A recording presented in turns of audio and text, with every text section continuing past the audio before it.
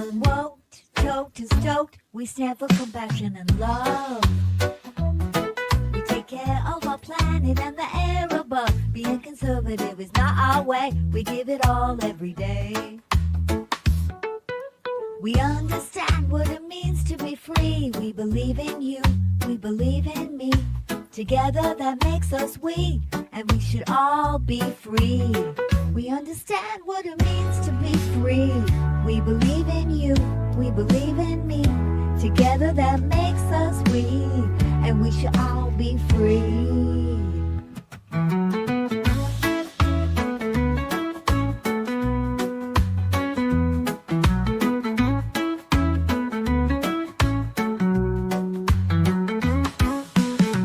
We are the 420 flower people. Our collective soul is our steeple. Love is our religion. Peace to the peaceful is our vision. Woke, choked, and stoked, we stand for compassion and love. We take care of our planet and the air above. Being conservative is not our way, we give it all every day. We understand what it means to be free. We believe in you, we believe in me. Together that makes us we, and we should all be free. We understand what it means to be free. We believe in you, we believe in me. Together that makes us we, and we should all be free. Yeah, we understand what it means to be free. We believe in you, we believe in me. Together that makes us we, and we should all be free.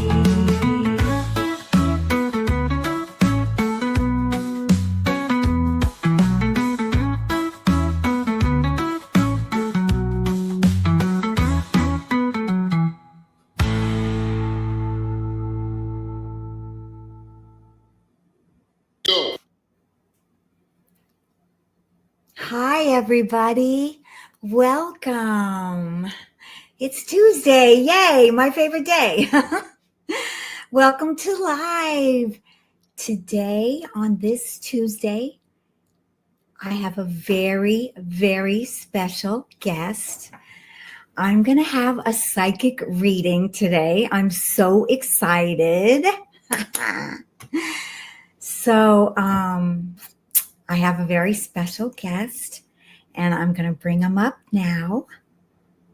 Let's bring up G.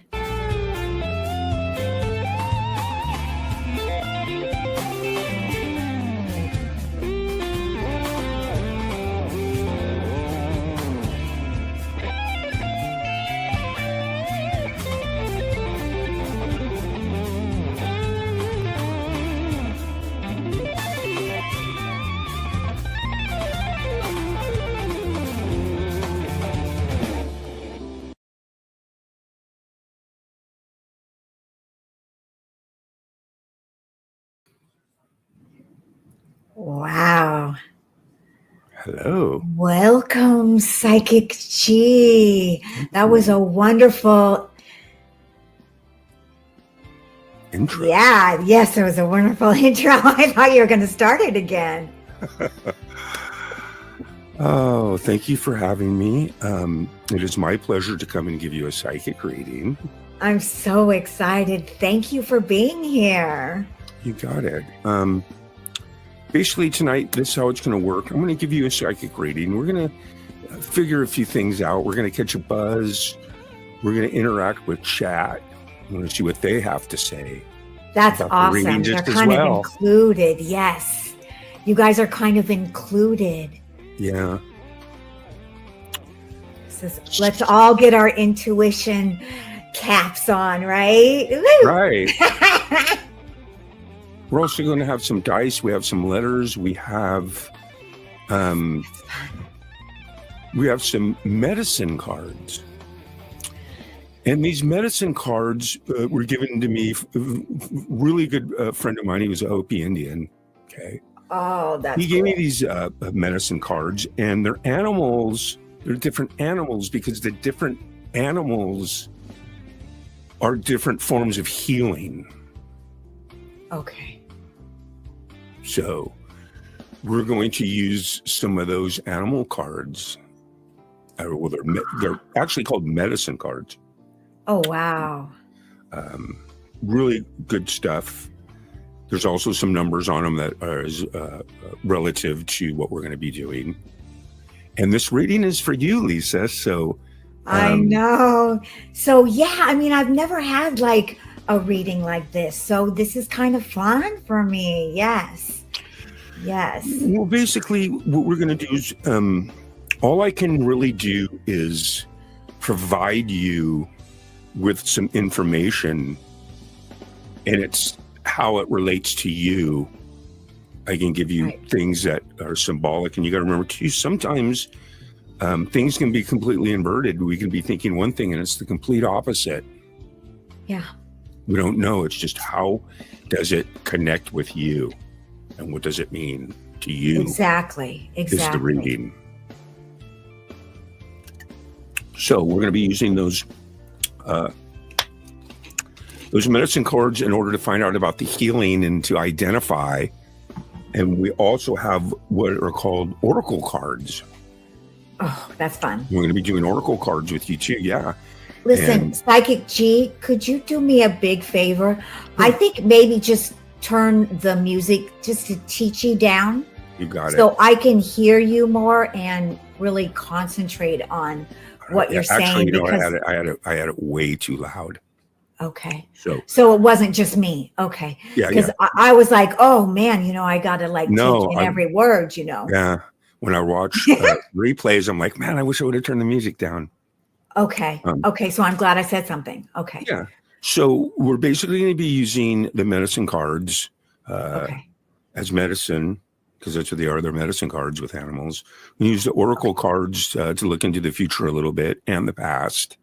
Okay. We're going to answer some of the questions that you have about whatever your concerns are these days. Yes. So you guys, I have I prepared 3 questions for Psychic G. Perfect. So, and then we're also going to use some numbers, some letters, and that's where we need chat too, is because there might be something that we can spell with all these letters. We're always look with the letters. The rule of thumb in the psychic community is basically the longest word that you can make out using the most letters. In other words, you'd rather make a 7-letter word than you would a couple 3-letter words, or vice versa. It's always nice to try to make a long word out of whatever. That one word could really mean a lot, right? Right. Right. So right now I would like to say hi to everybody here. Let's do that before we start the reading. Yeah. Fab Daddy is here. Nice. Anne R is here. Yeah, bring those Hi, comments up. Anne. Yeah. Fab Daddy in the house. Fab Daddy, you're going to be part of the reading. Yes. We're going to start the reading in just a few minutes. Everyone in chat, you are part of the reading, so don't go Yes. anywhere. Hi, Anne. Thank you for being here. Pookie. Oh, look at that. Fab Daddy. I got to show that. Tam. Tam. Hi, Tam.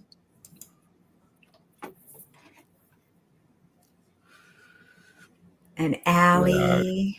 Hey, Sam's girl. World. Allie and I are going to like do some funny skits, I think. Can't wait. Yeah. So very fun, very cool. Thanks you guys for being here. Yeah. This very special You can feel the psychic reading, because I need some answers, You can feel the vibes. And you know what you're gonna Feel the get your vibe. answers. Feel it. You're gonna get your answers. I like And that. everyone in chat is gonna help us get there. I like that. I like that. So we're cleansing the palate. You feeling good? I'm feeling it. I'm feeling good. You feeling good? You feel the energy I'm building? feeling open to Nice. the spiritual, Sure. energy Yeah. here Absolutely. with all of us, because everyone in the chat room is really spiritual. So here we go. All right. Well, here are our cards. Okay. Over here are our medicine cards, and over here are our oracle cards. Okay. Great. So we're going to use those cards in a few, and then we're also going to give you a little splash.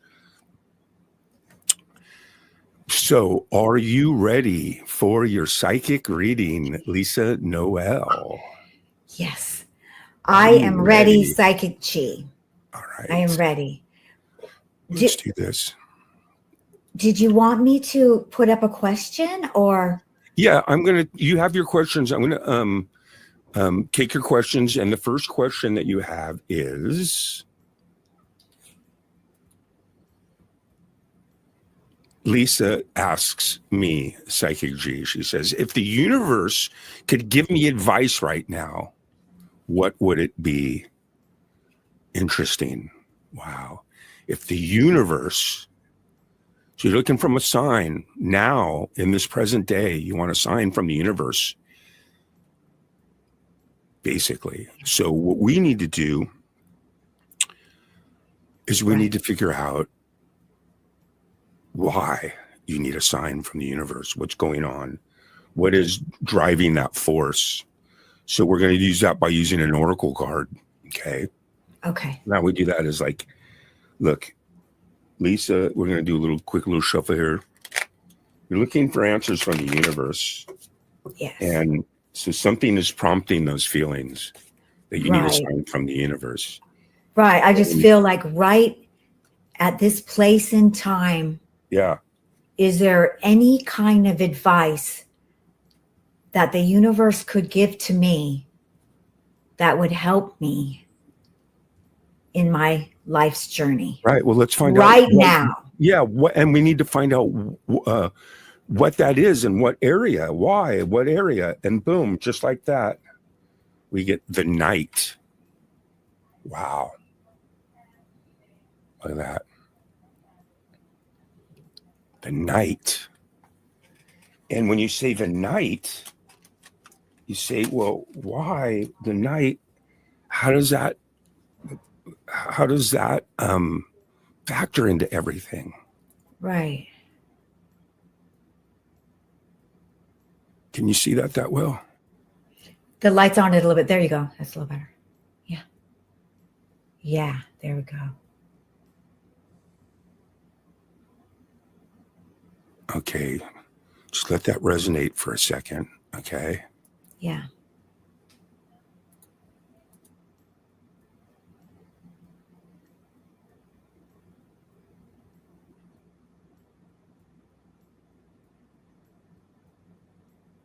Why don't we find out what chat has to say about the Knight card?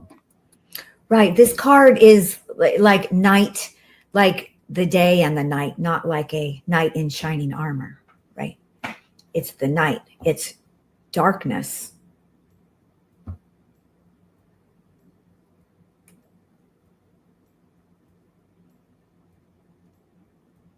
Yeah, both Allie and I, we want to know what that means.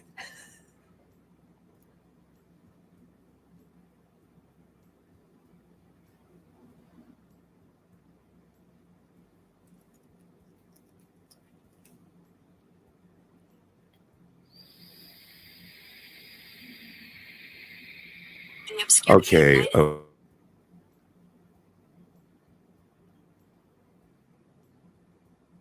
Okay, Lisa. You got the Knight. I wanted it to sink in. I wanted to hear what everyone had to say in chat. Right. Everyone is just kind of with me like, what does that mean? Well, here's what it means, okay?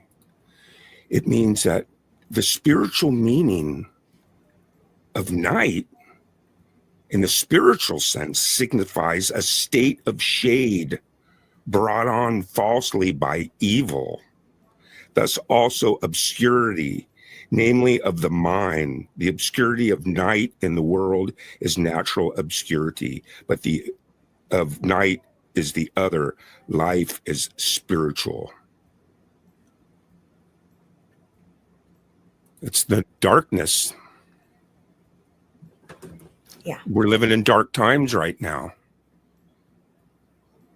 It's creating a lot of anxiety. It's creating a lot of confusion. Yeah. That's what the night signifies spiritually.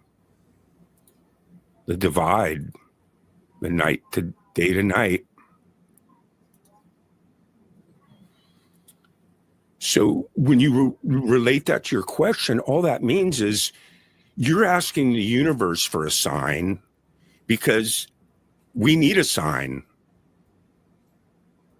We're all in a bad way. We need the universe to give us a sign that everything is going to be okay. Yeah. Right? Right. So really, when I was asking my question, yes, I'm really actually asking about the darkness. Right. And you're Yeah. actually, with one card, is just completely letting you know why you're having so much anxiety right now, man. You're witnessing a lot of negativity is what the problem is. You're not existing in a nice long period of time where there's no negativity. Maybe that it might be, I don't know. That's what the animals are telling me. They're also giving me the letter M, Michael, Mark. Is there something, do you know someone with the letter M and all? And then I'm also going to give you a little splash. So here we have some letters that were given to me, handcrafted. Okay. So we're going to take a little splash of those. We'll mix them up and we'll throw them here. And those are going to be your letters. And then we'll go like this. We'll take some of these letters. Look, you got 2 O's. Wow, you got all vowels. You got lie. Oh my God, you got a Q and a U.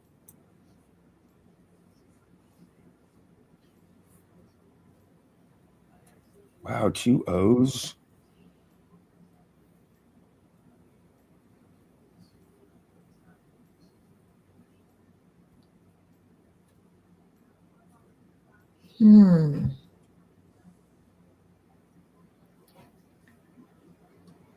Something. If someone can see something there, let me know. Quile, 2 O's and I. You'll get a couple more letters later. But that's going to kind of give us the direction we need to go in. What we do know is that what's going on right now is these evil forces are creating a lot of anxiety. So we got to tap in, and the next thing at this point is we're going to get you a medicine card, and that's how you're going to heal and how you're going to be able to defeat this bad energy that's going around. This is how you're going to do it. Okay. Right. So we're going to take these. Okay. I'm going to give you a good mix.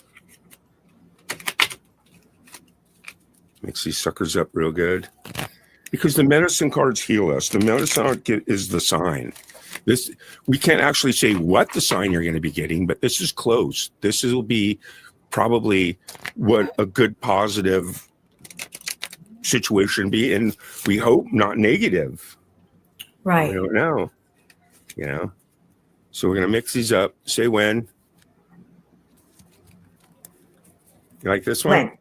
You like that one? Yeah. Okay, we'll give you that one. All right. And so, Lisa Noel, here is your medicine.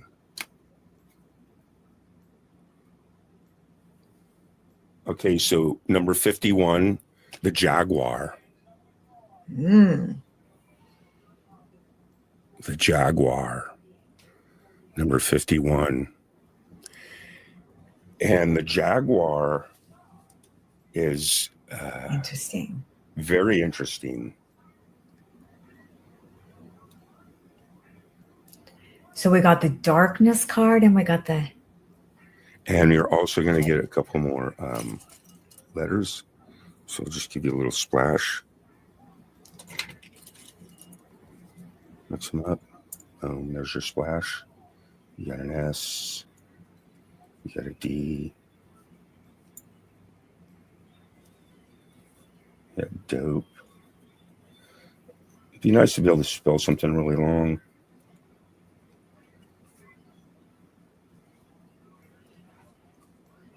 You see that?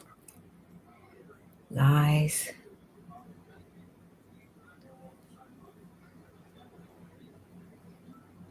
All right, someone can find something out of that. Interesting. Now, isn't that weird? That's like, is there fake lies out there? Is that all that propaganda, that misinformation that's just everywhere on everything? Well, I mean, yeah, it probably is getting to me, yes. Yeah. Because no one, look, what it is in a spiritual sense, we're spiritual people. We want heal. We want great things for everyone. So when we see our fellow humans in despair, it affects us. It's called compassion. Compassion is the sympathetic consciousness to help alleviate stress in another human. You want to help alleviate the stress. Yeah. Have compassion. Yeah. That's the sign you need. But let's dig into this jaguar. Okay. Yeah. We'll put it this way. Jaguars are just like this. The jaguar appears.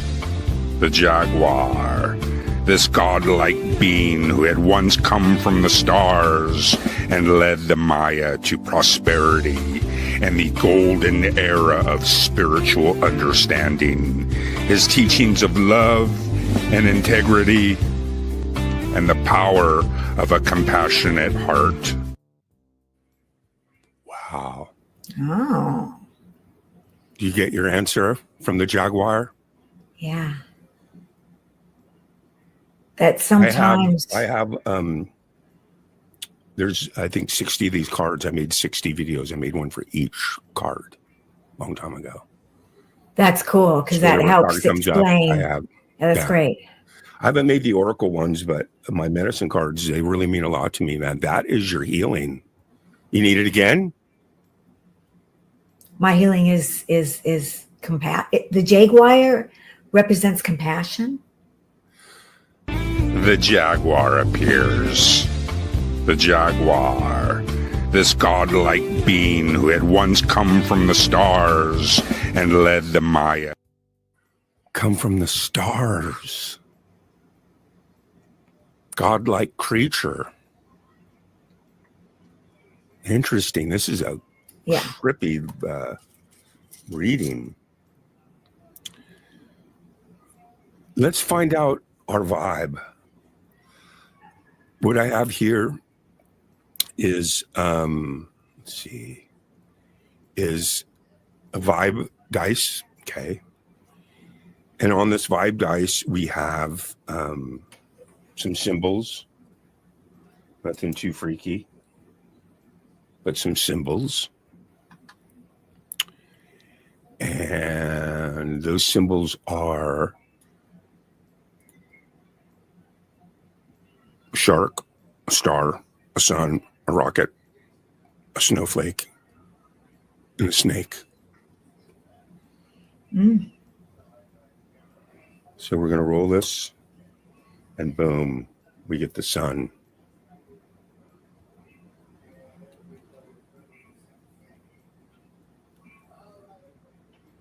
Interesting. Life.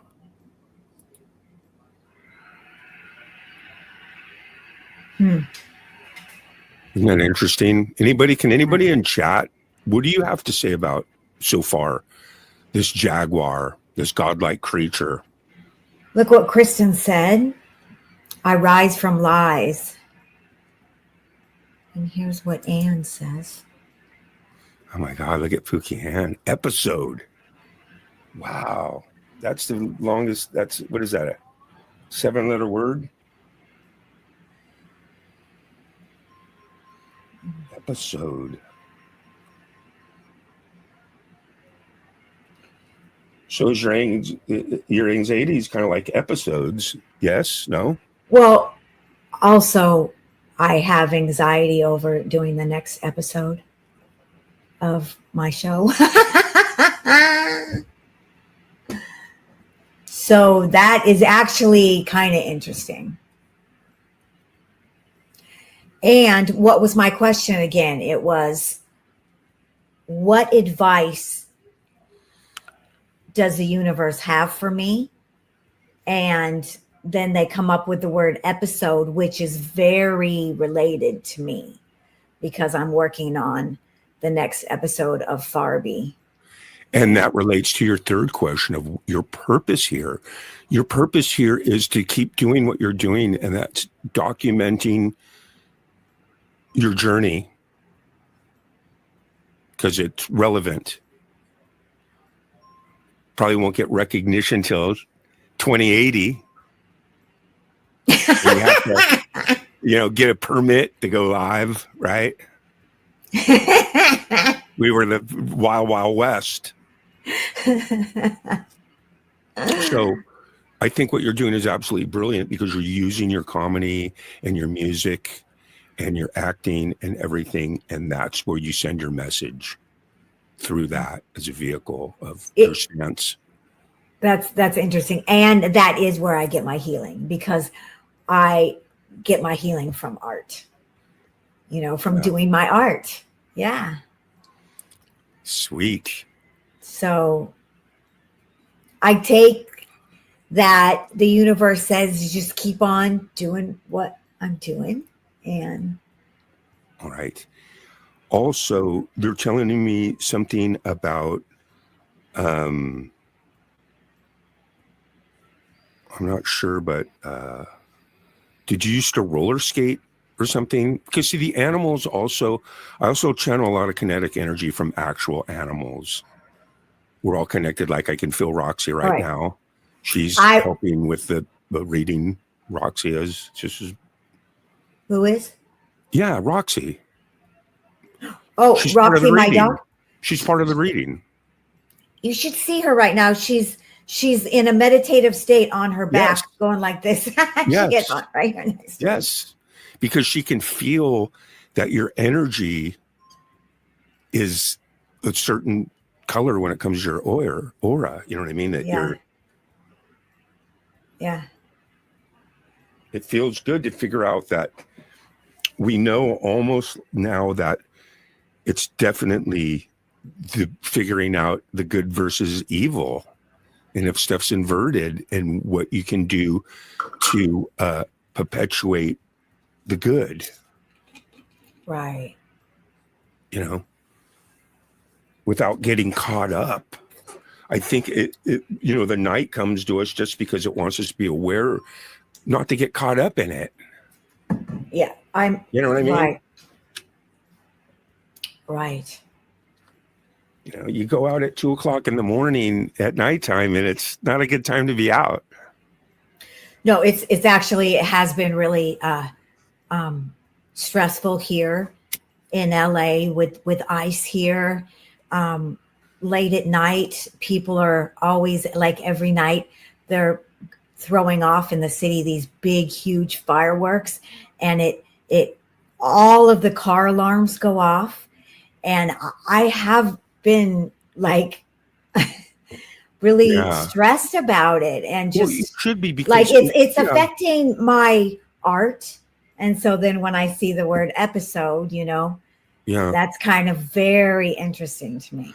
Well, and not only that, we also talk about the environment, the negative environment, meaning that psychologically, when someone is listening to like a jackhammer or something loud that's coming from outside of where they live, that creates stress. Doesn't matter who you are. Doesn't matter what it is.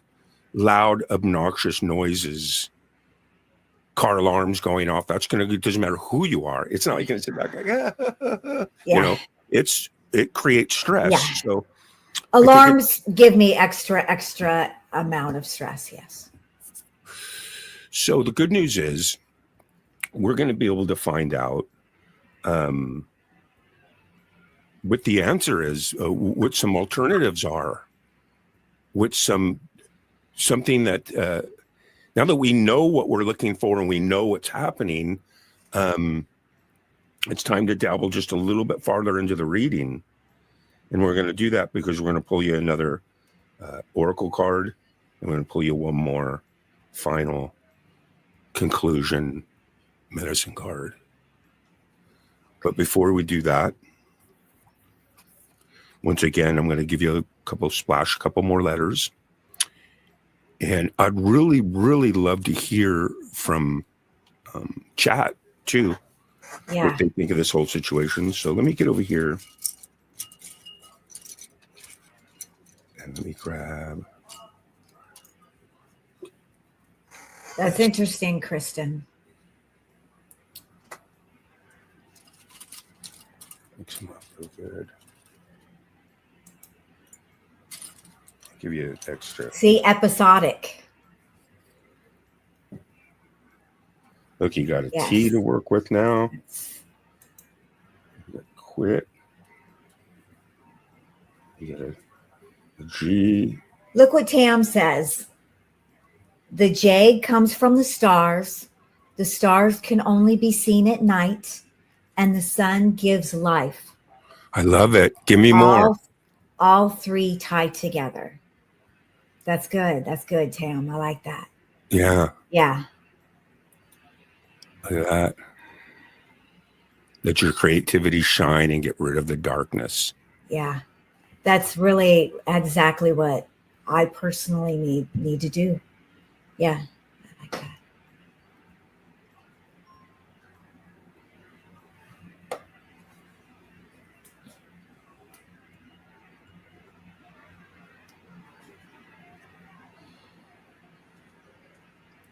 Hi, Helga.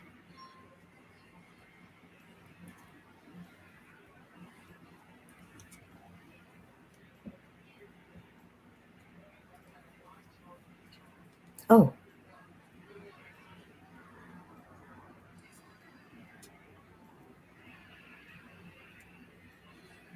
Weird. Quit, sleep, dog. wow. Weird. You not getting much sleep or something? I have not been getting a lot of sleep. Really? Because the alarms and everything, and then it's been affecting my dog, and my dog has been shaking all the time. And Wow. yeah. And I think maybe I'm turning into a chihuahua too. But yeah. You connected Yeah. with your dog, so its emotions. Yeah, that's really interesting. Yes. And vice versa. See, look, when it comes to canines, their whole purpose, all they want to do is please you. Yeah. It's all they want to do. Yeah. That's why I love dogs. I love cats. I love all animals. We all do. And she's part of the reading right now because she's in a relaxed state. Yeah. She feels that you're relaxed. She feels that energy coming off of you. Right. So here's another one from the chat room from Anne. Quest, quiet, quilt, split. Wow.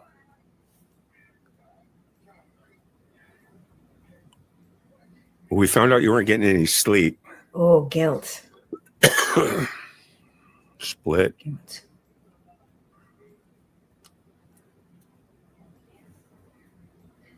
I do have a lot of guilt. I have, I don't know if it's guilt, but I feel terrible at what's happening in my city. And, I just wish that we could do something. And, it's, yeah. It does make me feel guilty that us white people have it okay. Color shouldn't matter. And it's, so yeah. Guessed. Weird. Empathy. IQ. Empathy. IQ. Guilt. I have a hard time with empathy because it goes past I feel so affected sometimes. you know. Okay, well, we know what the sign is. We know that, regarding the base of your question, Yeah. we found out that we need There's the proof. universe to give us a sign. Right? Yeah. We need the Yep. universe to give us a sign. And it did. It let us know that we're in the dark times right now. And we need a godlike Yeah. star to come our way. Energy, love. That's Yeah. what defeats it. Yeah. Doesn't like that. Yeah. Good people coming together. You're right. Yeah. How's chat doing? Empathy? Good. Yeah. Can you spell empathy? No. Oh, she's just saying empathy. Yeah. She's saying that empathy. Yeah. And that's completely irrelevant because that's part of the reading. She's part of the reading. Right. Right. Because when Anne said guilt, like I was like, yes, I feel guilty because people We are all hurting. channeling this energy together. Yeah. Interesting. I'm just going to let it resonate. Speed, poo, guilt. I'm sorry. I was trying so hard not to laugh. It's just crazy, but we're going to get 2 more cards here soon because the question now is, what can we do besides what we're already doing through our art? Right. What are some alternatives to spread love? Right. Right. And then that goes with the other question that I had was, what is my purpose here on earth? Yeah. It's not a very loaded question, just a little question. Well, we're going to give you that What is purpose. my purpose? We're going to, we might even pull you a card Hopefully just for that. it's not. Well, no, look, Mix when that we up. talk about your purpose, it's probably going to be more than just one. Right. I Okay. mean, you're right. We all have more than Right. So one we're going to purpose. find out about 1 or 2 of those right now. We're going to go over here. These medicine cards. Okay. I'm going to mix them up. You're going to get another splash. We're getting thick into the middle of your reading. We're smack in the middle of it. We've identified what we're doing, where we're at, where we're going. And it feels good. The chat is interjecting. It's stirring us. It's helping us lead to the conclusions, to the information that we need. So here it is. Say when. When? Okay. That's yours. All right. There it is. There is your medicine card. And then over here, spreading some love is your oracle card. What is the oracle card again? Oracle cards are past and present. Okay. Like an oracle. Okay. Right. Like a prediction. Right. Say when. When? Okay. And there is your. Oh my God, you don't get to see him yet. Oh my God, I got to smoke a little. I got to channel a little bit, okay? Because right now the animals, Oh my God. seriously, We were so. they're telling me something about some roller skates or That's what I was going to tell you. skateboard or roller skates or something. Can I tell you something? Yeah. All my life, and it hasn't been that many. You know, I've even been with people who are getting a reading, and people always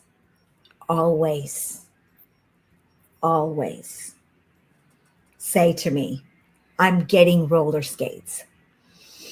What I think it is that is personally kind of like my style is that I dress all the time like a skater girl. I always wear skater skirts. And I can't think of any other thing because I like don't really skate around a lot. I just wear like skater Wow. girl clothes. So that Wow. is so interesting because people, psychics always say that to me. I'm getting a pair of roller skates. I'm like, Wow. are they cute? They're probably pink and have little unicorns on them. It's just crazy. We're getting into the thick of this reading. I'm catching a buzz. I'm going to give you probably one last drop. So take these, mix them up, grab you a handful, splash them down there. See what you got. You got a V. You got an M. You got a C. Okay, so I'll mess with that in a few here. It'll give me a reason to smoke some more weed, right? Yeah. Well, let's do this. Let's get over here with this Q because the U always, I've played Scrabble enough to know you always want to have that U next to your Q, right?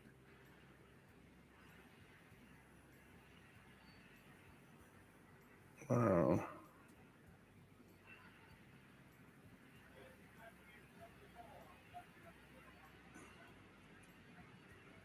Anyway, I'll mess with these here.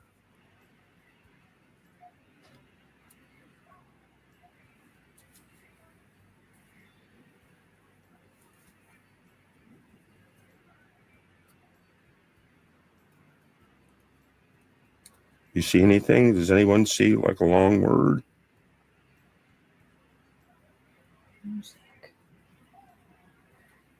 And sees music.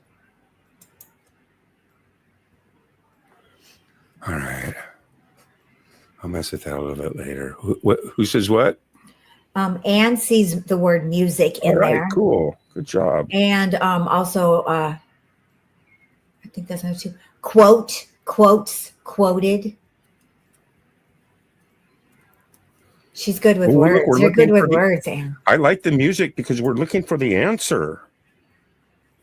The alternatives of how to spread love. Kristen says deep, boom. And Anne also sees volume. That's cool, you guys. Good job.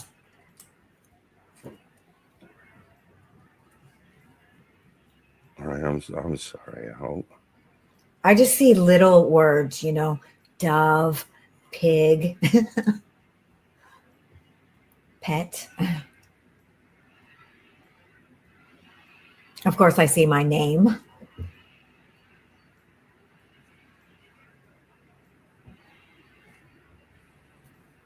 All right. I guess. Devote. All right, I'm done messing with that. At least we got a couple more words. Music, dove, pets. Yeah. All right. You know what's funny is I used to have a friend. He used to always use the term pig, but he always used it like in a good way. Like if you were getting a lot of something, like if you're eating a giant. Yeah. All right. So let's get back to the original question of this reading because we're coming to the conclusion of the reading. We're getting close.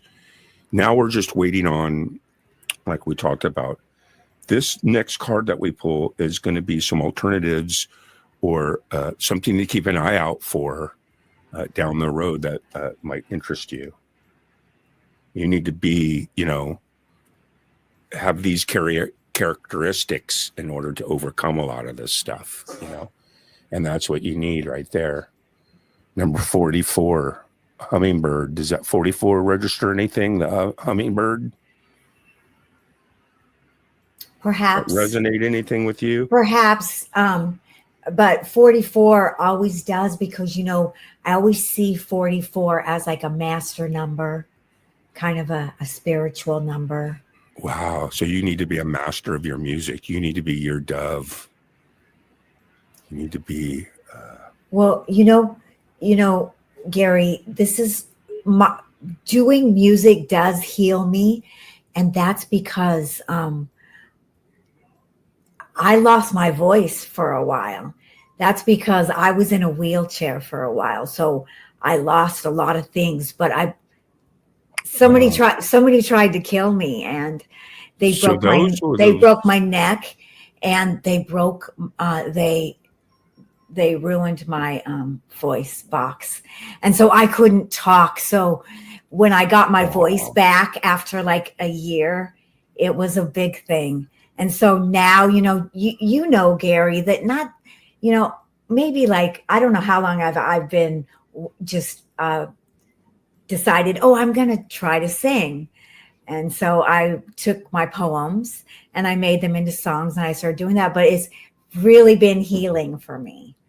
And I think that that's because for a while in my life, I didn't think that I could even talk, because that's what the doctors were saying. Wow. So, yeah. Well, that's a pretty good sign from the universe. I think for anyone, singing is a healing experience, because you're resonating through your body. And I really believe in that can heal your body. And I think that's why people chant, Absolutely. So, yeah. Absolutely. Because when you think of singing, it doesn't matter what religion, what time period.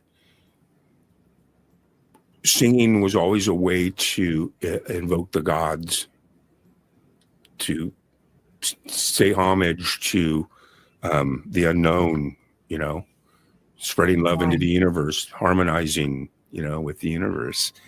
And I think getting this hummingbird card really, really tells the thing, because that's what you need to be like. You need to be like the hummingbird. And you want to know what the hummingbird is like? You ready for this? Yes, I'm ready. The hummer sings a vibration of pure joy, and the song awakens the flowers. The hummingbird can fly in any direction while appearing motionless. You see my cat Seven? Yes. Walking around my table. Oh, that was neat. When I used to give my readings a long time ago, I don't do them anymore. I give them all the time. I had a camera down on this giant table, and I just had all kinds of shit. I got copies of it. I should play some of it sometime. That's cool. And my cat was my co-host. And later, like right now, if Seven was here, you'd see his tail just wagging. His name was Seven. That's awesome. He'd even wag it and hit the numbers, But your pet, your music, your pet, be like a hummingbird. Yeah, and then when they said about the song and singing the praises of joy, and you go to each flower. In other words, tune out all the negative stuff and just adhere to the flowers. Right. All right. So I'm going to give you us flower people do. I'm going to give you your final splash. Okay. Accept them letters, handcrafted. Boom. Here's your final. Look, you got a Y, an M, a B. We'll mess with that just a little bit and create some new words. And when you go back and you look at the replay and you see the different words that came throughout. Right. Let it. Those kind of, help resonate too. And then the last card that we're going to pull is what we can look forward to. We're going to kind of dabble into the future and see what the immediate, near immediate future looks like collectively, So when it comes to this situation, what's chat got to say? Anne found another word. You're good with words. You're good with words. Solved. I like that. And here's Rachel. Oh, All right. You can bring up some of those. It'll give me time to work with on this puzzle a little bit here.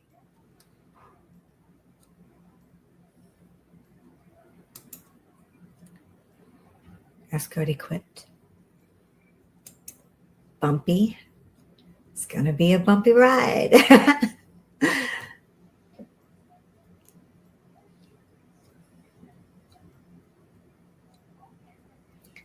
Ah, that's nice, Kristen. I like that.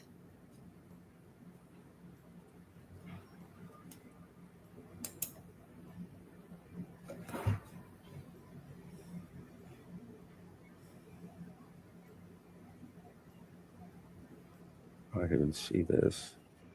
And the dove is neat because that represents peace, you know.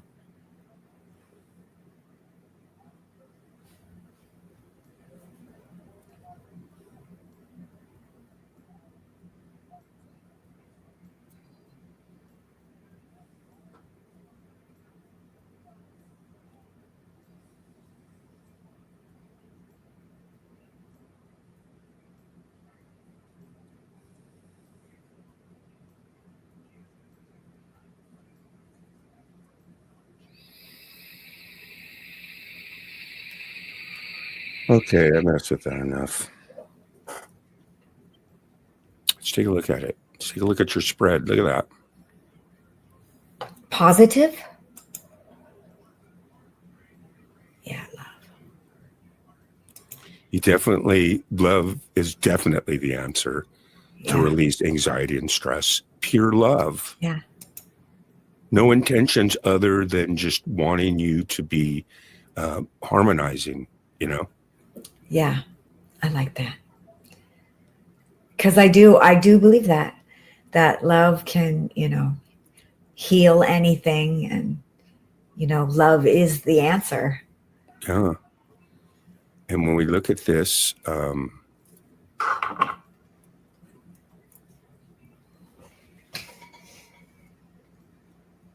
going to smoke a little weed, and I need just like a minute or two, just to catch a buzz and just kind of vibe for this last card. Okay. You know? So let's just kind of do that. So why don't we all just join him? Hide it.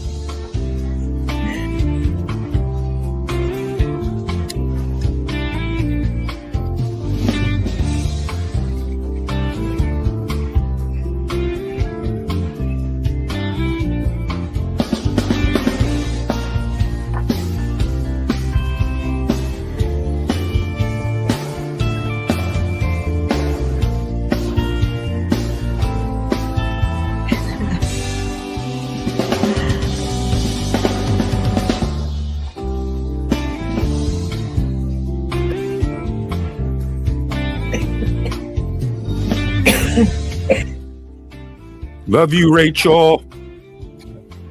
Pookie Ann.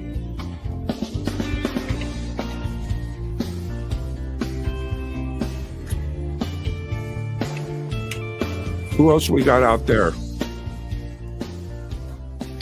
Tam. Who's helping us spread love into this reading? Diffuse this darkness. Kristen Kruger, we love you. Feel the healing energy of the animal spirits. Tam.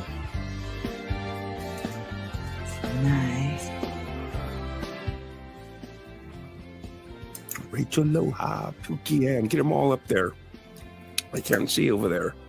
I only see what you put up. Allie Patches. Well, okay, yeah, I'm let me give it to you. Give it to me. Give it to me.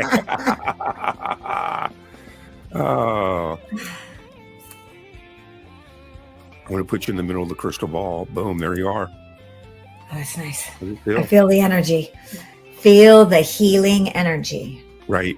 Well, we're coming up to our last card. which is going to be interesting. But I just need a little bit more smoke session. I need to just let it breathe. Mind-body connection, complete relaxation.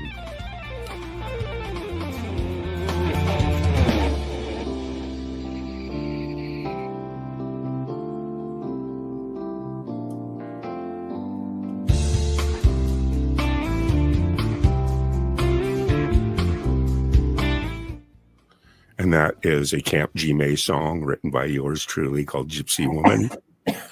I love Gypsy Woman. Yes. Really Well, between me and you, we use all our music around here. All of our music. So we're feeling good. And Is everybody feeling good? I hope I'm so. feeling good. I like coffee. Let's get over here. Let's continue on with this reading. We're getting to the final phases of the reading. And we appreciate everyone that's been here and hanging out with us. Very much. A lot of insight, actually. A lot of big love. Big love for music and pets. Oh my God, it's right there. I don't need any more cards to... and letters. And with that being said, Yeah.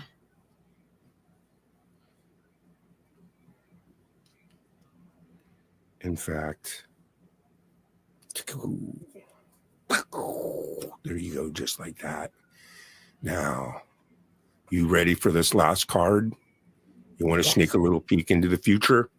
Yes. Is this the Oracle card? This is the Oracle card. Okay. These are things that can influence us in the future or the past. In this case, we want to go to the future Yeah. because we've got all our questions answered out of this reading. Throughout the flow, we understand exactly what's going on now. We're in complete control of our harmony and who we are and how we are more than just sight, sound, smell, taste. We're more than that. We're infinite beings. We're channeling energy. We're channeling Wi-Fi. We're able to tap into dimensions. We have intuition. We have telepathy. We're from the stars. Yes. And the biggest power that you have is your mind-body connection. Yeah. That's, yes. Yeah. Right. So when you learn how to tap into that, boom, boom. Are you ready for this card? I'm ready. All right. Let's see here. You guys ready? Let's do this. We're ready. Oracle, Oracle.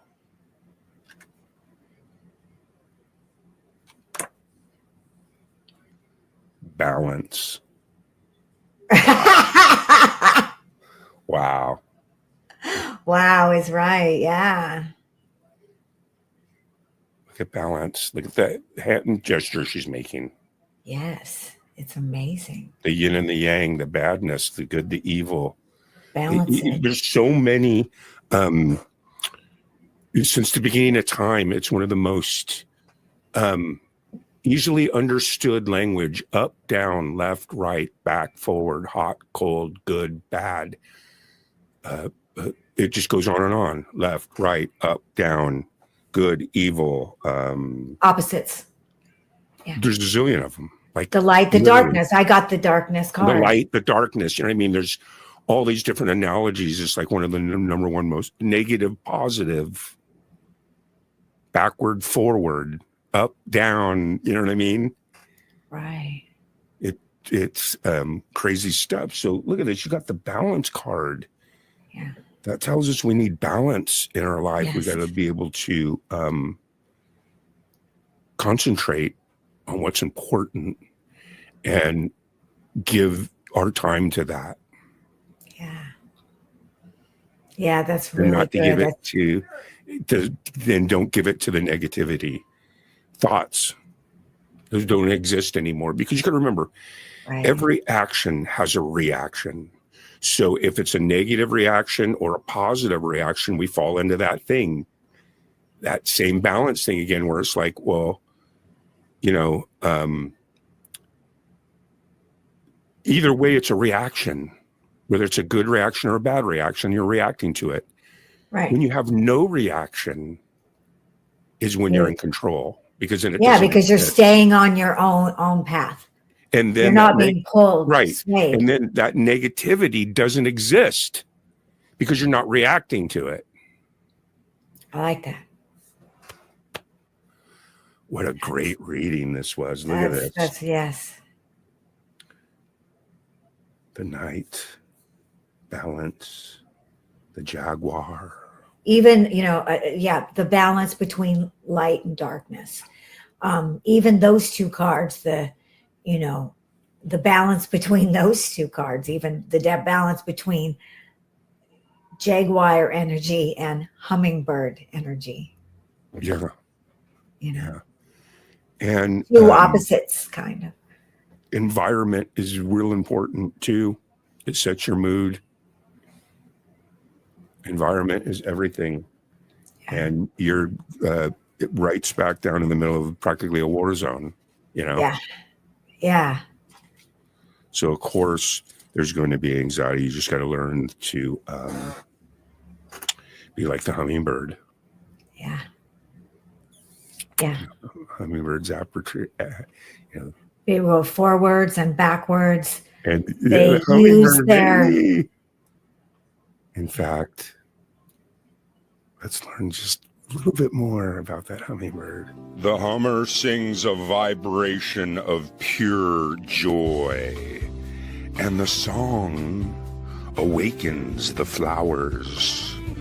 The hummingbird can fly in any direction while appearing motionless. Wow. The song is what is fed to the flowers. I like that. I like that. All the flowers are going to appreciate what the hummingbird does. That's nice. Yeah. Wow. That's good. That was a Psychic crazy G. reading. And then we got the sun on our vibe. We got Yeah. the sun vibe. Let's see. So maybe too, you know, they're telling me that it's just talking to me something about there's a place that used to go, or maybe I don't know, but something about hiking. You used to hike? Well, kind of, yes. I Right. started during COVID. I started hiking, and it was so healing. It Yeah. was so healing. Yeah. Yeah. And then, of course, with hiking, you always want to make sure you go in pairs. It's just how hiking is. You do. You do. I mean, it's so terrible to have to be like that. But when you live in the city, it's like you actually cannot say to city girls, you know what? You got to just leave your cell phone at home and just go out and take a walk in the wilderness. But Yeah. that's good. But take your cell phone. You have to for protection. Just don't rely. Don't, enjoy the wilderness. But yeah. Have you ever, because both of us, we don't live that far from each other. We're both out in California. I'm like the middle of California. You're like the lower half. Right. But we live far enough away where we can't just go travel and see each other. Yeah. You ever get at any point, did you ever have a desire to do the Pacific Crest Trail? Where is that? What? It starts in San Diego, actually at the Mexican border in right at California. And it's a trail, and then you walk it, and it goes from that all the way up to like Washington to Canada. Oh, actually, absolutely no. I've never wanted to do that. Like now that you tell me about it, I also still don't want to. Did you see that movie with Reese Witherspoon? I like her. No, where she it was a film about a real true story about the girl that did that. She was like meth head or something and wanted to clean her life up. And psychic told her to go do the Pacific Crest Trail. Oh my God, that's funny. I want to see that show. And she goes and does it. They film it. You know what I mean? Yeah. Yeah. That's funny. But it's Yeah. crazy because No, I like hiking, but that is a little too long of a hike for me.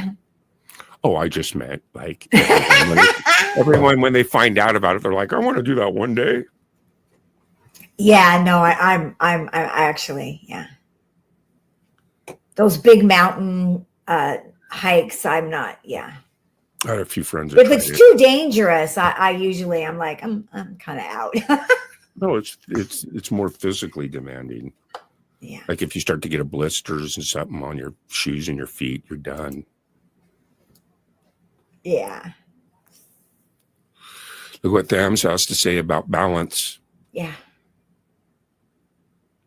Balance is a condition in which different elements are equal or in the correct proportions. I just love that. Actually, that hits me well. I'm like, yeah. So that's great. Yeah. And you know, when I play those clips of the hummingbird and all the different clips, right? That's my voice. Yeah. Yeah. It's great. It's really nice narration. It's my voice behind. And I Gypsy like Woman. that. I like that you bring it up. It helps, Yeah. understand Right. what that card means, Yeah. Yeah. But I got to tell you, Lisa, that was an absolute awesome reading. That was great. I do feel like I got some spiritual answers. Yeah. Well, I hope you got what you needed out of that reading. I thought it was absolutely fantastic. We were going to say goodbye to everyone. You guys are all awesome. We dig you. And we'll see Thank you so much for being here, you guys. Exactly.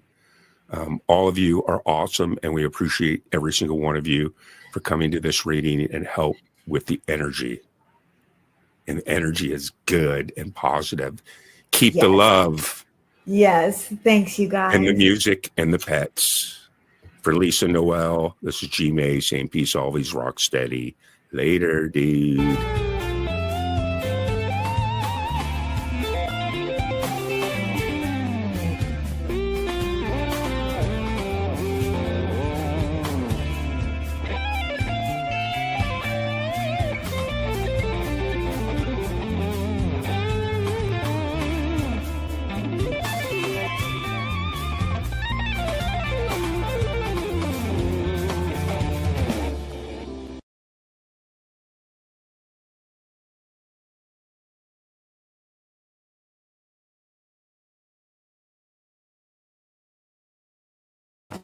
We are the 420 flower people. Our collective soul is our steeple. Love is our religion.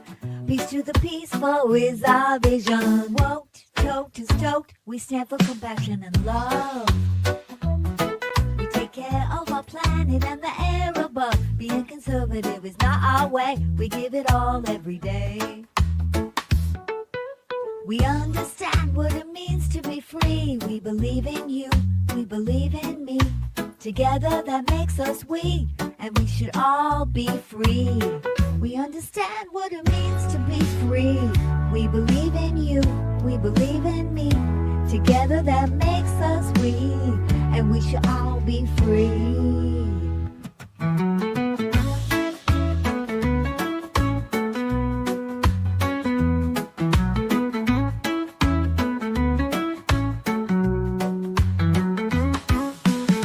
We are the 420 flower people. Our collective soul is our steeple. Love is our religion. Peace to the peaceful is our vision. Woke, toked, and stoked. We stand for compassion and love. We take care of our planet and the air above. Being conservative is not our way. We give it all every day. We understand what it means to be free. We believe in you, we believe in me. Together that makes us we, and we should all be free. We understand what it means to be free. We believe in you, we believe in me. Together that makes us we, and we should all be free. Yeah, we understand what it means to be free. We believe in you, we believe in me. Together that makes us we, and we should all be free.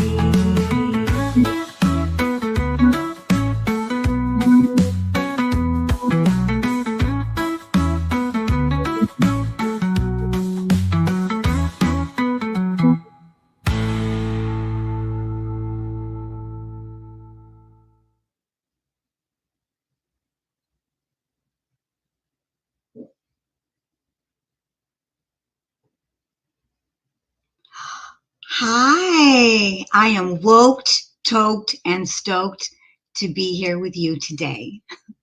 On this Tuesday, I'm here in Hollywood. It's a really nice day today. And today, I have my amazing, wonderful, spectacular co-host, Gary from Camp G-May. Howdy, howdy. How are you? Gary. Hi, everybody. Hi, Randy Jean. So How good you to doing, see- Gary? So good to see you. It's so good to see you, too. Look, it's Randy Jean Lovely. Yes. Cheers, Randy Jean. See my I'm wearing my board better. artwork by Ali Gigi. Oh, that is beautiful. Fired up, homie. Hurry up, homie. Charlie smoking a joint. Hollywood. That's awesome. That's Allie's shirt? Yeah. And if our moderators, do we have a moderator? Maybe you can make Rich a moderator. He Hey, put up Rick. Ali's link. I know. for That work. is. I want one of those. That is awesome. Yeah, you get that over there on her channel, on the Ali Gigi channel. You just click on the icon and it's got a link to beautiful, her. man. She's got Charlie's shirt. She's got everything. Cult of the West. She's got. Oh, yeah. I so need a But I just wet- got this. I just picked it up and I love it. Beautiful. Anyway. I love it too. Yeah. So what's shaking? What's new? What's happening? What's going on in Hollywood? Well, I did finally get to see a movie that I've been wanting to see, The Last Showgirl. Wow. The Last Show. I'm not familiar with that at all. Why am I out of the loop or something? What's wrong with me? What is that Mary, on sweetheart, you're Netflix? on Or top of the loop. is that like a movie that's out at the movie theaters, or is it like a Netflix thing? Or No, that's the new movie, The Last Showgirl, starring Pamela Anderson, and she was up for an Oscar wow. for this role, Gary. It's When awesome. did that come out? 2024. Yeah. So you know, Okay, you can sure. see it now on I think it's on Netflix. I can't remember which. I did pay $5. I think it's on Amazon. Okay. Yeah, there's Pamela right now. So The Last Showgirl is a character-driven drama about an aging showgirl that has worked on the show Razzle Dazzle for the past 30 years, and now she has just found out that her show is canceled. Wow. So that's pretty much what the film is about. So it's pretty much their 30 years 30 career years. coming to an end. And boom, it's over, you know? Yeah, it's And really she good. dances and sings and stuff, or Well, Gary, I have to say there was only one thing that I was disappointed in this film, and that I was so excited to see her dance. But it's really a character-driven film, and you know, don't expect to go and see a lot of big showgirl dancing scenes, because they do have one, but they save it for the end. You know, so that's the only thing I was bummed. I was like, I want to see Pamela Anderson do some showgirl stuff, but Yeah. a lot of the scenes, you know, take place, you know, in her apartment, in the dressing room mainly. But you know, so Gia Coppola directed this film. She is the granddaughter of Francis Ford Coppola. And I felt like she did a wonderful job directing this. Okay. A lot of the scenes, this is my favorite. I just threw this in there because I love this picture of Pamela. Is this not the hottest picture ever? Yeah. I just love it. That must be when she was filming. I love Pamela Anderson. I think she's awesome. One of the reasons why I like her is because I think I watched a Netflix series on her or something, and she's so grounded out. She's not worried about what anyone else is thinking. She doesn't even wear makeup anymore. She's not worried about aging. She's not trying to get Botox and fillers. She's embracing her aging, and I love that about her. Yeah. That Netflix special, that documentary that you saw, was that not a really great documentary? I thought it was awesome. She's a awesome human, man. I did. Pamela Anderson. Her son did that documentary, and her son got this part for her. Or I mean, he helped her decide to take this role. Her son did. It was a while ago when I watched it. I think it was about a year ago or so, maybe. I think. The documentary.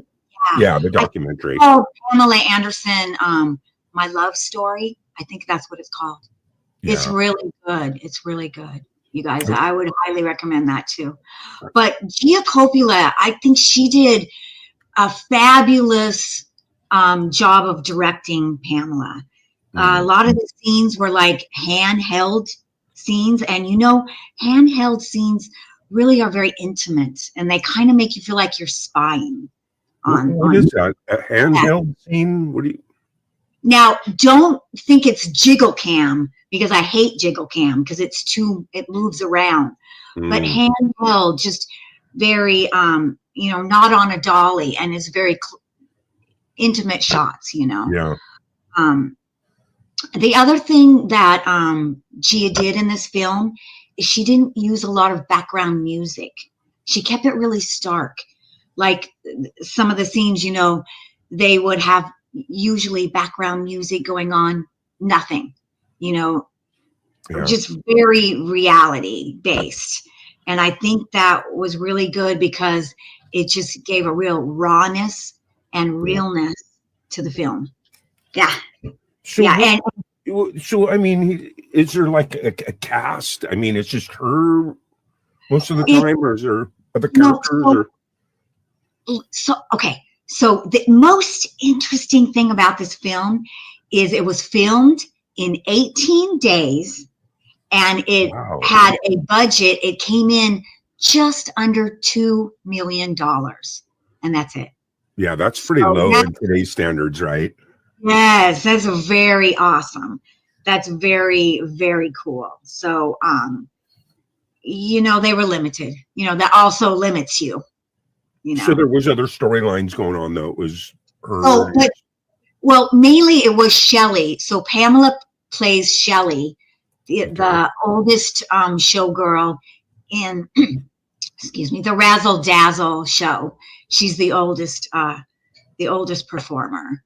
And the storyline really does focus mainly on Shelley, but there was these other characters around her, the girls that she works with at the Razzle Dazzle. They all were so good. Every single character. Now, one of these girls, the first brunette girl, she plays her daughter. Her kind of long lost daughter, but the other girls are showgirls with her. But Jamie Lee Curtis is a gem in this film. She's a gem. She plays Shelley's best friend, Annette, and she is like this has-been showgirl who is now like this cocktail waitress. She's an alcoholic. She is completely addicted to gambling. She is a mess. And Jamie Lee Curtis plays her beautifully. Oh, man. I mean, this character will warm your heart and break it at the same time. But people like Annette, the character that she's playing, are really like that. Yeah. They're lovable people that just keep ruining their life over and over again and keep showing up at your doorstep, and you keep taking them in because they're just amazing, screwed up people. Oh no. That's who Annette is, who Jamie Lee Curtis plays. And it's so worth it to watch her too. Both those girls together. I loved it. Yeah, Yeah. and this girl sitting in the chair, she plays in a program that I watch. So it's good to see her get more work. She's great, isn't she? You know who she is, right? She's Macaulay Culkin's wife. That's Macaulay Culkin's wife. Yes. I love it. Yeah, she's really, really good in it. She plays a showgirl. Wow. Yeah. So yeah, you guys, I would definitely say go see this film. So this is pretty much large female type cast. Was there also like some cool characters like bouncers and You know what? There was work so interesting. It was really just these girls, but there was one male character in it. He was awesome. He played the the manager, manager of the Razzle Dazzle. Yeah. So he was good too. Yeah. I don't have a picture of him up there. Yeah. Kind of like I play the manager of the Nowhere Trailer Park. Yes. Well, how cool is that, man? And this is out on Amazon, or I think it's on Amazon. I do remember that I paid $4.99 for it. So it's not on Netflix. Otherwise I would have just watched it on Netflix. And it's called The Last Showgirl. It's called The Last Showgirl. Nice. And I would say definitely watch it. It's kind of interesting, like the other film that Anora, the other film that I reviewed. Yeah. Kind of like that in a way, a little bit. And the ending is they both have similar endings. And I loved them both. So yeah. Wow. I love it. I love it. And I like Jamie Lee Curtis. I'm a big Jamie Lee Curtis fan. She rocks, man. She's so real. She had an interview a couple days ago on 60 Minutes. And she's just so amazing. You know who she's married to, right? No, I don't. She is married to Christopher Guest. I'm not familiar. Wouldn't that be fun to smoke a joint with those guys? I dropped out of the Hollywood. When it comes to like mainstream movies and music, I think right around 2000 is where I just fell right off. You can go back. I can tell you every single top 100 Billboard from 1960 to 1999. I can tell you every movie. I can recite all the lines. I don't know what happened. I think I just fell into the alternative kind of hole or just doing my own music. You know what I mean? Yes. Yeah. Yeah.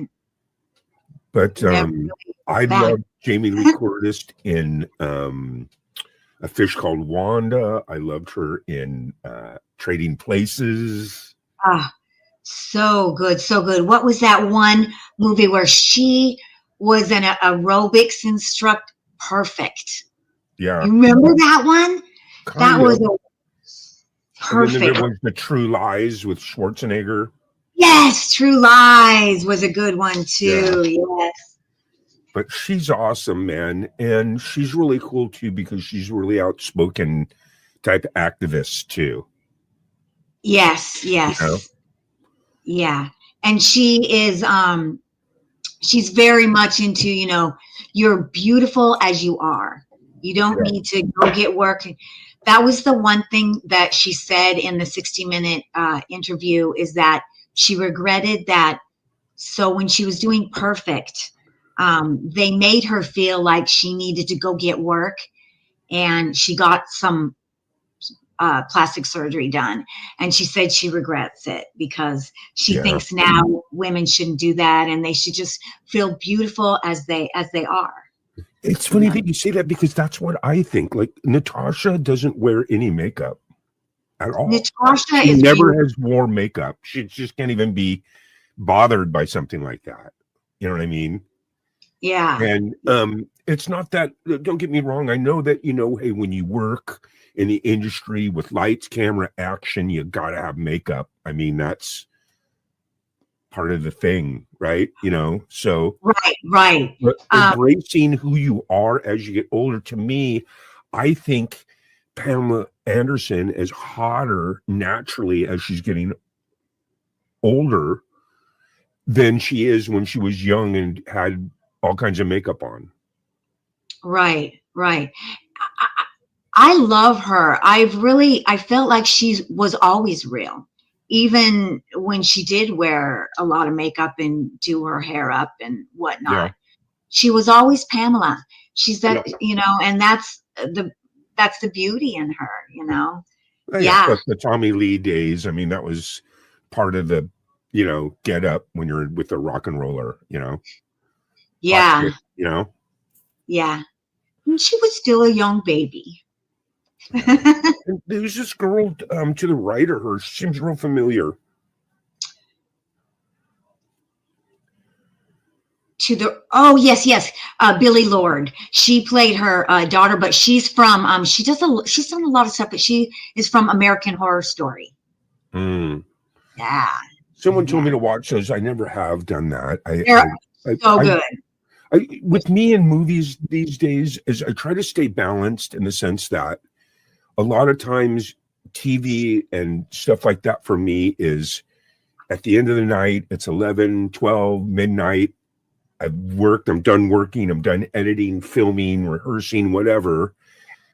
I'll grab a little Haagen-Dazs and watch TV for about an hour. And I usually go to Netflix, and I like the documentaries. So yep, I love the Netflix documentaries. Yeah. Oh, Gary. Yeah. Gary. Yes. It's 420. Oh my God. It's 420. It's a 420 song. 420, everybody. Let's celebrate 420 together. Oh my God. We almost missed it. Ladies and gentlemen, it is 420. Fire it up. And it is time we are going to get high while we listen to the 420 song of the day. And I think I'm going to play our new tune and let everyone listen to it. What do you think of that? That's awesome. I love that. Okay, here we go.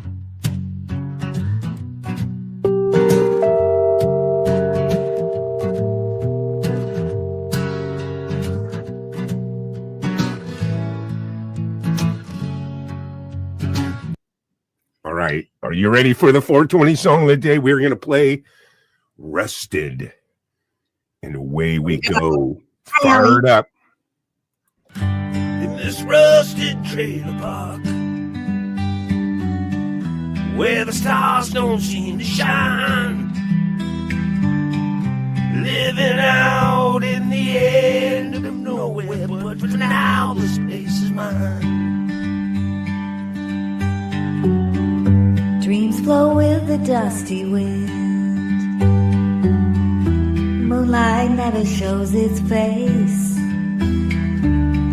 but in this beaten down old trailer, I'll find solace in this space.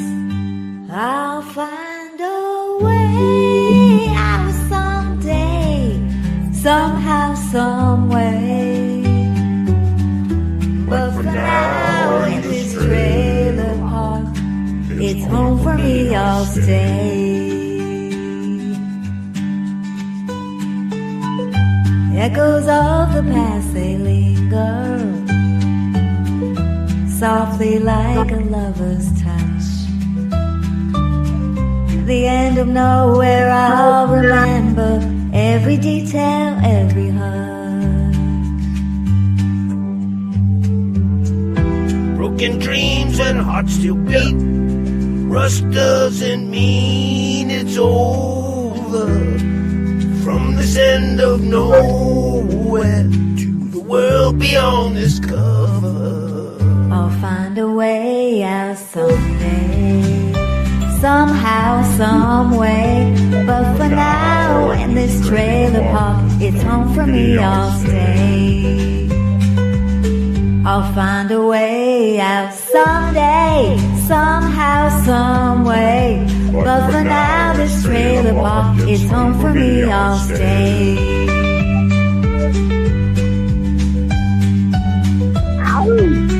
Fired up.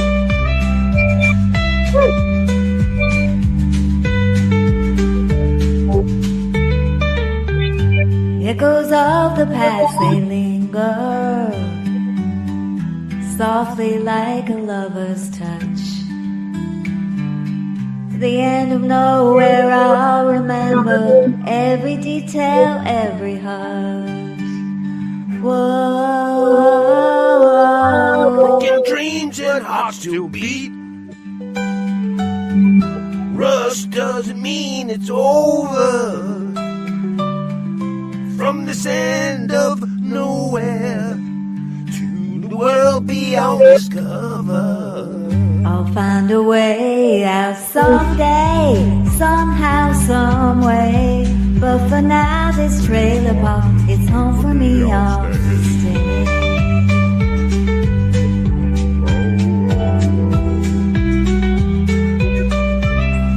Whoa, whoa, whoa.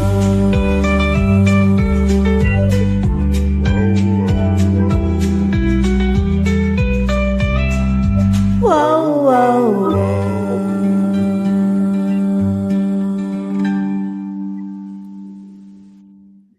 And that is your 420 song of the day. Happy Tuesday, everyone. Happy Tuesday, everybody. We are the 420 Flower People. Yes, just taking a moment of gratitude. That's the hippie attitude. Yeah. Let's take a look who's out in chat with us. Yes. We got a few friends Yeah, with us. There's some 420 people, flower people with us. Oh, hi, everybody. Allie, Rachel, Wes, all the beautiful people. Thank you guys for being here. Thanks, everybody, for watching my premiere on Saturday. That was awesome. Thank you so much. Rachel Howard in the house. Rachel. Yeah, Rachel's so cool. Yeah. One of these days, I'm going to save up my money and go to Hawaii and visit. Yes. That's where April Dawn lives in the winter. Lahani. Oh. She's got a boat. She remember her boat burned down in the fire and everything. Oh, wow. But she goes back every year to Lahani and because she knows everybody in the whole community. You know what I mean? Yeah. In fact, she's on her way back. She just flew back. She was there for like 4 months. But she's going to be in the studio, Lisa. That's great. Probably going to play Summer Fun Fest. That's great. That would be great to see her again. Yeah. And then Allie, Randy Jean was hanging with us, and Allie Patches. Oh, I love Allie. Oh, Allie. I love that shirt. Oh my, that rocks. I love that. That is so awesome. Yeah. Charlie Wood shirt. Isn't it awesome? Yeah. So what else is shaking in Hollywood these days? You know, I don't know, Gary. I really got to get hip, you know. And I was thinking, you know, the other day, people were writing things, you know. I had to look them up. I did not know what YOLO was. I had to look up what BRB was.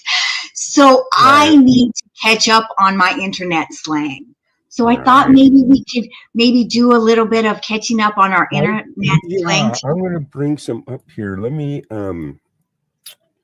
clear out some of this stuff. Internet slang, isn't that crazy? I mean, because I think that slang kind of goes with every decade, kind of, right? Well, yeah. Yeah. So and, I'm you know, here you go. So, you know, just so we can kind of slide into it, you know, this is what we're comfortable with. This is what Gary and I are really comfortable with, slang. Yeah. Bad. Oh, that's bad. That means good. Gnarly. Yeah, they forgot big time. Oh, they forgot a few. Yeah. Tubular. There you go. Bling. Cheesy. Bum rap. I didn't use that much. And sick. There you go. I mean, I don't even know why we need more internet words, but these aren't even internet words. They're just slang. Yeah. Now we got to deal with internet slang, not just regular slang. Some of these sayings here, I mean, like, look, sick was for like when you saw something that was really, really cool. Like you saw something where, someone's video that just kind of upset you a little bit. It was a good thing to get upset in the 80s. Like, wow, that video upset me. It was sick. Yeah, that you know what I mean? Is so sick. Right. And then cheesy in the 80s is more like, you had all these cool Judas Priest and Van Halen and all these kind of cool bands, and then you had like the cheesy ones that were just like, oh, that's kind of cheesy, right? Yeah. G, rated G. Yeah, they're trying really hard, but that's cute that they're trying so hard, but they didn't quite get it. That's cheesy. Yeah, and gross. Everyone knows what gross is, right? Yeah. Oh, I didn't know gross was a slang word. I think gross is a regular dictionary word. And once again, I think it's a regular word, But there is some weird internet slang that we have, and I would like to just go right straight to the craziest slang word that I found, which is Hawk Tuohy. The Hawk Tuohy girl. What's up with her? Hawk Tuohy girl, Gary? You know what? I kind of missed the whole Hawk Tuohy girl. I know just a little bit, just small recap that she went viral from a video of just like, like spitting on something, right, or whatever. And then she had this Bitcoin, and now she's going to prison. You can remember they're all going to prison, right? Okay. But none of them do. That's not right at all, Gary. That's not right at all. But it's kind of like. But okay. So her name is Haley Welch. There she is. She's a beautiful girl. She was just living her life, in a podunk town in Tennessee. Okay. And then at the Country Music Awards, she was featured in this Man on the Street interview from the creators Tim and Dee TV, and they were going around and asking this question: what's one move in bed that makes a man go crazy every time? And this is what Haley said to make herself famous. It made her famous. She didn't know this was going to make her famous, but she said, you got to give him that Hawk Tuohy and spit on that thing.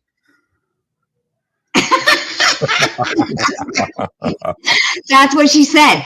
And after she said that, people started taking it and like making memes with it on TikTok and just sharing it and using it in songs and so kind of popularity through that medium. It made her famous only by saying that. So then she got famous, and then I'm sure she went on all the she had social media channels and stuff. Right. And then someone came to her and said, "Let's make a meme coin, and make lots of money." So she made a meme coin. It was the Hawk coin. Yeah. And I don't really know exactly, but it hit, it hit the market, and everybody spent a lot of money on it. And I don't know what happened in no time at all. It went from way up here and it tanked. And everybody lost money. And yes, Gary, you're right. They did look into her, and they actually found that she did nothing wrong. So she did not go. Yeah.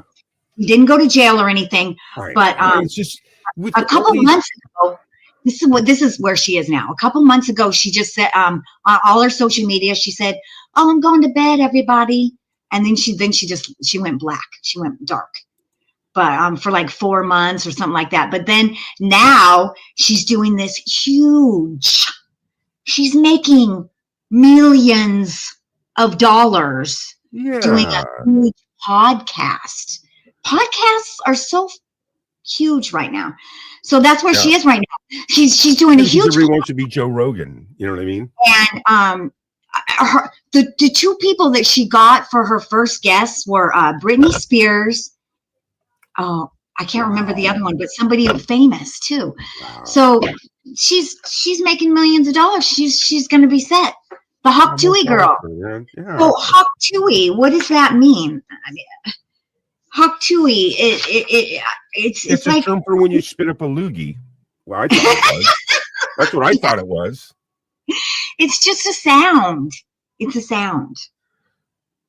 Yeah, well, listen, on the country, on the farm, what it is when you snort up through your nose and you go, "Hawk Tuohy," is when you kind of spit. So it's a slang for spitting kind of, I think, right? Yeah, so that's kind of naughty, you know.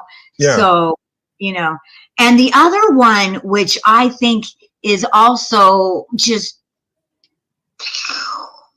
blows my mind, is another word that makes no sense. It's a gibberish word, and I still can't figure out what it means, but people use it. It's ski-biddy. Now, ski-biddy, do you know what that is from, Gary? Say it again for me. Ski-biddy. S-K-I-I-D-I. Ski-biddy. Okay, what does it mean? It is actually a super duper huge famous YouTube channel, and it's an animation, and I still don't really understand what it is, but it's a toilet. It's two toilets, and one toilet has a human head in it, and another toilet has a camera head in it, and there you go. Look what at am the I watching? Wait. Yes, it's ski-biddy, and both these toilets are fighting each other for the world, for world dominance. What has the world come to, Lisa? What is this? Millions of dollars. Okay, he makes millions of dollars. So ski-biddy. So I don't know how I would use that word. Just I really don't know. If someone out there knows a good sentence with the word ski-biddy, please let us know. What is there, like a lever, like the flush thing that you move or something? I mean, how do you play with it? Is it just like I don't know, but what it is an animated cartoon about these heads in toilets. Wow. Mhm. Okay. Oh, it's an animated cartoon. So, and then he just has like an action figure of it or something. So, yes, ski-biddy is so big that now they have cartoons, and that little boy is just holding one of their, toy. He's just holding one of their toys. I got to check out the ski-diddy because we do that kind of with ski-biddy. Live High or Die. You know, we do the puppetry and the animation over there. Oh man, yeah. Is that kind of what ski-diddy's kind of like? Animation and yes, but you guys were way more funny. I appreciate that. We tried, man. I was there last Sunday. You guys I'm sorry. Yeah. Is it live? It's live. It's what is your show? What is your guys' show called, Gary? Live High or Die. Thank you. Live High or Die. Everybody needs to check that out on Allie's channel. Live High or Die is really flippin' funny. Okay. But anyway, you should get a question ready for Satan next time we go Sunday. We have a segment where people ask Satan any question they want and give you the answer. I need to have a question for Satan. Yeah. So funny, man. Because look at where the world is. Look at this. What is that? Look at this. I know. So, I mean, is this here's the word slay. Do we know that word, Gary? I think we do. That feels like an old word, you know. So ski biddy is, you know, really slaying now. Yeah. Skididdy toilet. Skididdy be diddy. That's too funny, man. You know what's funny too is this Gen Z slang. Yeah, sus. Okay. Sketchy. I love the whole sketchy buzz, you know. Right. Okay. So, you know, yeah, we do need that word, you know. And then and then at some point I think the Y Our got dropped, administration is very sus. right? Huh? Did the Y get dropped at some point and it was just sketch instead of sketchy? Well, I think so. I think you could use that. Yeah. After a while the Y dropped off, I'm telling you, and it became sketch. Okay. That's silly sketch. Anyway. The goat. Yeah, we know go, right? Fam. I think that's a bit around. I just recently found out I what never YOLO did the was. YOLO. Not familiar with the YOLO. I don't Yeah, know. you only You live did the once. YOLO? Yeah, You, yeah. you did YOLO? Yeah. I learned YOLO 2 days ago. Yeah.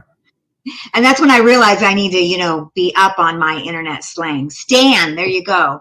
You know, I didn't know that. sometimes I'm out of the a loop with Gen Z. sometimes Hey, but I'm a is Stan. Gen Z FAFO? You see that new slang FAFO? F around and find out. Oh, fuck. It's fuck around and find out. Yeah, Yes, that sounds very Gen Z to me. those I are think all so. my male friends. The ones that got baseball bats, you know, behind their seat in their car. You know? Yeah, that sounds very Delulu. Do you ever use that word, Gary? Delulu? No, I never did that one. Not Do crazy. you know what that means? I'm sure you do. You can Uh-uh. figure it out. What does it mean? Delusional. Like me. Wow. Just kidding. Oh my god. Delulu. Sketch. Well, that's a good word, Delulu. How about drip? Do you know what drip means, Gary? No, Drip. no, I don't know It's that. it's stylish clothing or accessories. Wow. Hey, what So about my drip is very, very stylish. like I said, I think I like fell off the boat in 2000 or something and just kind of reclused and kind of got into my art. So I just completely dropped out of, you know, the scene. Let's get on the scene. Well, you The know Sesame what? Machine. Even though that's true, Gary, we all think that you have Riz. Rib? Do you know what that means? No. Riz? Riz is charisma. Thank you. We think that you have charisma, Gary. How about Right, Rachel? How about CGS? You got CGS? CDS? CDS. Camp Derangement Syndrome. Anyway. Riz. Hey, you know what I do like is I like Fetch. Remember Fetch? Yes. She's Yes, all, I do. from Mean Girls. She's all, Fetch is never going to happen. So just forget it. Yeah, yeah. The And then mean she's girl. all, yeah, she wouldn't let me wear hoop earrings. She said that was her thing.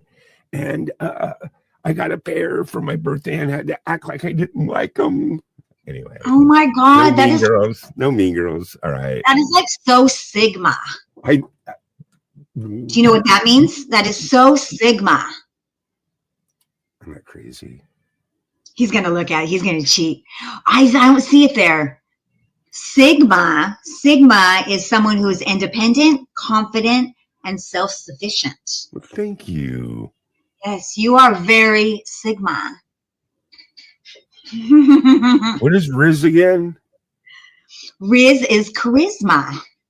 You have Oh, charisma. You have Riz. Riz. You have Riz, baby. So, The shiznizzle, right? yeah. Oh, T. That's one. There you go. Spilling the tea.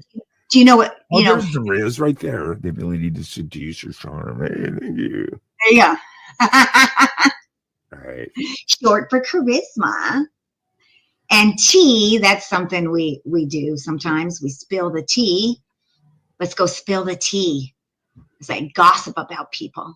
I'm totally lit. I'm getting lit right now. Oh, and that's I got to so lit. Exciting, excellent, or intoxicated. Yes. I think that's an old one though. I think lit is an old one. How about only in Ohio? I like that. I never did that. I never That's did like, that. that's like only in Ohio. But that's on point. It's totally See? trick. That's an old one. Totally Trick. trick. Yeah. Old, right?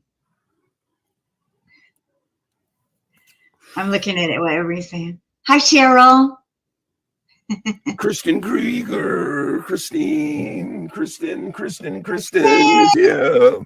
Cheryl Atkinson is here. Rachel's got some good slang. Yeah. See, Rachel knows what she's talking about. She's up on her. She's Rachel is 8. ATE. Do you know what that is, Gary? No, I don't. She's performing exceptionally well. Oh, Everybody at Camp G-May is very 8. Well, that's what I noticed too. It's like, even though I kind of dropped out after the 2000s, what I noticed is people want to just say stuff by just saying the first letter, acronyms like, laughing out loud, you know what I mean? LOL. Oh, yeah. Oh, LOL, BRB. It all turns into like almost like a 6 or 7 words, type trick. Yeah. It's almost just like people getting lazier or something. You know what I mean? It's like you can't even say the whole word, right? Oh, here's one. Chuggy. Do you know what chuggy is? You don't really want to be chuggy. No, I never did TV. Chuggy is something that is out of date. Like, especially things that are out of date, like Ugg boots. I never did. I like Ugg boots still. What? I never did dank. Never got into dank. Yeah, I mean, I only dank. know dank from like weed. Like if someone says, wow, that weed is really dank. I always think like it's really heavy. Am I right on that, you guys? Dank is like heavy. It's really heavy, man. Dankity dank.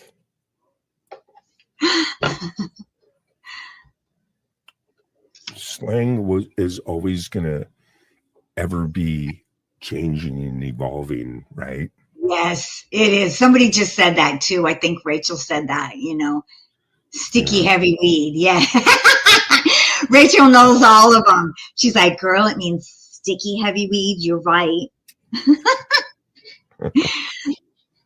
That's so funny. Well, we know what flex is. You know what flex is, right, Gary? To show off or boast. You're flexing. That makes sense, right? That word makes complete sense. Yeah. I know that. I got a buddy that lives in Reno, and there's when we would go up there and visit him and stuff, right? There's slang for peacocking. That's when like he wins a bet, like a tag, like a sports book. It says, you just won a bunch of money, and he peacocks it. He goes around, hey, look, Eddie's peacocking again, He's like showing everybody the tag, like, look, Yeah, that makes sense. I like that word. He's peacocking. There is some gambler's terms. Gary gives me old style gambling terms. There is one that means that when somebody's boasting. I can't remember. I was trying to remember that word, but Dank AF. Dank don't as remember. fuck. That's what I mean. She was like, don't have to say the whole word. You know what I'm saying? Abbreviate. Nobody has time for full words Right. anymore, right?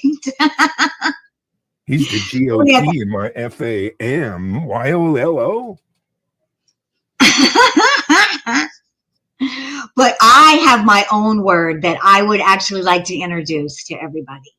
And I made it up like last week, and I'm already like making a song with it. So I'm very confident in this term, and I think we should all start using it. And it's a term for a woman. It's fringe swoosh. And that means a girl who is completely out of date, but she wears it so well, so sexy, so put together, even though she's completely out of date, that her fringe is swooshing. And she's looking good. Even though she's out of date and she's not quite right and she's a little quirky, she's got the fringe swoosh. Wow. Isn't that good? Because you know when a girl like walks in and, you know, I mean, I've seen it before. And, you know, everybody's pretty like hip and really dressed up. And then she comes in with like her like tie-dyed fringe outfit, right? Everything's fringe. Right. But she comes in with such confidence and swing that when she comes in, all her fringe is swooshing. Swoosh. Oh, swooshing. Swoosh. And everyone's looking at her and going, yeah. And that's what Right. fringe, a girl that has fringe swoosh. She's a little out of it, but she's kind of sexy. Wow. Oh, my Isn't that God. good, You're talking my language. So there you go. Yeah. Kristen, that's the exact person that I was thinking that has fringe swoosh. Wow. Dolly Parton. Absolutely. Dolly Parton has fringe swoosh. She doesn't care if you think she's outdated. She is going to rock her style, and she is going to rock it so sexy that we're all going to be like, yeah, girl. Yeah, you got to give props to Dolly Parton. I mean, I love her. I love Dolly. and she looks absolutely fantastic for her age. She is gorgeous still. I mean, I remember being like in the crib with a bottle 60 years ago, and she looks exactly the same. You know, I don't know if it's a clone or something. I'm not sure. And she's so real that, yes, I get work done. And yes, and I just love her to death, you know. That's another person I would love to smoke a joint with, Dolly Parton. Yes. Let's get Yeah. over here and see what chat has to say about all of this that's going on. Over there. Oh, good. You like my word. Good. You guys, Rachel, thanks for hanging out with us at 420. We are the Floor 20 Flower People. Flower people. We all are. You know, Thanks for we're all being filled with with love. us. You know, and I love that you guys show up and we all hang out for this hour. Thank you so much. Yeah. We got a good little group, man. We got a good little show. I'm having a blast on Tuesdays, catching a buzz, hanging out with everyone, and Yeah. just chatting about Hollywood and yeah, recent, cool stuff, Yeah, and I always want everyone out there to know that just if you want to talk about something, you want to bring up a topic, that's what we're here for too, Bring it up in the chat room and we'll talk about it, Yeah. I like that. That's fun, Yeah. so. I was That's looking what- forward to Tuesdays because I learned so much, because you're so knowledgeable on, the movies and nominated for an Oscar, and all I know is she's nominated for a Jammy, like I'm gonna watch that's the award show like in 30 years or something, you know. Yeah. I try to keep up on the stuff. I try to, you know. Yeah. It's hard to keep up on everything, you know. See, but I think I learned a few internet slang words today, you know, just every day, just keep growing and learning something new. That's really important, I think. Yeah. What a cool little crowd. Allie Patches, Kristen Kruger, I struggle. Cheryl again. Cheryl's here too. Yeah, Cheryl's awesome. Rachel Howard. And I got to see Rachel for the first time, I think, on Wes and Allie have a bunch of different type shows. They have cooking shows, they have Coffee with Wes, they have Into the Night.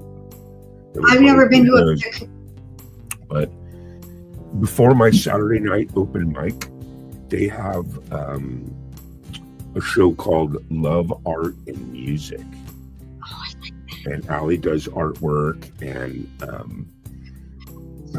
friends of Wes come up and jam with them. And what it does is it goes from 4 o'clock Pacific to 7 o'clock.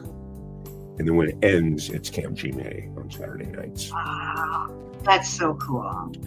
That's So, really nice. I love going over there. They're both so awesome. yeah, so this is the crew, and that's a good little crew. We got good vibes over here, man. I'm going to smoke a little weed. We're coming towards the end of the show. We're going to end the show with a music video. But we still got a few minutes, man. I'm already looking forward to next Tuesday and what you're going to talk about. So, but let's go over one thing real quick too. Saturday night at 8 o'clock, we all went over. We took a bus. We took the Camp G-May bus. I know that We was had a field so trip to your channel. We're going to do it again Saturday night. Did you create the event yet? For EB2 of Barbie? Oh my God, I got to do that. So each one, it's about, just to let you know, it's about, maybe 12, 13 minutes, somewhere around. Nice. Hi, Bizzle. So yeah. So we're going to do the same things. We're going to have another field trip, everyone, Saturday night at 8 o'clock. So nice. This Saturday night at 8 o'clock. And we're going to check out episode 2. And like I told you, what I really dug about it was that we got to, I'd like to know everyone's comments too on it, how they felt about episode 1. I thought it was just really cool. It just grabbed you right from the beginning.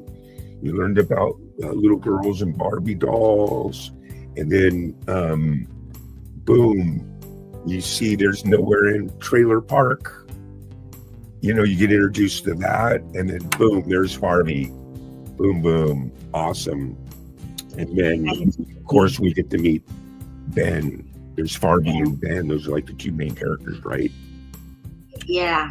So I'm excited to see what happens on episode 2 and all the different characters that come into the scene.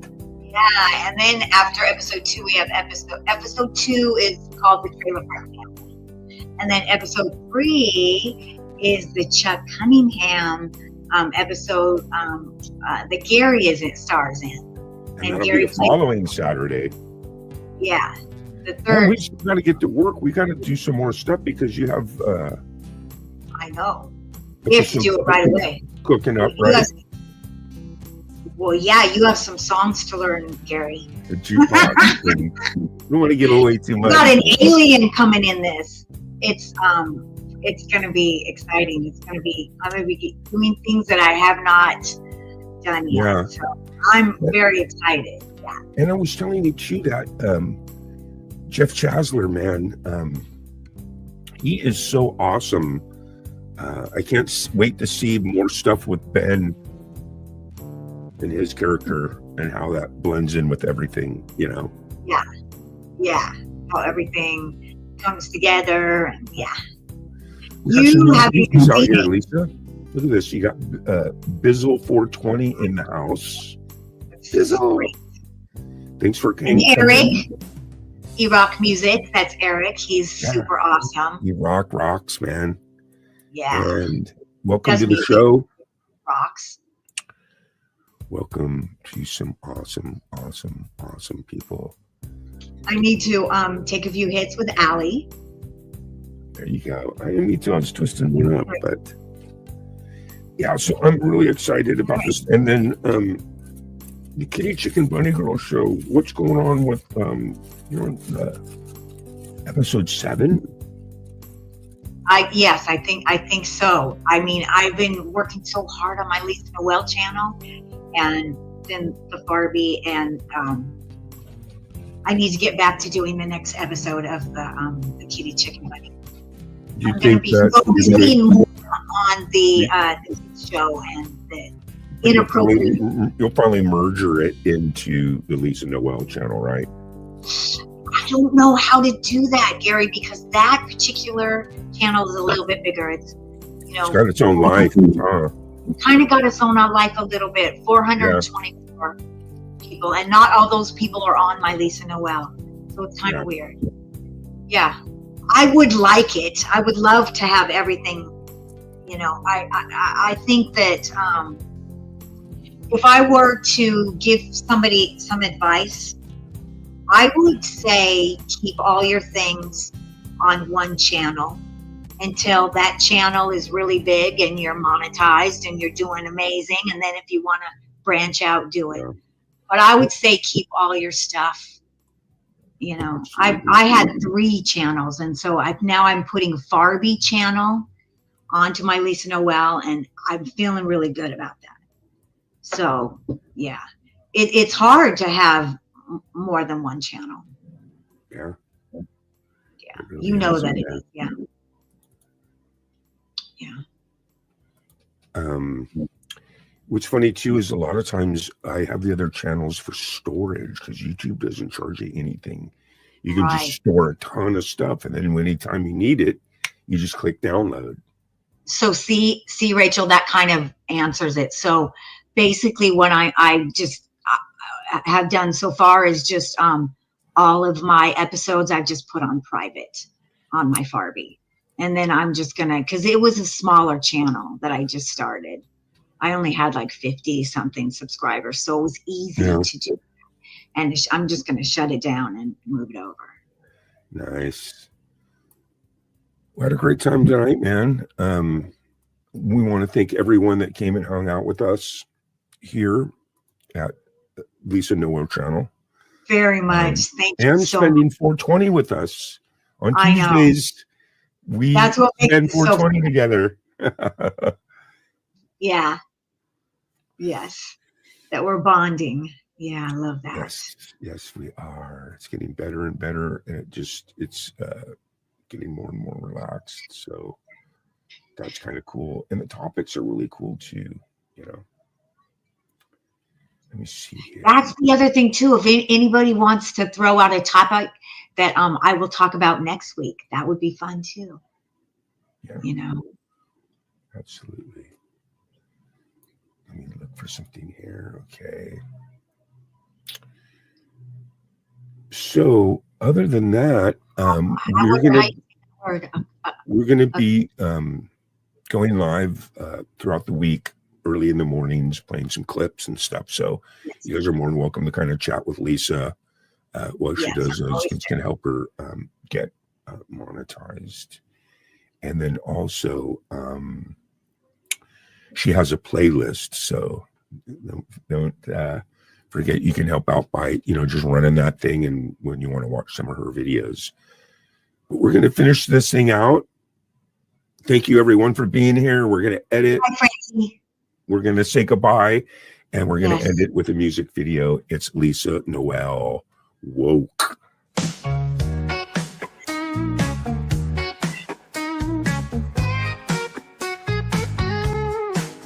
Miss Woke, she's out on the street, strutting her stuff with rhythm in her feet. She's got the brain, she's got the looks, and when she speaks, boy, she's got 'em all shook. Oh yeah, Miss Woke, she ain't no joke.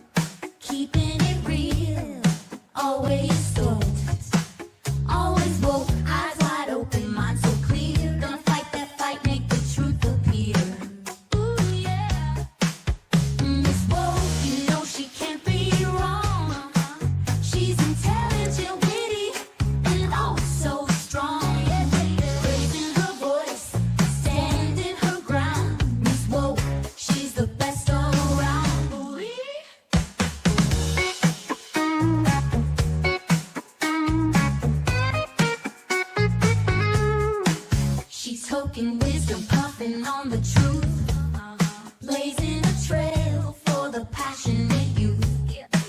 Not afraid to speak, not afraid to stand, with the fire in our heart and power in our hand. Come on, let's all get woke. Join this woke, don't you miss the boat. Together we rise, together we fight. With this woke, we'll make it right. Oh yeah. Miss Woke, you know she can't be wrong. She's intelligent, witty, and oh so strong. Raising her voice, standing her ground. Miss Woke, she's the best all around.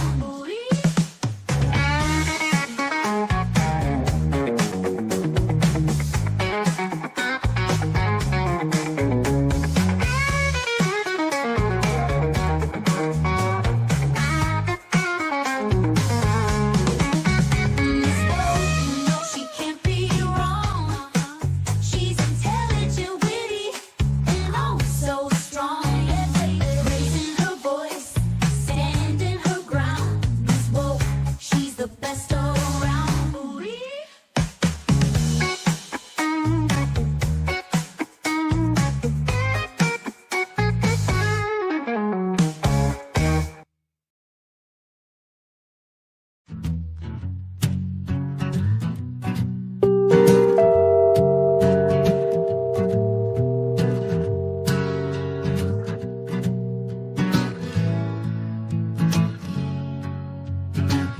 Got a trailer at the end of the road. A dusty path is where we abode on the stars. Life's heavy load. Tuesday comes, we're in cold. Rusty cars and broken dreams. Life ain't easy, oh so it seems. Yet on Tuesday, sun still beams. We find hope right on these streams. Tuesday, oh Tuesday, we're alive in the web park we thrive. Laughing, dancing, we survive. Together we come alive.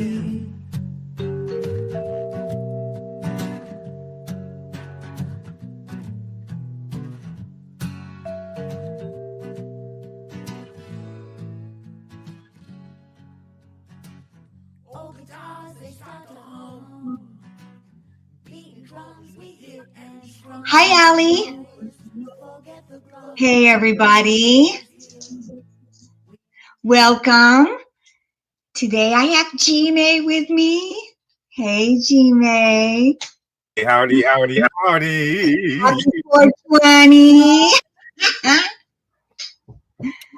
So Happy 420, everyone. So, did anyone see the SAG Awards? Did you see the SAG Awards? Oh, the saga? These the saga awards? Yeah, did you see them?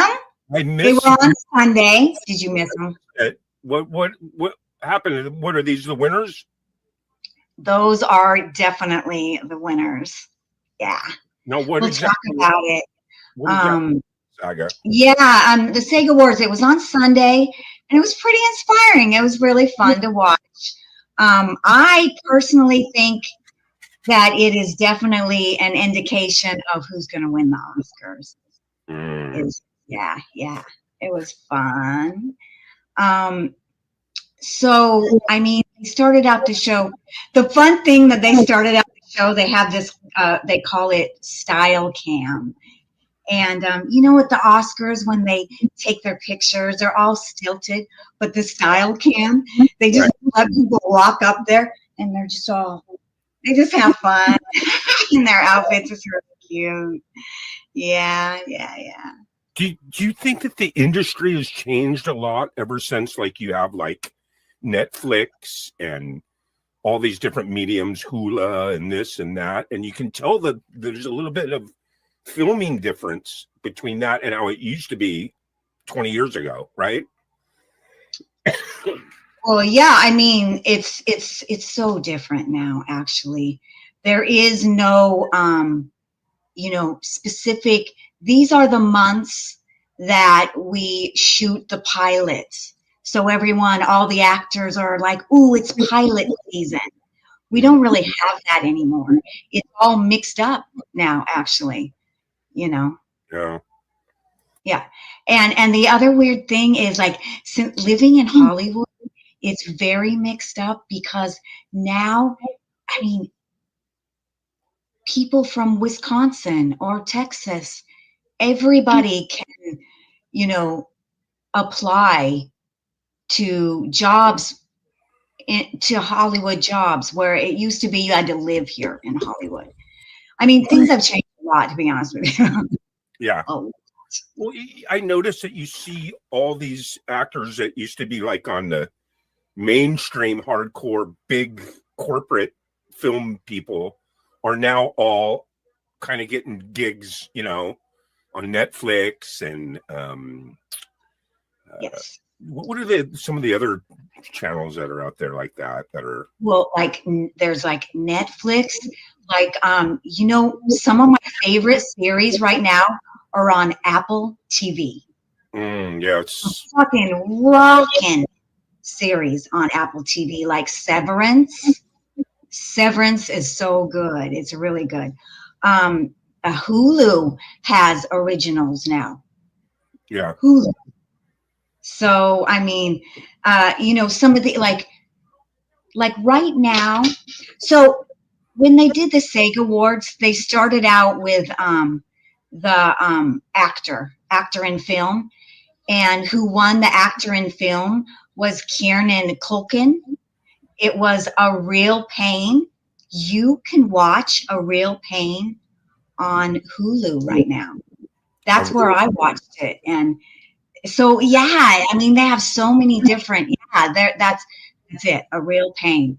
And I recommend this film. And I this is give on, this film thumbs up. this is on You Hulu. know? Yes, you can That's see how it. you can watch it.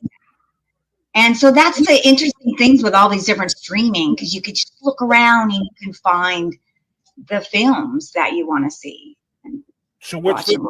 all about? I haven't seen this. The Real Pain. Yeah, it's good. You know, I mean, I recommend it. So I watched Real Pain. I actually was in the mood for something super exciting, right? But this is more character driven, you know. Yeah. About two cousins that are completely different, and their grandmother died, so she left them money to go to Poland to go on this tour, this Jewish tour on the camps. Interesting.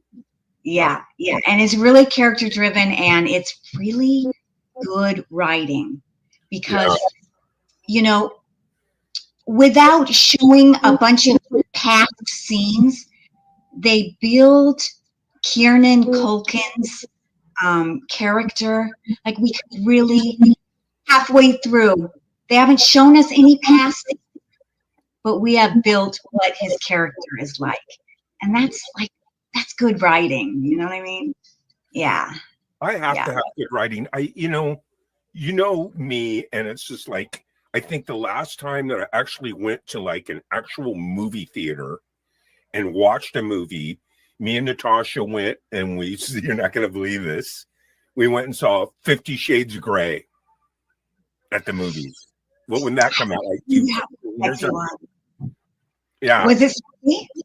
Yeah, and you know, and then before that, I took my nephew to see like some Tarzan movie, and I can't take the CGI. I need good quality acting and drama. I don't like, you know, Aquaman where it's just all CGI. I just not right. Into it, you know. Right. That one looked like a fucking video game. I didn't see it, but from the ad for Aquaman, it looked like a video game. Yeah, and So good. everyone knows how I feel. I want the Godzilla in the rubber suit. I don't want the CGI Godzilla. You know what I mean? Yeah. Yeah. So this room, that was pretty cool. Yeah. So A Real Pain. So the interesting thing is, so this is what there's like two kinds of actors.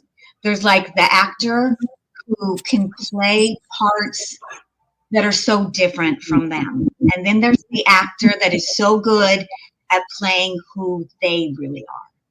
And I think that Kieran Culkin is really like this character. And you could really tell when he gave his acceptance speech. And He's this is, just out there. he won an award for this, huh? Yeah, he won Best Actor. So I recommend A Real Pain. It's very good. Jesse Eisenberg, the other guy in it, he wrote it. And you can tell, he's the Jewish dude. He's the conservative, shy guy, Yeah. And he said that he hired Kieran Culkin only strictly because his sister told him to. And he said that he highly respects his sister.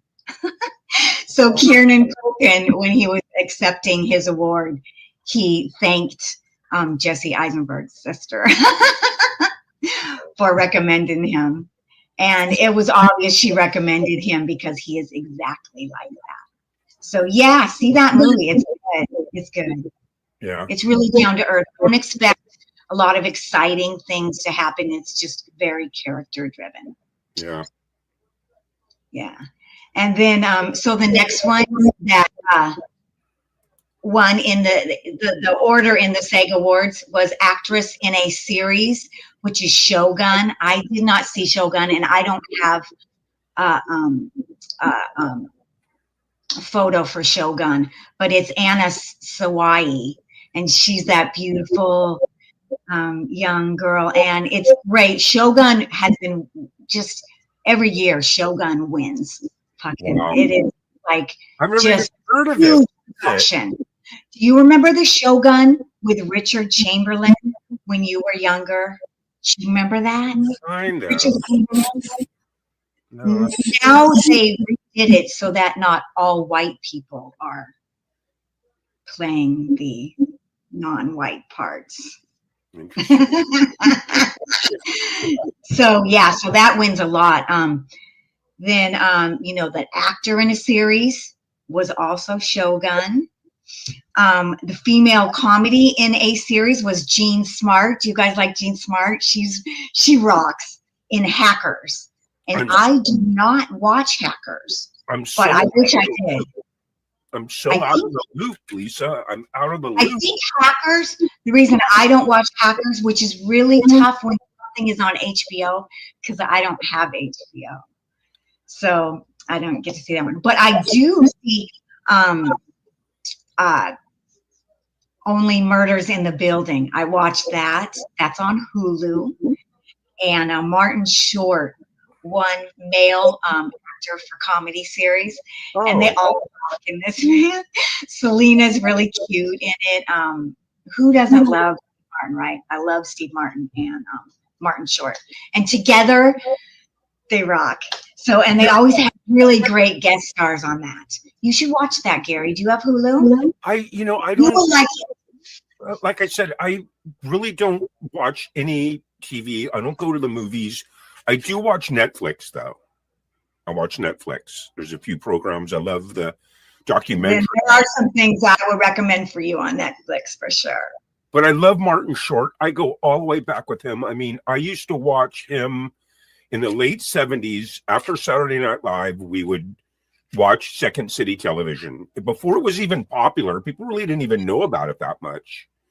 And I just loved Yeah. it. Characters that he played on Second City TV, Jackie Rogers Jr., freaking, oh my God.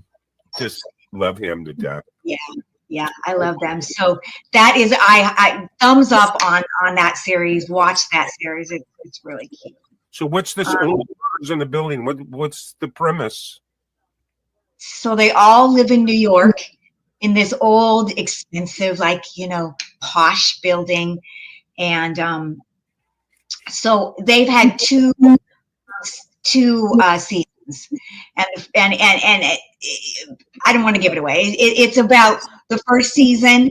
There's a murder in the building, and then these guys don't really know each other, so they all get together and they have this murder podcast. And then there's another murder in the second season that comes up, but it's like a kind of an over the top comedy. Yeah. Well, you got some cool people hanging out with us in the chat room. I see Allie Patches in the house. Hi, Allie. Rich New Design. Hi, Rich. Cool. Seven Thank Dust. you guys for being here. The Art That's of Floundering is here hanging out with us. Has anyone seen any of these movies we're talking about? I haven't seen any of them myself. Chime in if you have, please. Yeah, Um, no, So the next one in the line was female actor in a comedy series, and that's Jessica Gunning in Baby Reindeer. I don't have a picture of that either because I don't watch it, so I can't really talk about it.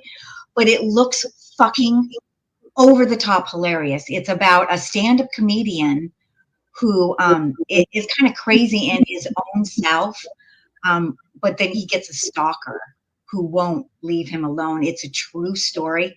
wow. He wrote it, a true story that has happened to him. So I kind of really want to see this series. But I haven't. I like stalker movies for some reason. I don't know what it is.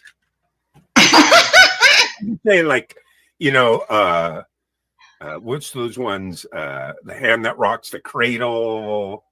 You know those? Oh yeah, those are Yeah. all the classics of the women stalkers. Women stalkers are the best, right?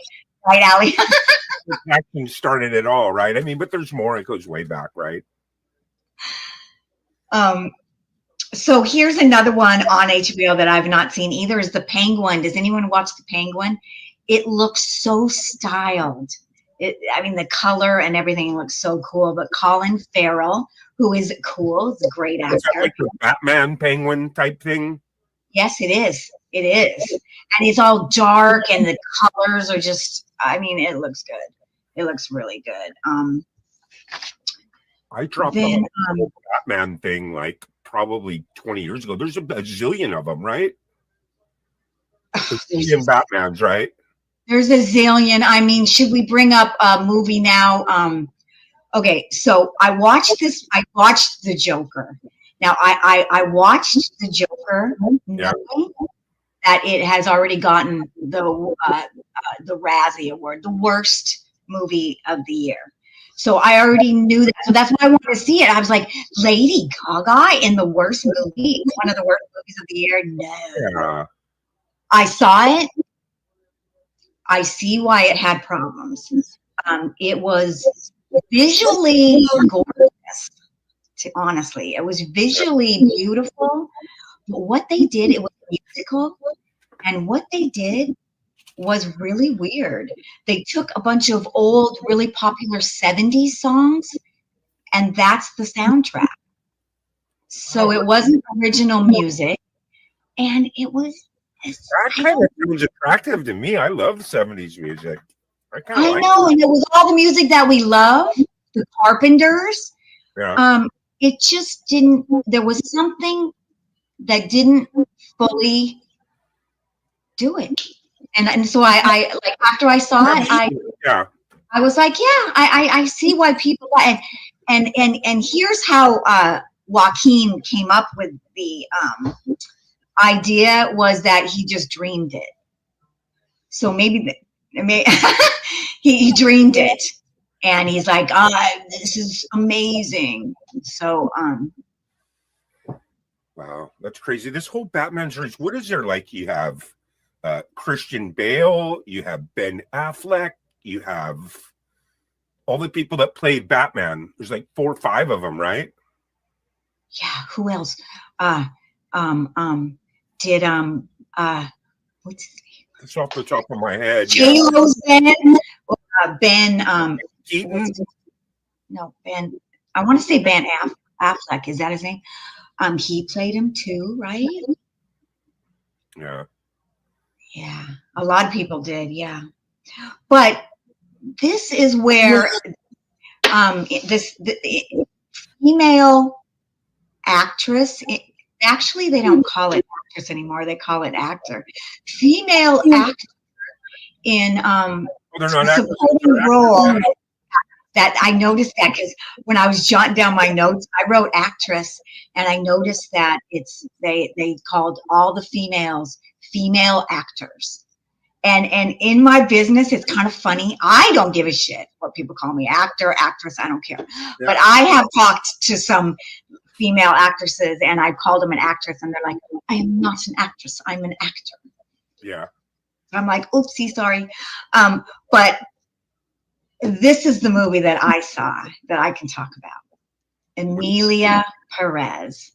Amelia Perez. So Zoe Saldana won female actor in a supporting role in motion picture. I fucking love this movie. This is the best movie.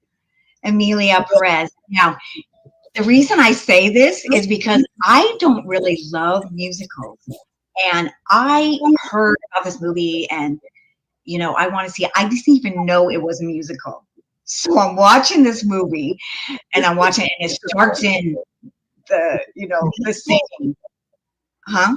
It's a musical? Yeah, it's a musical. And they start in the singing and I was like, and about halfway through, I loved it. And the one thing is musicals always take me out of the storyline. I was never taken out of the storyline in this. Everyone was so good in this film. Wow. I loved it. I mean, I highly recommend this film. Without giving it away, I mean, just what was the premise? Is it like boy meets girl, boy loses girl? No, the premise is basically, well, it's set. The premise is the Mexican cartel. Okay. So it's the Mexican. And musical. here it is. Here. It's all about the set in the Mexican cartel, and this is what it's about. If you're stuck in a place where you can't be a good person, what do you have to do to get out of that place so that you can become who you want to be? That's what it's about without giving it away. So it's really good. But the so interesting because Carla Gascon, she's trans. That gives it away. But she was so inspiring. She won a Golden Globe. I think it was a Golden Globe she won. And she got up there in her Buddhist outfit. And she was like, she said what I said. Everyone needs to do whatever they have to do to be who they are so that they can be the best person that they are. Right. And I think she inspired a lot of people, right?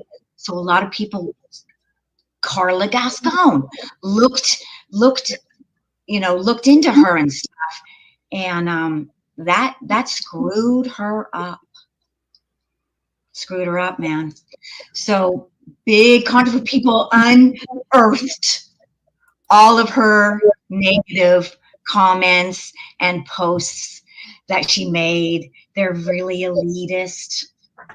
They're really racist.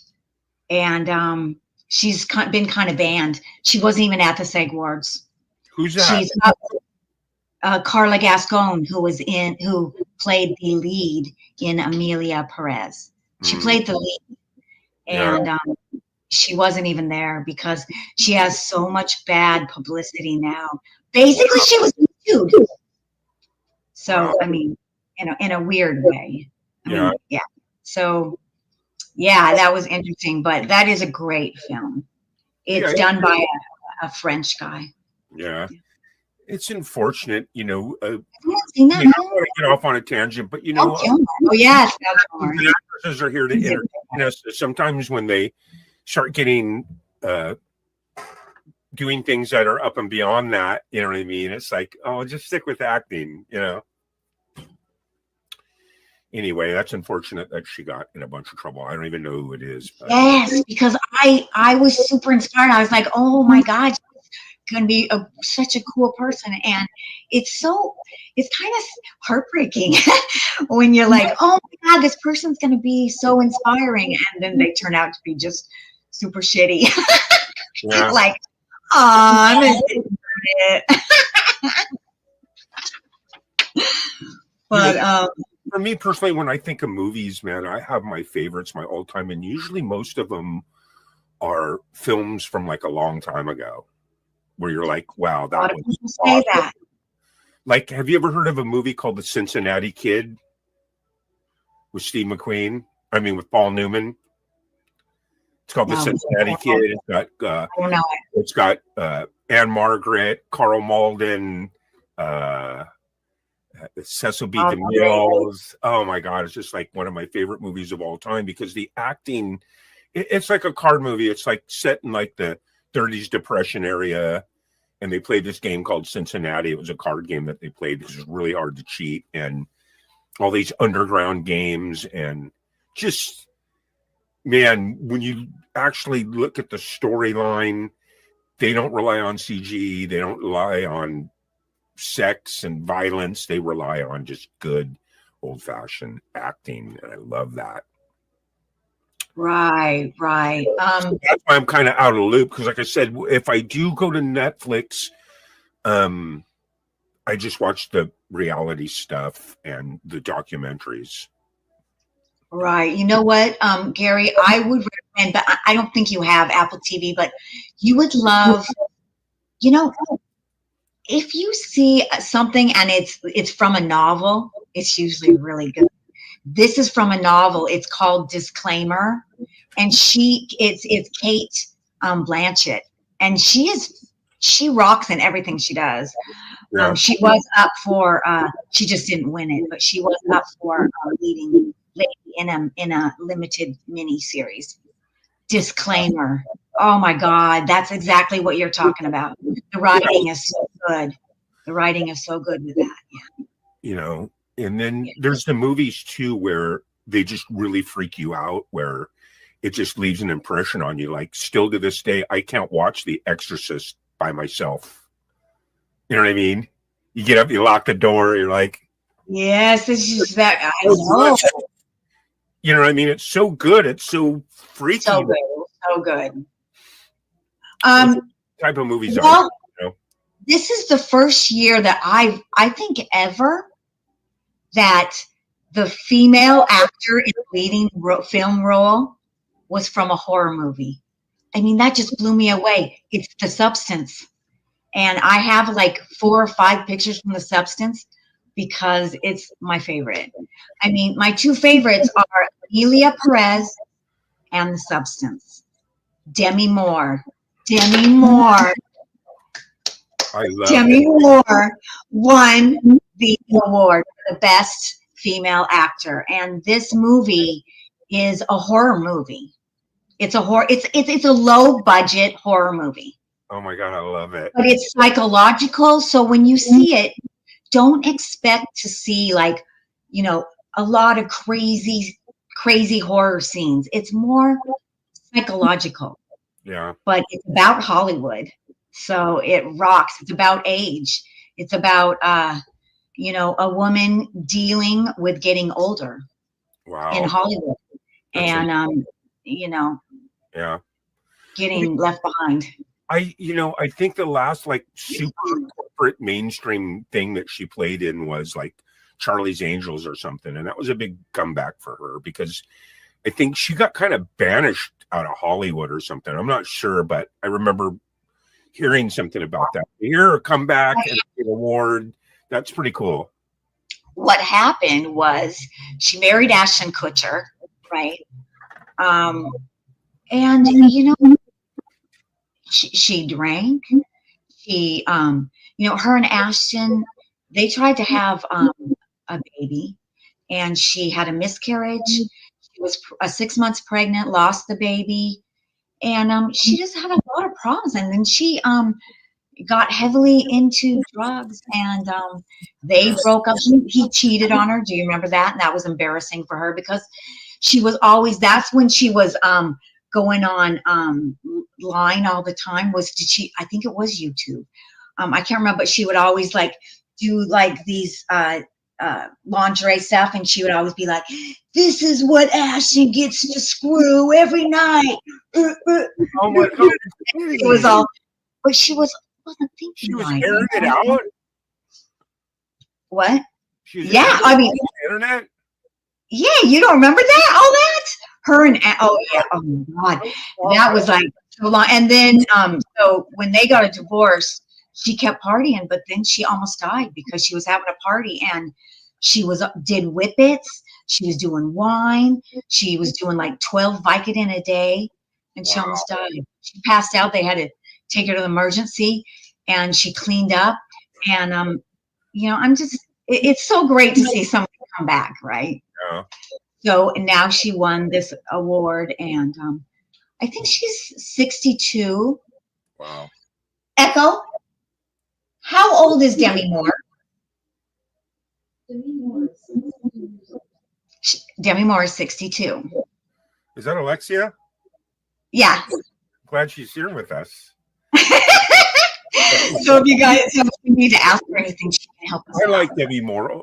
One of the reasons too is because I don't know that much about, you know, this and that, but I did watch, and I know that she treats her ex-husband Bruce Willis, who's suffering from dementia. She treats him really, really well. They got a good relation. She's really compassionate towards that. And I saw her. They were roasting him before it got real bad, and she came on the roast, and you could tell that they still. It's not that they love each other, but they have respect for each other. Absolutely, absolutely. She was roasting him, and you could just tell that They have a good relationship. she was a cool person. They're down to earth. You know what I mean? Yeah. So it was really good to see that. The Room is my favorite movie. The Room, you mean The Room that was voted the worst film ever made? Really? And she's Yeah. in it? No, she's not in that, but I'm just looking at the Art of Floundering podcast, and Oh. it said, and Let me get over but that. the room is interesting because I'll tell you why The Room is interesting, because James Franco made I can't remember what year, The Disaster Artist, about The Room. And I remember when that guy who made The Room, he was trying to get that movie out everywhere. I remember he was renting out, he's rich. He was renting out all the little spaces and trying to get people to go to that movie. It was the worst movie ever made.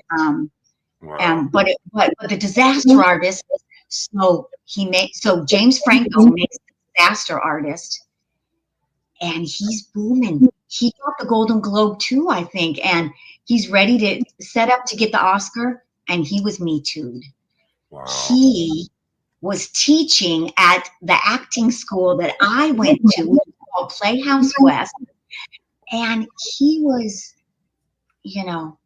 sleeping with all the women, and he would be like, okay, this is a orgy scene, we all have to really do it. And I mean, they were doing some bad stuff there. Yeah. So he was called out, and he was dropped. He didn't get the Oscar. It was just like Carla Gascon, exactly the same thing. So that's kind of an interesting, yeah. Look, Rich New Design says Val Kilmer, and I got to tell you, I love Val Kilmer so much because He was probably the sexiest. he can do so much, man. He plays Jim Morrison, he plays Doc Holliday, and just to be an actor to go from Jim Morrison to Doc Holliday and nail it, and the list goes on and on and on. And what's so unfortunate, it broke my heart the other day because I'd never knew it, but he's not doing that good medically. He had like a tracheometry or something, and Yes. and you look at him. He lost his He voice. was such a beautiful man. He was such a killer actor. He was so vibrant in those roles. You're just like, wow, it's hard to see him like that. It's Right. Like Christopher Reeves and What Happened. They have a documentary like in a couple days, I think, of Superman, of Christopher Reeves. I think it's on CNN. But has anyone seen The Complete Unknown? Because that's about Bob Dylan and Timothy Haven't seen that yet. Chalamet. He won the Best Actor. Oh, you want to know for it, huh? Yeah, so that's all for him. Yeah, he won the Best Actor. for this movie right here. And when he gave his speech, he said that, this took up 5 years of his life. So I don't know if it took a long time to film, or I'm not sure what he meant by that, but Where is you that? know, Is that dedication. Netflix? Can you watch that on Netflix, or where do you watch something like that? I'm not sure. I have a feeling that A Complete Unknown is still in the movie theaters. I think that one is still in the movie theaters. Hmm. And that's also the weird thing, is that sometimes some movies you can see now, some you can't. It's weird. Hey, I got a question for you. I haven't done it yet, but my brother tells me about it all the time. He says it's awesome. I guess they have these movie theaters now where you go in, you get a recliner, a waiter comes up and takes your order or something like that, or you type it in. You can have drinks, cocktails. Yeah, he says it's really expensive though. He goes, you go there, it's like 100 or two easily. You know, you and another. Oh, I didn't know it was that expensive, but Well, I it mean, could be. like a steak dinner and meals and Exactly. See, that's a fancy, yeah. Yep. you done that at all? Only one time with Dina. Remember Dina? Yeah. On my birthday, she took me to one, and we had cocktails, and I felt weird, like getting really slammed at a movie theater. But Yeah. of course, smoking is more my thing. I would rather like smoke and watch a movie. But yeah, I've done it. It's kind of weird. Yeah, and I think they're just trying to do everything they can to get people back to the fucking movies. Yeah, and you know what too is They're doing what they can to get people to the movies. back in the theaters. Yeah, and the drive-ins. I haven't been to the drive-ins in a long time, but You guys, do we have drive-ins you got still? that little speaker and you hung it in your window. Remember that? Yeah, they brought it back during COVID. Do you remember that? We had some, and it was like, I mean, it was really kind of special. But I think they closed them down. Yeah. Because they were not at venues where they were always, they were at weird venues. They were pulling into like Me and Natasha,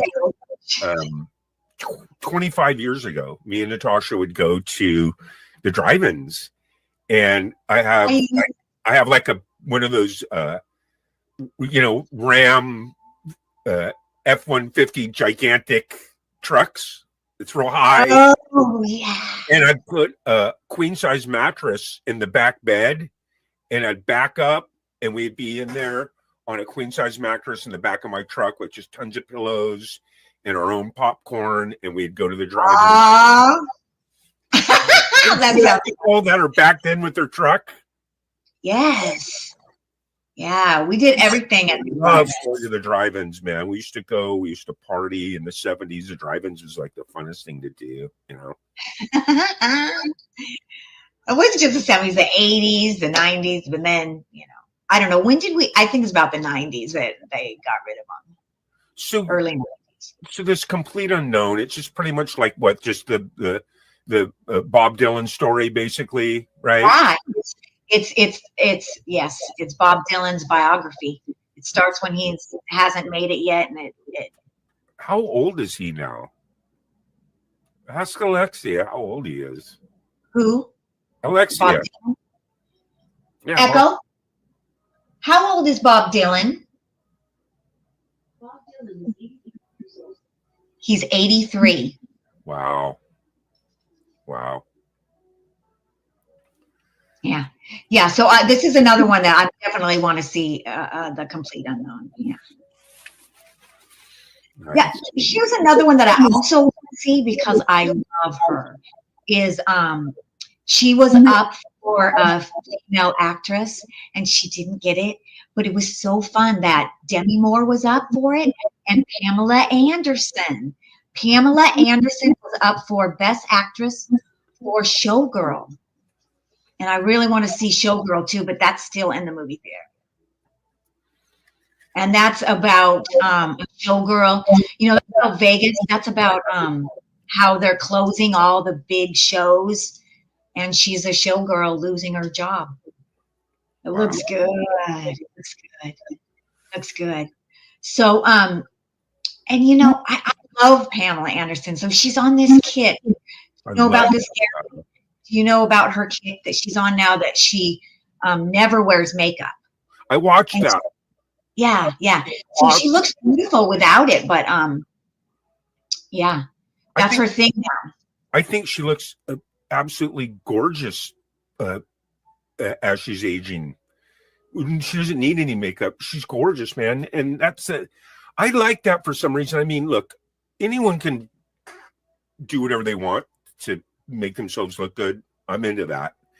But, Yeah, that's what I like Natasha doesn't even wear makeup. I don't think she's I ever, know how good she looks. ever, Right. you know. That's what I love. I love everybody doing their own thing, because I love that Pamela's doing that. I mean, at the same time, I love Dolly Parton. I love her. Fuck, how old is she?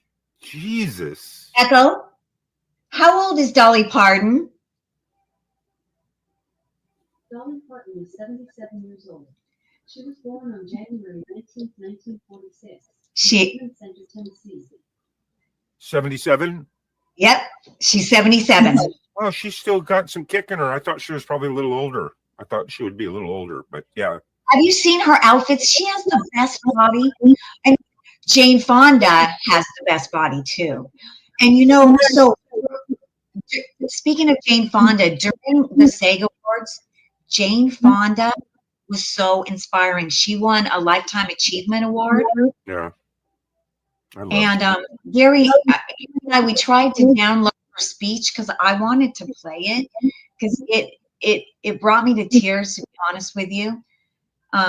But she was just talking about how we all need to, rise up. And she said, and by the way, that just means we care about one another. She just rocked her speech, man. Look it up.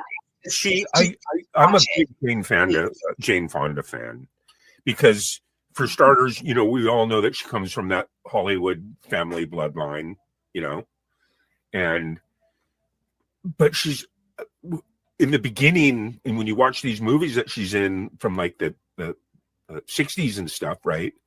Awesome acting. She's really, really good. And her life was such a killer life. She's what, 87. She's gone through all these different phases where she's, taking drugs, smoking weed, activist for, civil rights, to, hey, I partied real hard. It's time to get healthy and exercise. She went through all these different phases, and I think she's just a beautiful person. I really do. I love her. Right. Her, if there's anything, and it's so interesting, she is kind of responsible for us getting the VCR too, because of all her tapes. She promoted that. But I think her, the bruise on her is just when she was doing her activism, is when she went to Vietnam and she sat on a commie tank. And then she went to the prisons, and she went to the prisons, and there were some men who handed her notes, and she handed them to the communists. I think she spent a life. And they really got down for her for a long time. And I even was kind of bummed about that. But, people make mistakes, and we make mistakes, Everyone does. Yeah. I mean, when you say you're sorry, or you see that it was a mistake, that's what if Carla Gascon did that, I think people would have been softer. But she doubled, tripled down with what she said, and it was like, oh gosh. Yeah. It's no doubt that she definitely lived a life of always trying to stand up for the right cause, Jane. Yeah.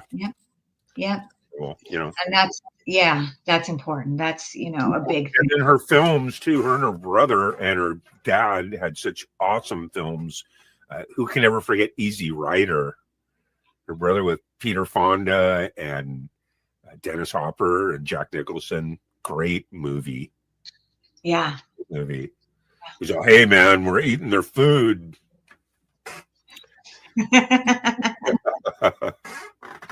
But you know who my favorite actor is of all time? Take a guess. Take a guess. No, you don't have to take a guess. There's so many. I was like a needle in a haystack, huh? My favorite actor is a guy named Tom Berenger. I think he is incredible because listen, not only is he Barnes in a World War II movie, he's his character Barnes in Platoon. Okay. God, I wish we could pull up a picture because I think I know who you're talking about. Okay. And then he was also the piano man in Eddie and the Cruisers. He played the keyboards. Okay. He's a keyboard player in the movie Eddie and the Cruisers. He was the catcher in a movie called Major League.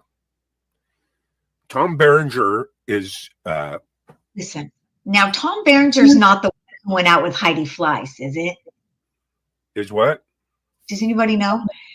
Is Tom Berenger the dude who went out with Heidi Fleiss? I'm not sure. I just know his movies. The point I think what I'm trying to make is, because I don't think you've seen too many of those films, is like you talked about earlier, where he plays one character and then he's over here playing another character that's just completely fucking He's a true method high actor. into it. You wouldn't even know it. You would be like, wow, really? Okay, he plays that and that, you know? Yeah. Major League is like a baseball movie about the Cleveland Indians with Charlie Sheen, Tom Berenger, Wesley Snipes. It's a baseball movie. I mean, I was just like, it's interesting how we can actually watch what happened to all these people's lives. You know, I mean, Charlie Sheen, he's kind of sick right now. He has AIDS. Well, it's weird too. You notice how like a lot of them will get into the buzz where they always kind of play in each other's movies. Because look, Charlie Sheen and Tom Berenger both played in Major League, which was a huge hit. They both played in Platoon, which was directed by Martin Scorsese. Huge. Platoon won tons of awards. So yeah, it's weird how you kind of, you know, see like the same people, you know, in movies. You're always going to get the same little clique of people, you know. Yeah. How do you feel? Some people are just what? Western movies. Yeah, Westerns are not really my favorite. Yeah. There's a lot of What's cool. your favorite Western? Are they your favorite? The Good, the Bad, and the Ugly with Clint Eastwood. Yeah, that's I mean classic. Yeah. You know, the music soundtrack and there's something about My favorite bad guys in that. there's something for me as a young male growing up in the 70s and maybe early 80s. It's bizarre how it sounds. You could always, now you can find them anywhere, but back then you can only find a good old school cowboy movie on a Saturday afternoon. Back then there was something, I guess it's a guy thing or something, I don't know, but watching an old Western on a Saturday afternoon was just like magic for a young dude growing up. You know? Yeah, that is a thing. That is a nostalgia thing that we don't have anymore. Yeah. TV used to be different because TV used to be very. We had 5 channels. You know, everything came on a certain. I remember my mom sent us to the Saturday matinee, and we would pay with. This makes me sound really old, but I lived in a really tiny town. We would pay with Pepsi tops. And she would just leave us there all day. Like it was in the middle of the city, and we were like 5. Yeah. We don't do that with kids anymore, but I think it was around 1978 or 79 is when the transition really, really took place because back then, you know, you had the TV, you had the rabbit ears, you had the VHF, the UHF.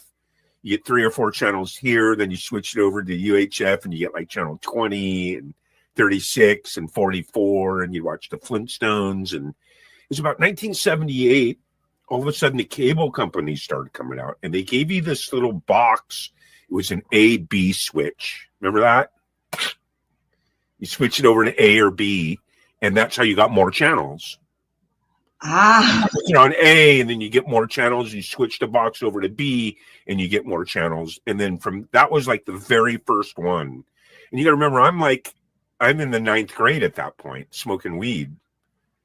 So I saw when the whole transition come to go from that A/B box.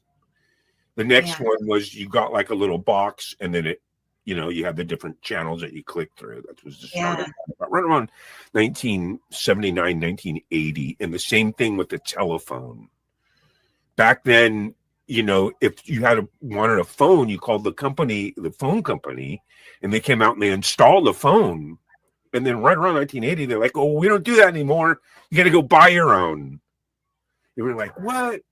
We got to go buy a phone? Is the phone company come put a new phone in, you know?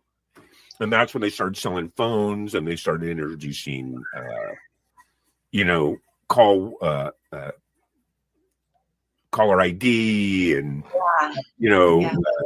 before, you know, if someone called, you write down a little note on a piece of paper and you'd put it in a basket. Yeah. But it was right around that when television and phone kind of took off, you know what I mean? Yeah. And water too, because back then I remember it was like maybe 1981 they started selling bottled water. It's like, what? Water? Right? You know what I mean? Faucet, huh? All right. So what was after the Bob Dylan movie? Well, the last winner was Ensemble Cast, and that's Conclave. Now, Conclave, I've not really, I've heard it's an amazing film. It's about picking the next pope, but I'm not fully, you know, I don't know. I might see it, but there's a lot of other films I want to see before Conclave. But it was with Isabella Rossellini, which I do love her. And yes, Tom Sizemore. Thank you. Tom Berenger is the other Tom. Because Tom Sizemore, I was like, oh yeah, he was obsessed with Heidi Fleiss, and that was a weird story. So yeah, Conclave. It was the last one that won. Yeah. And another film that I saw this year, it wasn't up for any awards, and it should not have been, but I didn't really love it, and I was excited to see it, was The Fall Guy. Did anybody see The Fall Guy? Because that's, yeah. So yeah, The Fall Guy was, it's a lot of dialogue, and it just, you know what that was supposed to be about, right, Gary? Which movie are we talking about now? Fall Guy. Oh, The Fall Guy? Yeah, it was based on the TV series. Now, I never saw the TV series. Did you? Fall Guy? Oh no, The Fall Guy TV series? Yes. Yeah. I mean, it's ringing a bell. I kind of remember it. Yeah, I watched The Fall Guy. I would have to like see it a little bit to just kind of bring it all back. But yeah, I watched The Fall Guy. Who was that? Was it the $6 Million Man guy who was in Fall Guy? No, that's Steve Austin. Yeah. Who married Farrah Fawcett. Yes. I always had a crush on Farrah. But this is, let me see if I can share this. This is Tom Berenger. Maybe this will ring a bell. Yeah, let me see. That's your favorite actor? Yeah. You see this dude? Oh, yeah. He's Tom awesome. Berenger. Like, this is Barnes from Platoon. He played just so many good characters. Yeah, Platoon. That's that really good. Eddie and the Cruisers. He was the keyboard player. Yeah, so good. Yeah. I wonder how old he is. But look, there's if you've never seen Platoon, it's How old probably is Tom Berenger? Tom Berenger is 75 years old. Tom Berenger is 75 years old. he plays in a lot of old films too. He played in this one where he was like I forget the name. It's a really famous movie. He played like a homosexual from New York or something. So his career has just been just all these different characters. And if you've never seen Platoon, I have. It's so amazing. It's an amazing movie, man. Like Apocalypse. It's just like you have to like, yeah. I think one of my favorite dudes is Matthew McConaughey. I love Matthew McConaughey so much. I love him. From Who is the guy? it was such a killer movie. What movie? Dazed and Confused. Everything he does is killer, but yes, that was good. Great. He was a teenager. It was his first movie. It was about a bunch of stoners graduating in 1970s Texas. It's called Dazed and Confused. Really cool movie. So look, the Art of Floundering podcast says he highly recommends Conclave. There you go. Thank you. We're coming up to Conclave soon, right? Did I show that? I have a poster of Conclave. No, show it. They were cute. They all came up together because they won Best Ensemble for Conclave. So the four actors went up on the stage. Yeah, that's just it right here. Yeah. What's this all about? Conclave. I wish he could tell us, but it's about picking the new pope.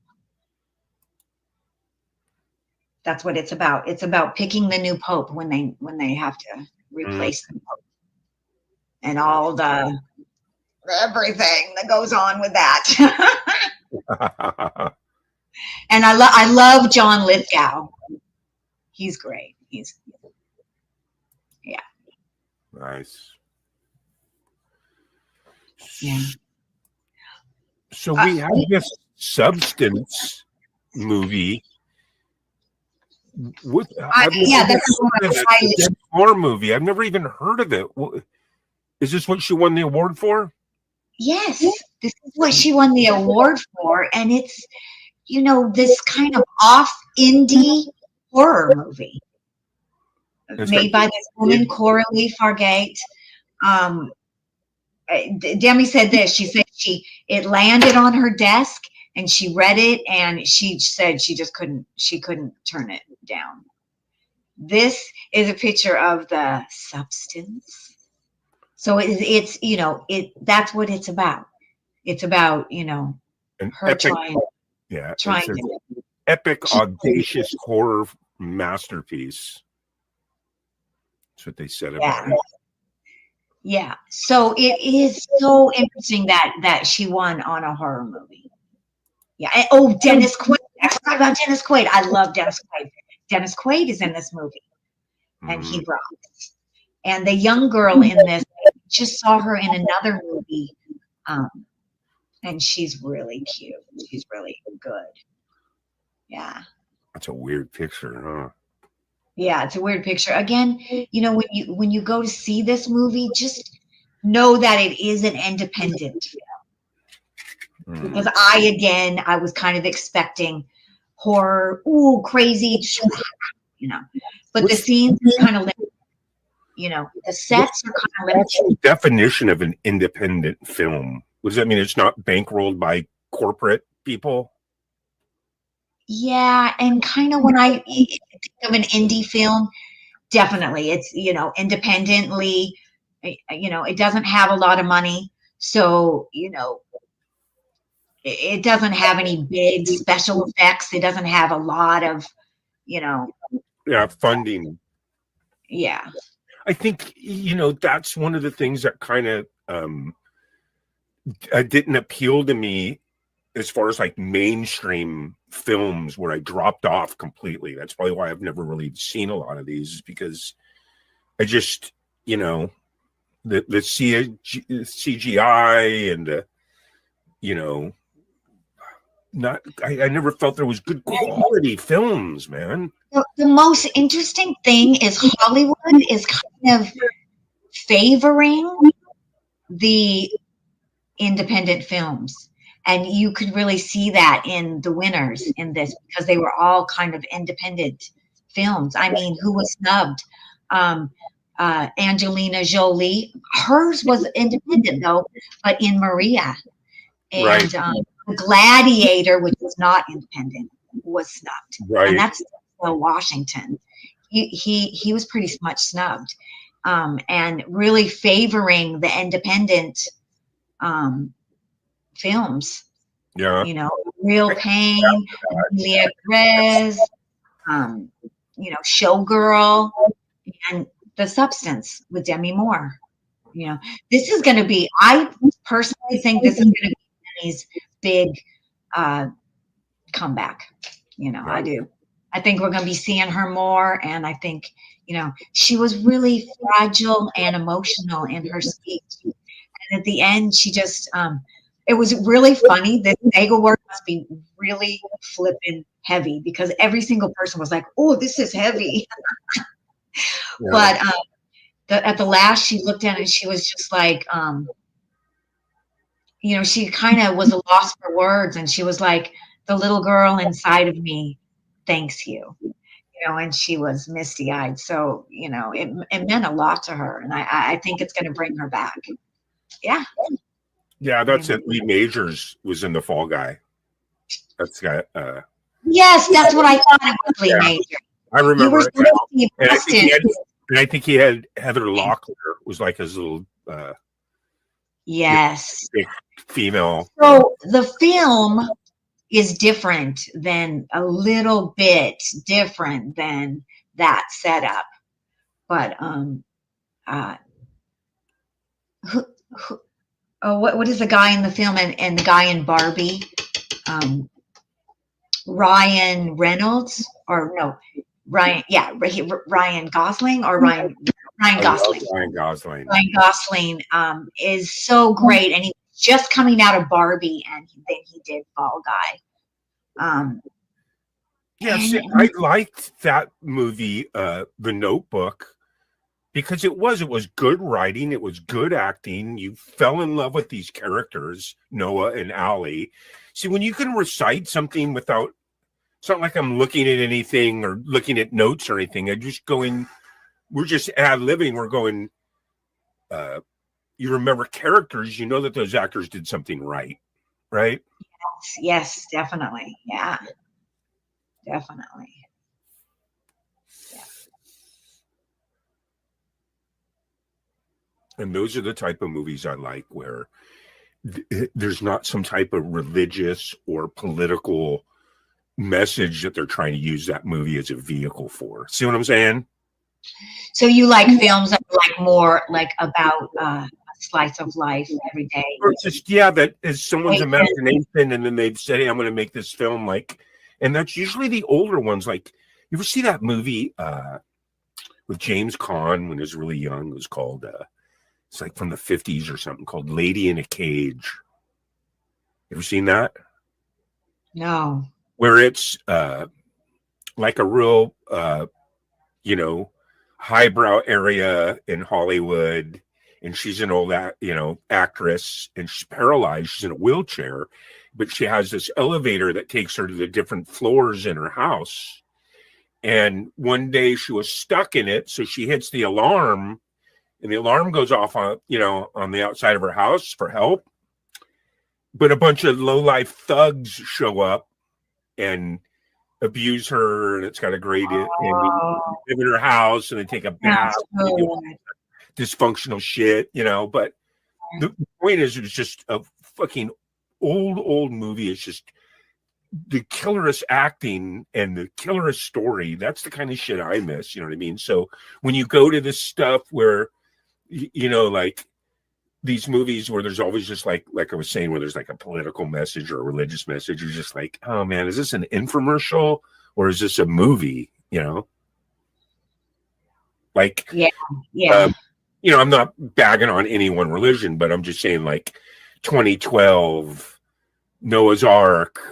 You know what I mean? Yeah, I mean, if they're really slighted conservative, They all got CGI in it, and it's just like, you know, you're just like, you know, man, can I just go get a movie that's got a cool storyline? well, you know what? The Old Man on Hulu, I highly recommend that too.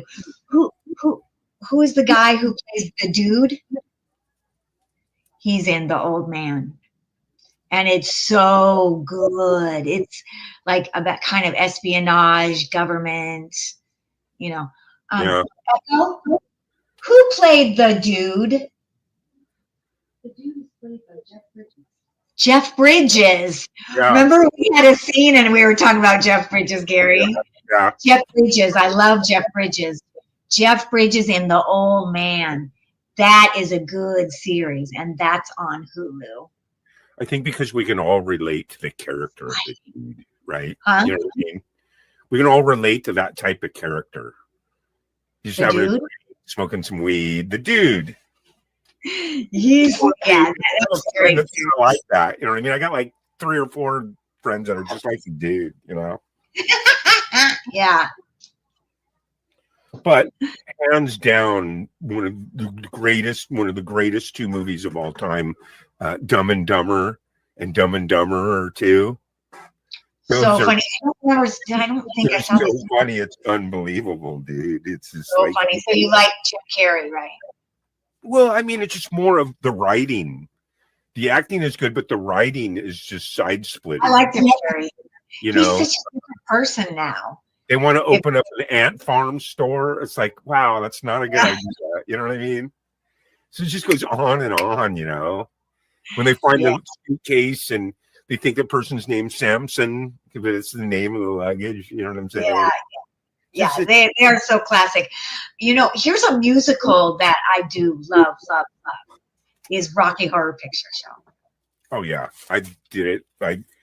You know, So I mean, it just like can just be funny now, and it spans all these years. You know, it holds up. you yeah, know? because that was the entertainment back then, in the sense that when we talked about, hey, there's only 3 channels on the television, it's 79, 80. You know, there used to be these places. You remember these? It spilled into the 80s and 90s a little bit, but it was really big in the late 70s, where you went to these midnight stuff, or whether they were showing Three Stooges, or they were showing bizarre movies, or they were doing the Rocky Horror, and the people were really down front acting it out, and Yes. Everybody got together in a group and did things. Even when we watched TV, we all were watching it together because we knew that.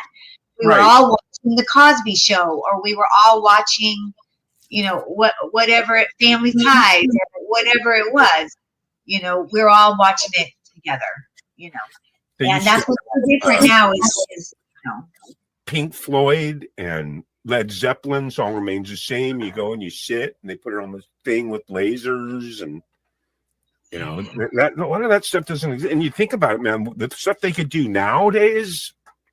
Maybe I'm out of the loop. Maybe there's stuff like that, but you actually were involved in it. You threw the rice, you threw the toilet paper. When she said Janet, everybody screamed out Janet. In the 80s and 90s, I went a couple times where no one was acting out front. No one was throwing rice and this and that. No one was. There's all kinds of stuff you need to repeat during the movie. Yes. And like, where's your neck and stuff like that. So to be part of that, I'm sure there's probably somewhere where you can go where they're still doing it full blown, right? I think in Hollywood, they used to have, a couple years ago, they still had at midnight, they would do the Rocky Horror Picture Show, and everybody would do their thing. Yeah. Yeah, but COVID kind of screwed up a lot of things, honestly. Yeah. Yeah. What are you gonna do? The world's an imperfect place. I'm gonna light this joint. I'll join you. But like you said too, it's nice. I think I should give these movies a try then, because that's what kind of turned me off about it. But I think there's so many alternative mediums now instead of just the corporate. Okay. You know what I mean? I don't think Aries really heard too much, so I have been wanting to ask you. Tell me how.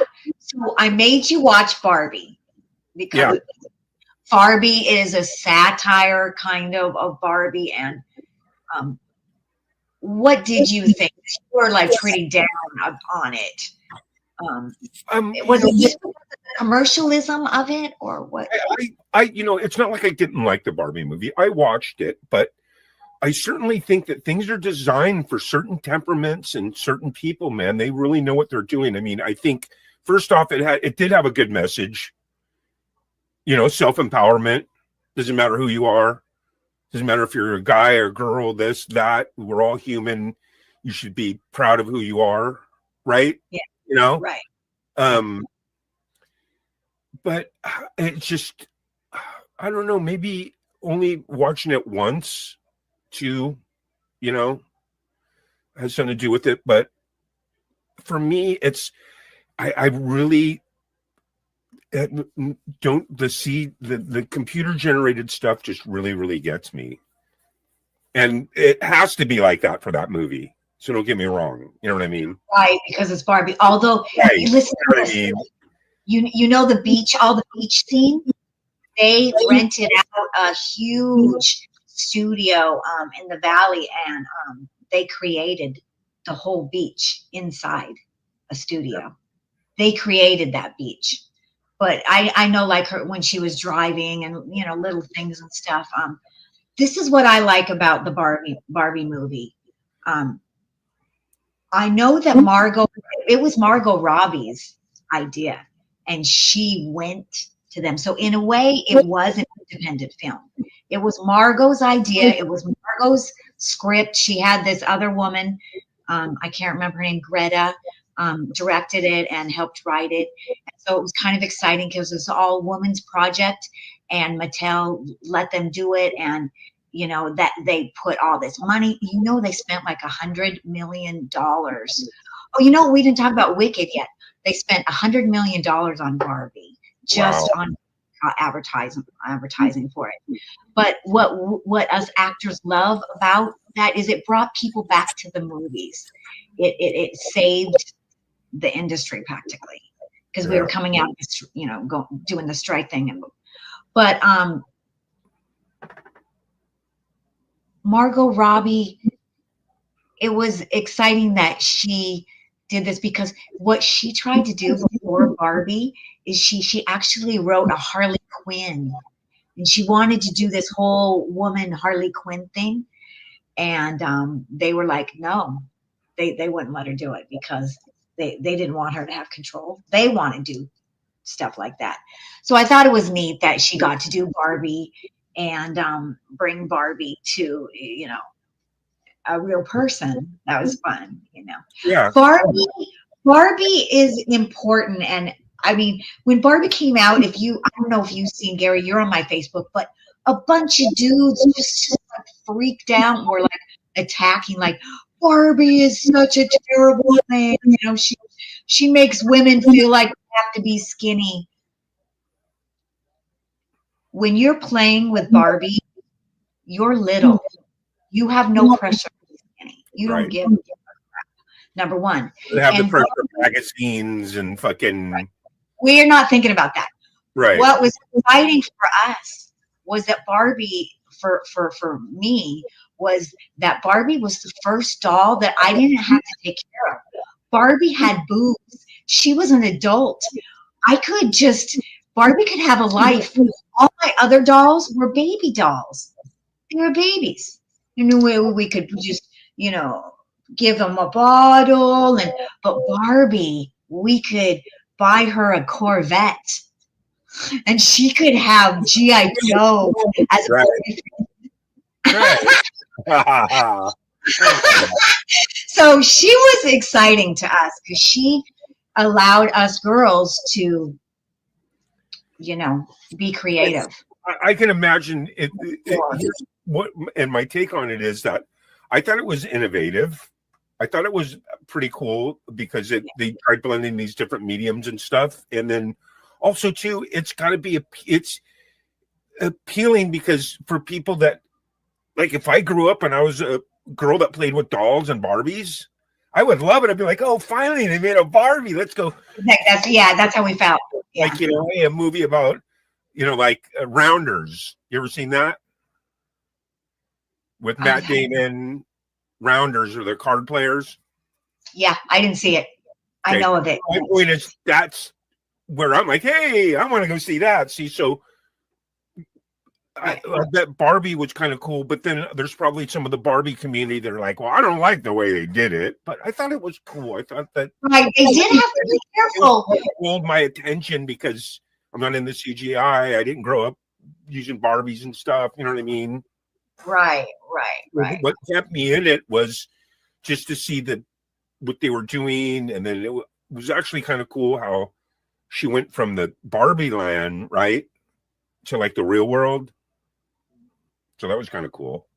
Kind Yeah. of bought into that a little bit, you know. Yeah. And I like the actors. I like her, actually. I like her a lot. I love her And having- I like Ryan Gosling. He was adorable as Ken. Yeah. So, yeah. And you gotta love Will Ferrell. So how could you not like Will Ferrell? He's played so many goofy characters, you know. Yeah. There's all, I am Dr. Rick Marshall. You are Chaka. I am smarter than you. Lost in, what's that movie? Lost in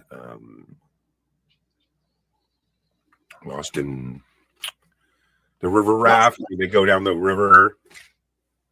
Oh, He's Dr. Rick Marshall, and there's Chaka, the little monkey, and I forget. It was an old I don't know. one of his best movies, man. But you know what movie that I want you to watch? I don't know if you've ever seen it. It's probably the greatest movie ever, at least for me. See, that's the thing too, because I think you and I are, you know, like I'm into like a lot of the Mel stuff. You're into a lot of the, you know what I mean? I'm into the cards, horse racing. You know what I mean? Yeah. A movie called Deuce Bigelow, European Gigolo. It is hilarious. It's called Deuce Well, is that the Bigelow. comedy? That's not Ben Stiller, is it? No, Ben Stiller's on. Is that Andrew Dice Clay? No. Who is it? I'm not sure. But speaking of Ben Stiller, man, his stuff is crazy, isn't it? My favorite is The Heartbreak Kid. You ever seen that? Oh my God. The See, that one Heartbreak just- Kid? Oh my Come on. God. See, we're so funny. Is that you've seen a lot of these older, like really funny, good. The actress, I forget her name, but she's been in all kinds of shit. She's fucking awesome, man. She's all. But the premise basically is he's just a kind of goofy little dude, lives in San Francisco, owns a sporting goods store, always trying to find love. Meets this girl, everything's perfect. For weeks they just fall in love, and they do all the cliche stuff, and they laugh, and they're together, and they're so happy. And now they're going to go down to Cabo San Lucas, so they drive down there, and now she's actually just completely fucking psycho. Crazy. All her shit starts unsurfacing. She's got a deviated septum, you know, and she's got like shit coming out her nose as they're eating, and then what else? She's all you know, and at first it was all like PG and vanilla, and then she's like turning into a total tyrant, and then she's like well, I still got to pay off the $50,000. And he's like, $50,000? What? You know, because they're getting planned to get married, right? Yeah. So I told you about my cocaine addiction and how I owe, you know. And then when they finally make love, you know, he wanted it all special with candles, and she was with like gangbangers and owned all kinds of money. And she's like, you want a pile drive? And just, anyway, you've got to see it. It's called The Heartbreak Kid, man. And who else is in it? Megan McConaughey. I love her. You know Megan McConaughey? Megan McConaughey. Yeah. Megan McConaughey. No, I can't picture who that is. No. If you would tell me who the girl, the lead is, I probably would know. But they get down there, she gets sunburned, and it's just a cool movie, man. And he meets the different girl down there, and anyway, man, these movies, I'd say up to the 90s, I was watched them all. I could recite. You could name a movie, and I could recite it. You know what I mean? Yeah, I think so. You know, this is one movie that better rom-coms. I really never liked them. Romantic comedies. I really haven't watched very many of them. Right. I don't know why. Yeah. There's a slew of them. And they all started with, it all started a long time ago, but like Sleepless in Seattle, right? That kind of shit. Meg Ryan. Yeah. Right. See, I don't really watch shows like that. But what is your favorite horror movie? Horror movie is there's a fine line for me with horror movie. To me, there's horror movie where, you know, you're scared because you're scared, but the slasher movie stuff, I'm not into that at all. I'm not into like pretending to stab people and kill people. You know what I mean? Yeah. But horror is different. Like we talked about The Exorcist. Like suspense. Yeah. You know what I mean? Or Dawn of the Dead. Yeah. You know. So right. Like I think my favorite is Angel Heart. Have you seen that one? With Lisa Bonet and Mickey Rourke. No, I haven't seen that one. Gary, you gotta see that one. That is your kind of horror movie. It's smart. It's really good. Yeah. It's really good. It's Mickey Rourke is the main character, and he's Mickey Rourke. trying to figure out who he is. Right. Good. But good horror is good horror. Like the very first Hellraiser. Remember that? Oh, that's good. Like, Yeah. He's scary. Weird stuff like that, you know. I mean, Nightmare on Elm Street, I did think that was good. That was scary. That really scared me. Getting you in your dreams. Right, because because of the vehicle that they used to present the movie was a trip. You know what I mean? Where you had to be dreaming, right, or something like that. Yeah, and he was creative. Yeah. Yeah. But like I said, mainly for me, I like drama. I like acting. I like fucking Bogart, you know, Katharine Hepburn. Was that movie? Yeah. There's a bunch of them, but Casablanca. Yeah. Oh man, the acting! You got the Classic, Germans coming in singing their anthem, and they're all existing with each other in Casablanca, but then they all go off and kill each other and hate each other. Yeah. Since you watch these kind of movies, let me ask you this, because this is the first movie I saw like that when I was younger. And, you know, I was just blown away. And it was way too, you know, up here for me, but it was called Whatever Happened to Sweet Baby Jane. Love it. Yeah. And her sister, right? Yeah, and she's like, Baby Jane. Only those two. It's only, you know, Betty Davis and Joan, and it blew me away. I was like, whoa. Absolutely, one of my favorite movies. That's what I mean. And then like we were talking about earlier too. Who's Afraid of Virginia Woolf? I mean, Yes. Elizabeth and Robert Burton and Taylor. the entire time interacting and acting like a real couple, like they were, but within these characters. Yeah. And then They you were got like that on a hot roof. and then the other two, only two people, there's only 4 people in the movie. The other 2 were George Siegel and I forget her name. But it was just bizarre. Freaking one of the greatest movies, you know, that you watch. You're just like, there's a bunch of movies like that, I think, too, where there's only so many people in the cast, right? 3 people or 2. See, some is just 2 people. That's hard. You know, here is someone I do love too. You know, I don't know his person, but I love his work, Jack Nicholson. And I loved his work in One Flew Over the Cuckoo's Nest. Oh, absolutely. What was that character's name? I think it was Howard P. McMurphy. Howard P. McMurphy. That was such a good film.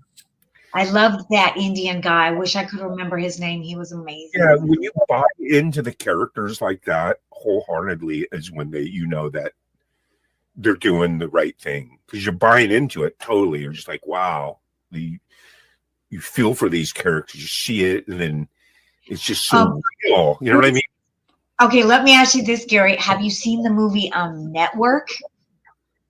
It's that old. Yeah, the 1976 Faye Dunaway, right? Yes. What do you think? I That know. guy was named Howard Bills. I remember that. His character was the one who said, "I'm as mad as hell." Or shout from your windows. "I'm as mad as hell. I can't take it anymore." Remember? Yeah, That's I mean, it had the good punchline there, but for me, it was a little too slow. It didn't develop quick enough for me. It was more just like, okay, kind of going through the motions, Yeah, Faye Dunaway, she was hot. Yeah. She was great. Chinatown. Yeah.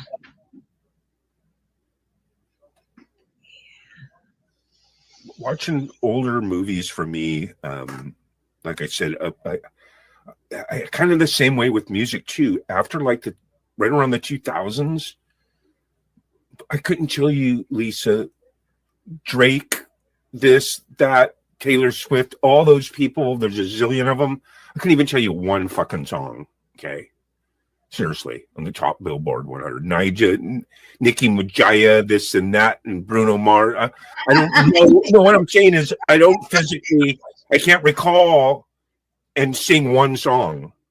But up until like the late 90s, okay, I can tell you the Billboard top 100 for every fucking year. Yeah. I don't know what happened, but just with film and music, I kind of dropped off in the 2000s. You know what I mean? Yeah. So, And it's also, with along with film, like same thing. We have so much of it. It's just so much now. Yeah. So much. So, you have so much to choose from. And then this whole reality thing kind of came into play, about 20 years ago, right? Right, reality TV and acting, or if you want to call it acting, right? We got reality shows because of the strike a long time ago. Yeah, we had a strike, and then they were like, what are we going to do? Let's find unscripted material. And it just hit, And, yeah. And people just love that whole voyeur thing. We haven't gotten rid of it. We still haven't gotten rid of it. We still have reality shows all the time. And let's not forget I'm old school. So daytime drama, I don't know if you were into that in the 70s, but that was all the rage. You mean like soap operas? Soaps. Yeah. Like it was, and even though I haven't watched it in probably 20 or 30 years, okay, I can still remember. It was One Life to Live, All My Children for an hour, and then it went to One Life to Live, and then it went to General Hospital.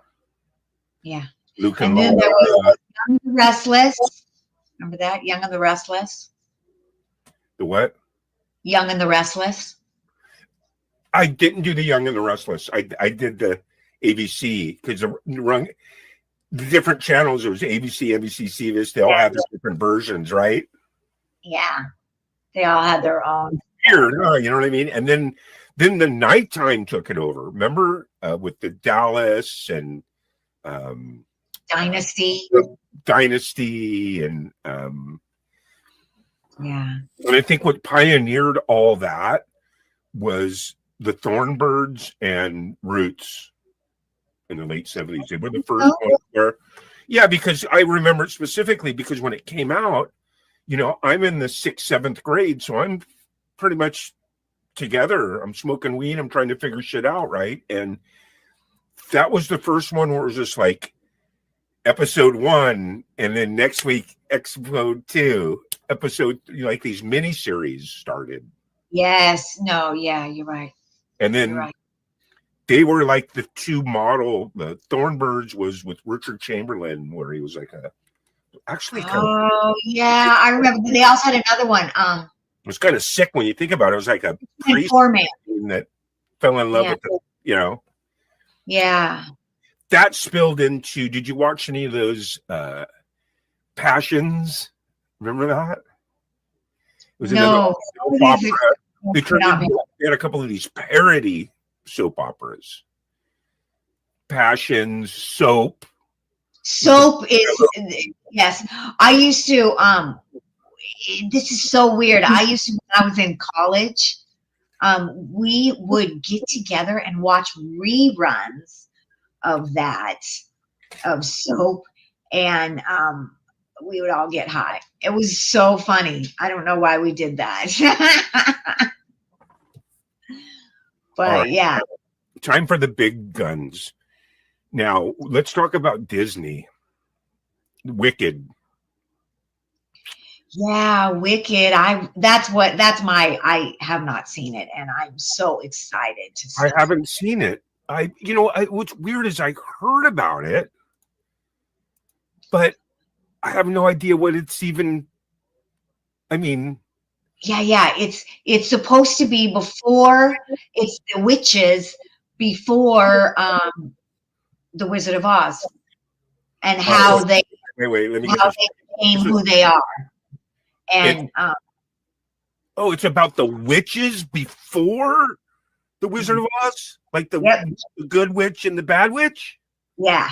Wow. Yeah, so they went to witch school together, and I don't know. It's the story of how they separated and how she became green because she wasn't always green. Wow, and they probably have like names for them, right? Yes, they have names for sure. Yeah, I can't remember their names, but it looks beautiful. I'm really excited to see that. Yeah, I mean, listen. Remember we were talking about Barbie, and they gave the commercial $100 million on commercials. Wicked was $150 million on advertisements alone. Wow.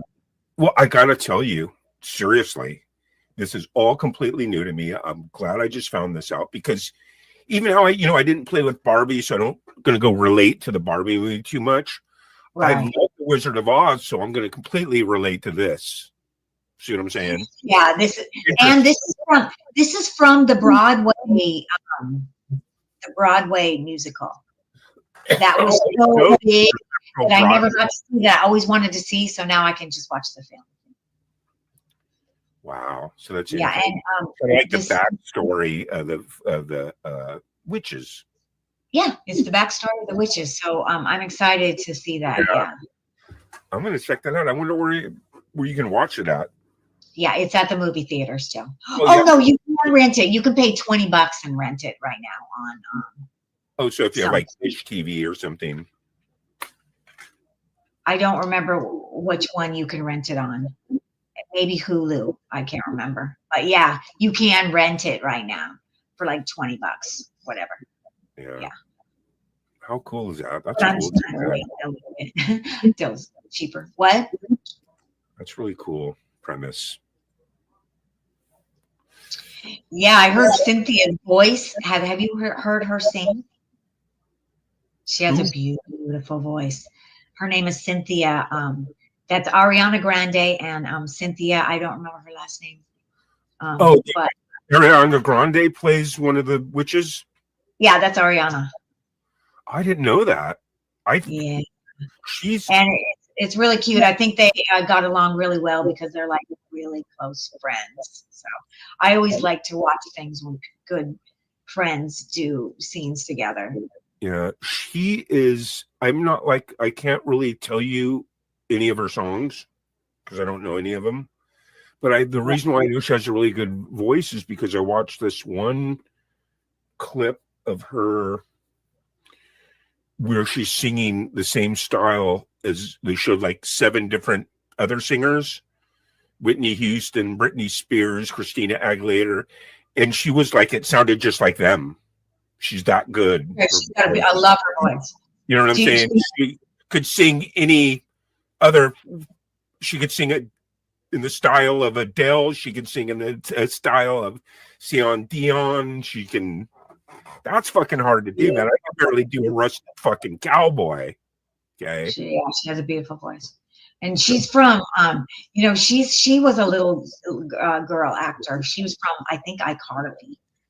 I think that was the one that she was from. But yeah, she's. Here's what she's a good actress.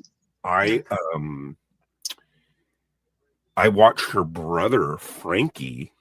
Okay, she has a brother named Frankie. I didn't even know that. Yeah, and he was on Big Brother about 10 years ago, and that was his thing. Hey, Ariana Grande's my sister. You know, and I know you don't do Big Brother, but Big Brother is a breeding ground for CBS for their programming. It's where they breed their actors. Because they have this one show, it's called Big Brother, where they, I don't watch it. I mean, but it has been on for a long time. Right. What they do is they take 16 people, put them in a house, everybody voyeurs them for 3 months. And the people bond with them because they are on every week, all summer long. Yeah. And they all live in the same house, and then they vote them out. Each week, one person has to leave. Everybody votes them out. So you can see how that'll make enemies, right? But anyway, 80% of all those people go on to play in all their shit because people already like them. See what I'm saying? Right. In other words, the system, whether it's movies or music, it's the same type of trip where it used to be like, oh, well, we're going to sign you. We hope everybody likes you. Well, now, no, they just have shows like The Voice or American Idol where, they say, hey, out of all these people who you like the best, and then everybody likes that person because everybody voted for him to win, and that's how they get their little Carrie Underwood, and they don't have to rely on just, I hope it works. They know it's going to work because they just made a lot of money and a lot of exposure and put a lot into this person to be the number one. But the only thing is that person is just an employee of theirs. And now somebody can come into an agency. Oh, look how many people like me on YouTube. Look at this. Look at that. We can make our, look at Childish Gambino. Look at all these people who have actually created themselves independently and then gone and, Yeah. Of course, they're going to pour money into that, Yeah. Yeah. It's interesting. An actor has to work a lot harder now in a way because there's so many people that are self-promoting. Right. Yeah. And then, and that's just part of the acting and the thing. That's why I'm telling you, even though you don't know much about it, you should check it out because you would be a perfect fucking candidate. I'm telling you. I wanted to send a videotape to them of you. Remember years and years ago, I go, Lisa, man, you should get on Big Brother. Because they would, I'm telling you. Look at me. I would be like, you would people would yell at me and fight with me all the time. They'd be like, Lisa, Lisa- stop smoking weed. I'm telling you, No. the producer, I know the executive producer's name. I know her email. You email her a videotape of that you want to be on the next Big Brother. Because they have it every year. They're on. This is Big Brother 30, I think. It's been 30 years. Nobody wants to see me on Big Brother, Gary. No, it launches so many careers, man. Well, I am trying to And launch. next thing you know, you're on an episode of Jax, and you're on a fucking, See, now I want that, but I don't know, if it's going to be starting off on Big Brother. Okay. All right. And then you But feel free to send me in. Feel free to submit me, Gary. Well, no, we make a video. Hi, I'm Lisa. Yeah. It's funny. That's what they do. That's why I actually like that show, because they've stayed true, even though it is a lot of plants in the sense that these are all just people that want to get into business in Hollywood that are applying for it. They try to make it seem like, hi, I'm Candy and I'm from North Carolina. And, shit, like they try to get all this different diversity, but really it's just a different diversity of actors that are trying to get into business. You know what I'm saying? Yes. It was an Same experiment. like, America's Got Talent and some of those other Right. ones. So some of those people are, they haven't like hit it big yet, but they're kind of professional already. Like, the comedians, like this one comedian lady, she was on America's Got Talent. She was a working comedian already. These Right. people are already professionals in their sense. Right. They of- bring them in like, what's your name? I'm Cindy from Missouri. Yeah. Right. I just I give groceries to people, but really they are. Yeah. It's so fabricated. Everything, what you That's think. why I don't watch the reality shows, because I don't trust them. Right. And no much how it's to me with reality, it's like, well, how much reality can it be if they know the fucking camera's on? Well, Like there's a gas also, or something. You know what I mean? It's like, also, once you understand it's on the network, it's a union job, which means, yes, it is scripted because they have to know what these people are going to say. They can't just say whatever they want. They have to have time. It's so, crafted, and it kind of bothers like a me. new skeleton where like she's gonna go to his house and then he's gonna go to his house, right? Yes, they know how you're going to end up in this. Yeah, you can improv in between the lines. Yeah. There's mainly what got me to, because like I said, I kind of detached when I started recording all my music and started making my own videos. That's been for like the last 7 years. I've been making all this, that I have on my content, I have on my shit, right? And that's one of the reasons why I kind of dropped out from all that too, because I didn't want it to affect what I was creating. You know what I mean? Yes. You know what I mean? So, yeah, man. Yeah, I mean that's very important. And I was thinking about being an artist, and I was watching Cyndi Lauper, and this is what she said, but it's someone earlier said it. But as an artist, it's not our job to judge ourselves. Our job is to keep the creativity open and to create, and then give it out, and it's up to the people if they like it or not. It's not up to us to judge ourselves. We need to keep creating, and that's what we all need to do. Keep creating. And it's so easy to stop and judge what we do, and it was like I can get stuck in that, and then I won't put anything out. So I'll be like, it's not good enough. It's not as good as this person over here. If we never put anything out and we always wait till we're better than that best person, we're not going to do anything. So we just have to be ourselves and just keep creating and getting better at what we do. And you're right. Sometimes you don't want to be influenced when you're in the middle of creating something.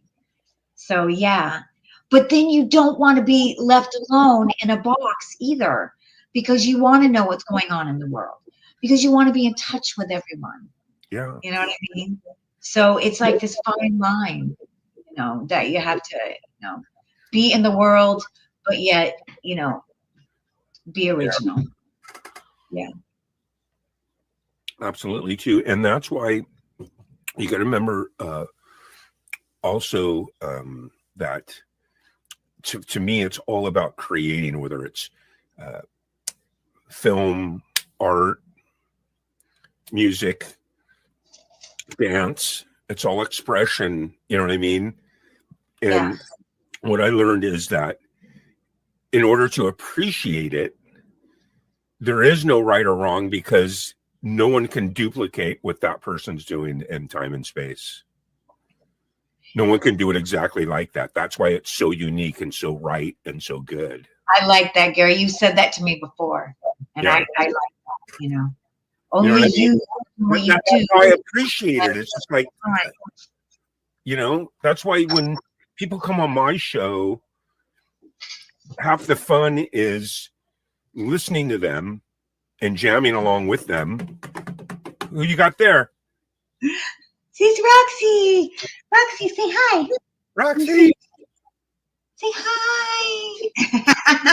Roxy. Anyway.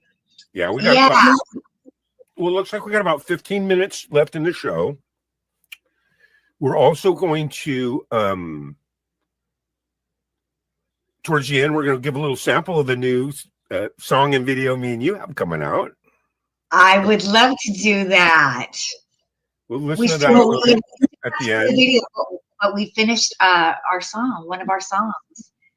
And I would love to see what they think. How did you like the stuff I sent you? I liked it. It was good. It was good. I can definitely work with that. Yeah. The only thing I feel that I need to give a little bit better is a close-up of me lip syncing.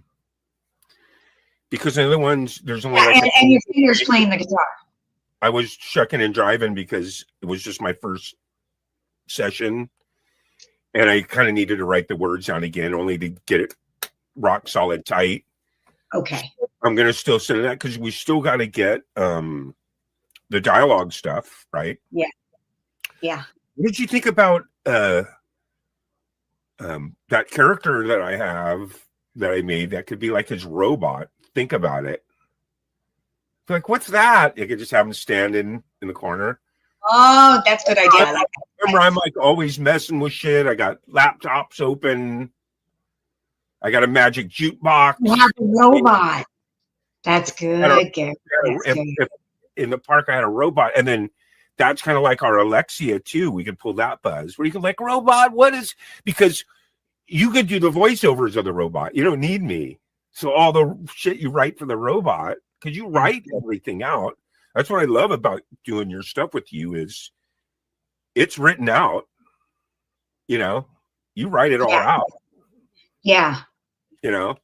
And I think I'm really excited when you do some dialogue. I do want to come into the room and direct you a little bit. It's the first time I've ever been able to do that, so that sounds fun. Well, that was just the first way. I'm excited to do this episode with you for Farby. Well, and I hope everyone subs Farby, because I think we're going to do some really fun scenes, Gary. Yeah. Well, tonight I'm going to be rehearsing the other one. The country song. Gary and I are doing a country song. Because we got both of those.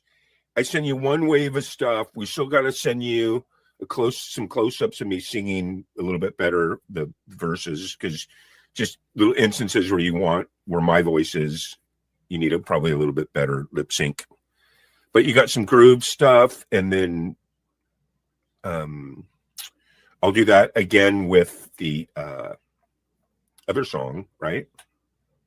Yeah. You're gonna have two in the okay, and then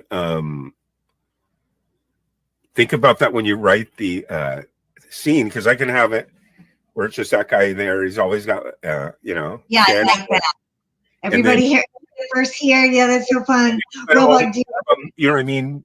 When we're jamming out, you got another fictitious band person now. That's Yeah, cool. the robot, whether he's on bass or he's on.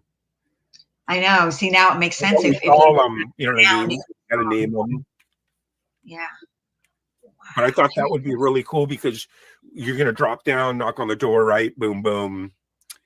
And then I open the door, come on in. And then you'd be like, what's that? What's that? Right? And then that's why I have, you know, my intergalactic jukebox. Yes, I'm gonna make that Happy Days jukebox. Right. People here. Does anybody know who Chuck Cunningham is?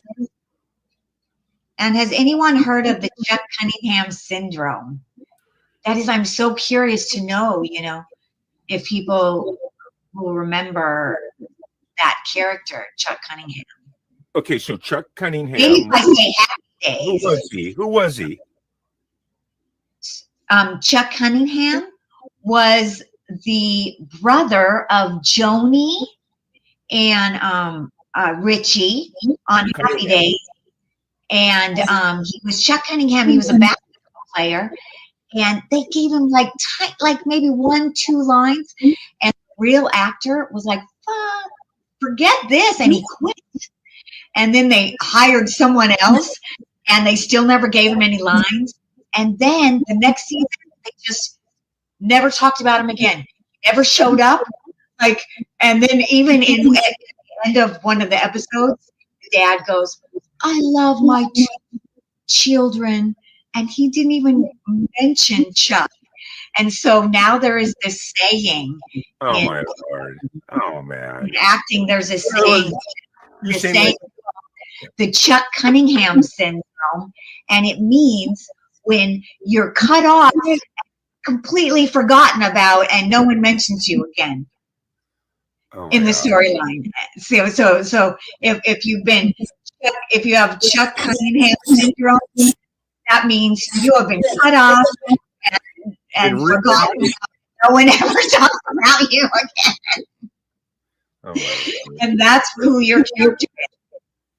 Gary, you're Chuck Cunningham. I love it. You do it. Did you like his You outfit? exist in the trailer park. Huh? Did you like his outfit? I thought his outfit was awesome. I like that outfit. Yeah. So Mork for Mork or something, man. But, Totally. I can't wait to start shooting some of the dialogue stuff. So if we can do that soon. And then in the meantime, I'm going to work on the other song. And then I'll do the same thing with that. I'll film that. Country song. Yeah. Yeah. I would love to like end and play our song and see what people think. It's fun to hear. They can hear the song, and then, you know, when you see it, what we do with it. I'm really excited about Kitty Chicken Bunny Girl too, man. To get back and do that, really? Yeah.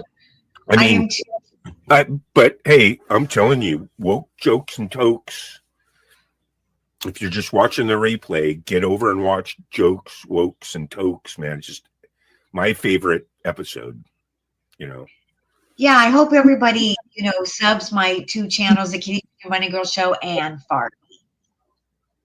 Yeah. I kind of like this Tuesday time slot for you.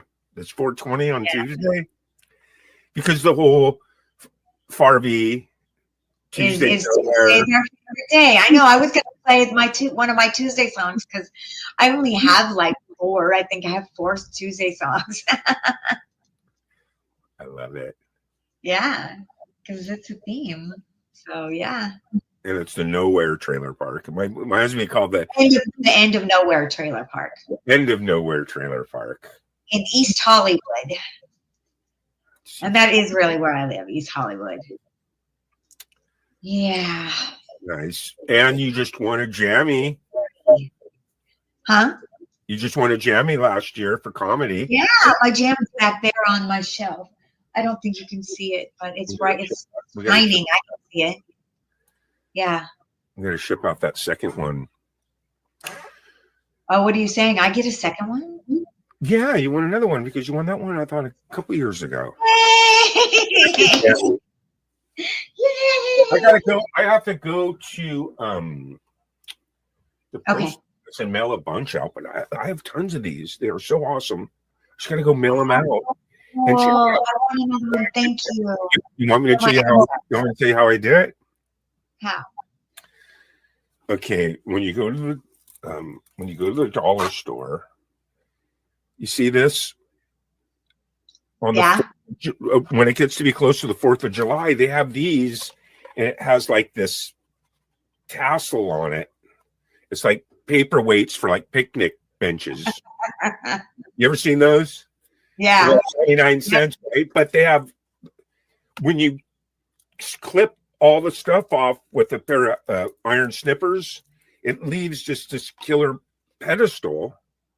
Yeah, and you can slip It's the nice, ukulele. man, and it's heavy, and I spray paint it gold, and Perfect. then I take some tape, So and creative. put the tape around here so it gets fatter at the bottom. Okay. Yeah. And then these I get at the dollar store for $1. Yeah. But like green and blue, you know. Yeah. What I do is I spray paint it gold, and then I drill a hole in the bottom of it, and it fits in perfectly, nice and snug, because it widens, and then boom, it's just absolute killer jammy. Golden. And right now I just got done. I got 1, 2, 3, 4, 5, 6, 7. I think I got about 9 of them right now. And I'm going to be sending them all out. That's cool. That's fun. Sending them all out in a couple of weeks. There's a bunch of people that want it from this year. You want another one this year. I got 2 going out to Empirism in Finland. It's going to be awesome, man. Because what's kind of cool is you're starting to see these jams. Cool that everybody's so far away sometimes. Right. That's neat. I love that. So, Well, Gary, thank you so much for coming on and talking about films with me. well, we won it. We just winged it. It was just us smoking some weed and talking about movies, you know. Yeah. I had a lot of fun doing that, and a lot of fun learning about these new movies and stuff, and that there might be some integrity coming back in these independent movies, you know. Yeah, because it's like this, you know, think of the money, you know, you can make 10 films out of the money that you can make out of one big film, you know, and that one big film might not get the money back. And that's the bad thing about big films, you know, and Hollywood is seeing that, you know, because it's all about money, you know. Yeah. So that's good. I like to see the independent films coming in. Yeah. Nice. Here's what we're gonna do. We're gonna play, give you a little snippet of a video, just a little, so you can get an idea of what we're doing together. You want to give us the setup on the name of the song? The Nowhere Tuesday song, is that what you're going to play, right? Exactly. Yes, it's about the trailer park. It's about the end of Nowhere Trailer Park on Farby. So it's Yes. called Nowhere Tuesday, and I really love this song. Yes, This is and Gary's it's our song. gonna probably be the next episode released on Farby too, right? Yeah. Yeah. And You know. this is just a little bit. So This is only Yeah. 3 weeks. check it out. Neighbors gather, tales they spin. Round the fire, life begins. And it's nowhere, we always win. And Tuesday's the day it draws us in. Skies so wide and hearts are free. End of nowhere, where we be on this day. It's you and me, celebrating life's degree.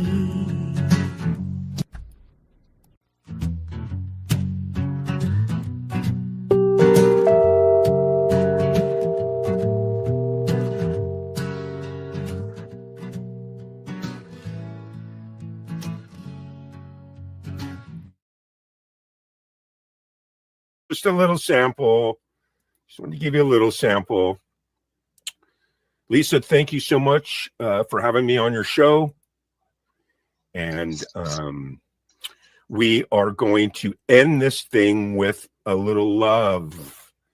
The theme song to the Kitty Chicken Bunny Girl, written and performed by G May and Mamsie Graham. The Kitty Chicken Bunny Girl Show. We'll see you next time. Bye-bye.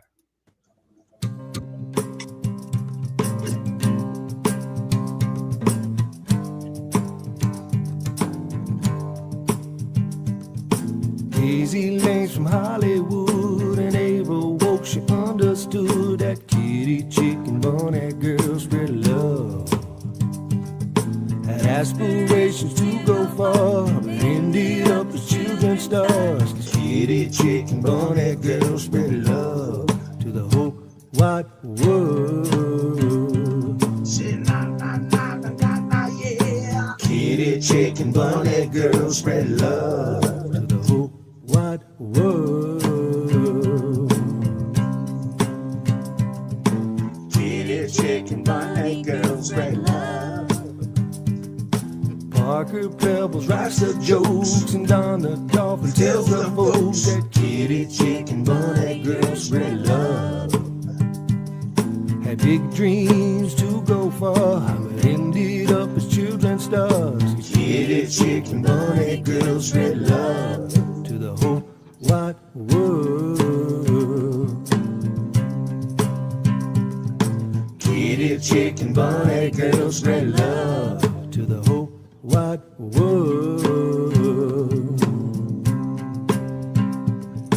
Kitty chicken bunny girl spread love to the whole wide world. Kitty chicken bunny girl spread love to the whole wide world.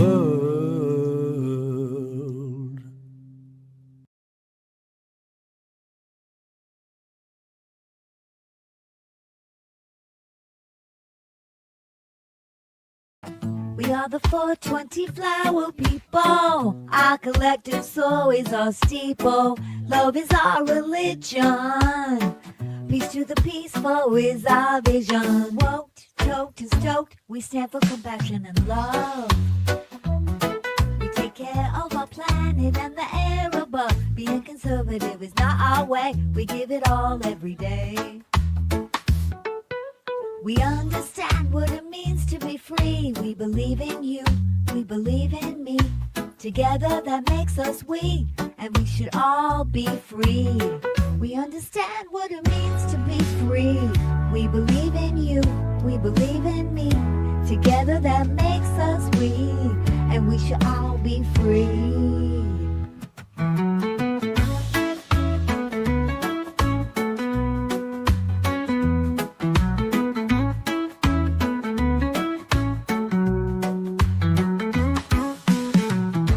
The 420 flower people.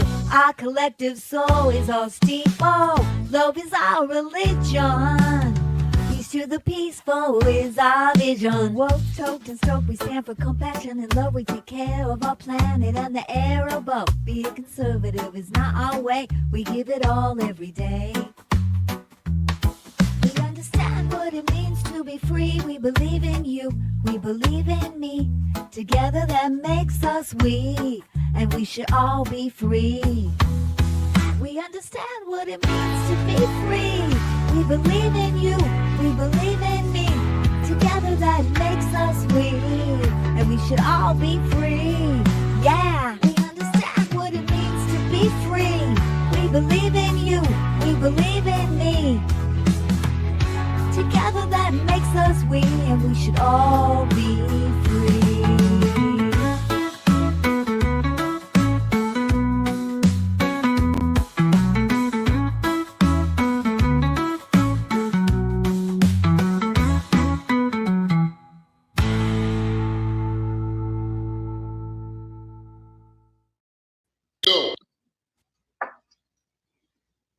Hi, everybody. Welcome to my live stream today. Thanks for joining me today on April 10th, from Hollywood. So it's a really nice day here today. Echo, what is the temperature? Right now, it's 78 degrees Fahrenheit. Tonight, expect a low of 57 degrees. By the way, I am. Oh, can you guys not hear in the me? Right place. Was this the device you expected? Can you guys hear me? Am I muted? Thank you. Your feedback will help improve the experience.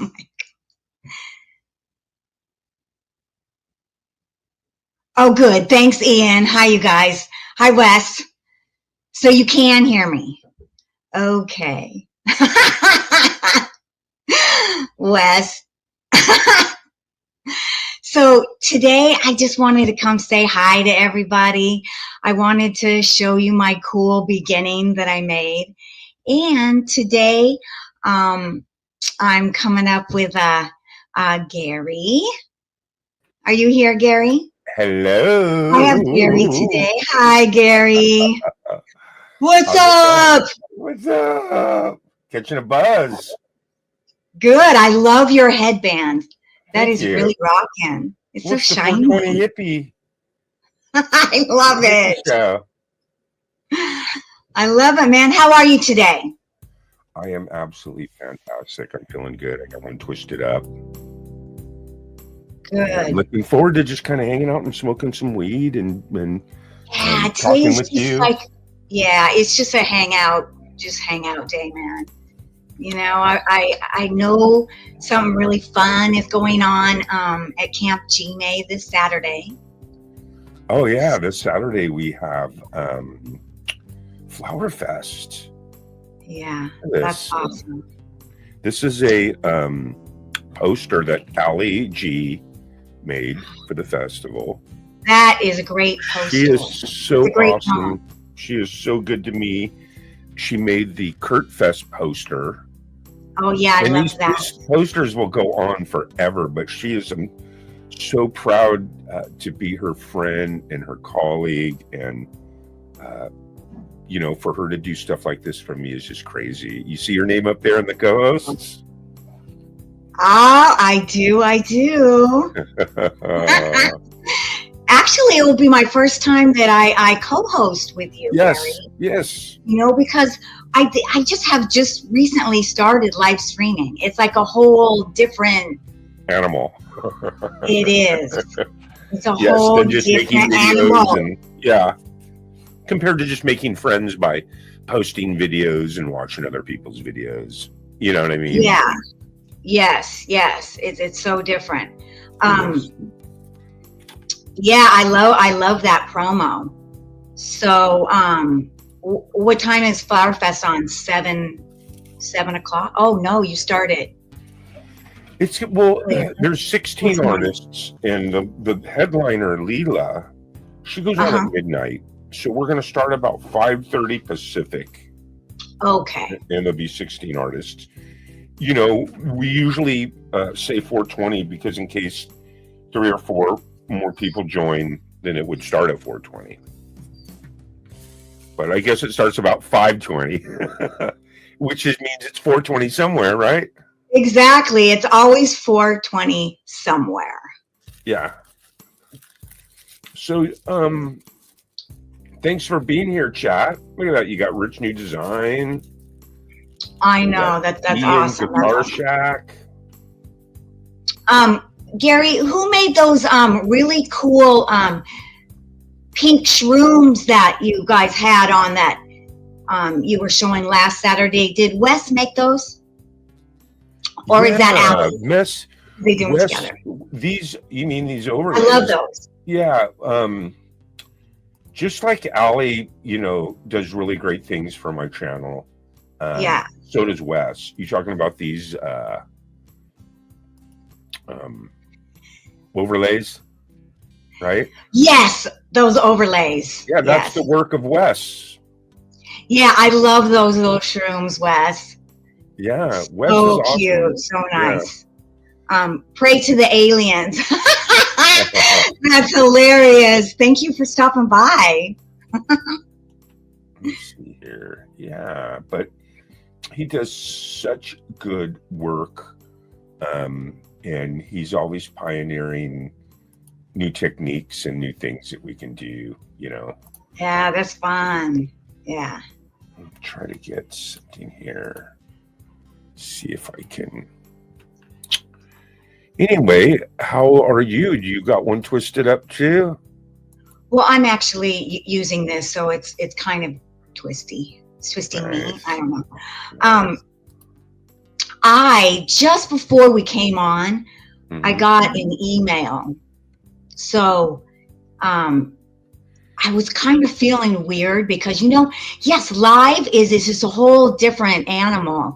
Yeah. And last time I was live, we played a little bit of my Kitty Chicken Bunny Girl show. Sure. And at the beginning of it, I had this song that I did for it. And I used GarageBand. If you're a musician, you know about GarageBand, right? Yeah. And I did this little guitar thing that I got from GarageBand in the beginning. Well, this guy, he put a disclaimer on it. And like, I'm like super sensitive, like it's been really bothering me. But today I just got an email that he dropped it. But listen to this. I should not have. I was wondering about that because you're telling me about Yeah. that. So what it was he said that he created this song in 2019 and that I ripped off his song.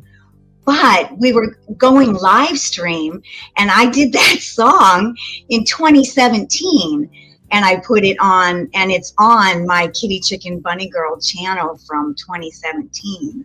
Right. So he put a disclaimer on me for a song that I did 2 years before he did. Right. So in other words, right. So in other words, he's all, you stole that from me, but he put it Yeah. out 2 years after you put it out. Yeah, He's and I actually felt, stealing from yeah. you. and you know, like I hate discrepancies. I hate to like fight with people. And the reason I am saying this because, you know, sometimes you do feel like, oh, screw it. I'll just, you know, take it out of the whatever. I don't even want to deal with this. But since I was in the right, I decided to dispute his dispute. I love it. And you won. know, I took a while and I wrote out my thing, and then, you know, just right before I came on, Yeah. Well, that's, you know, that's the you know, I good got part. that. I got an email saying that he's dropping it. So, you know, sometimes it is worth it to stand up for yourself.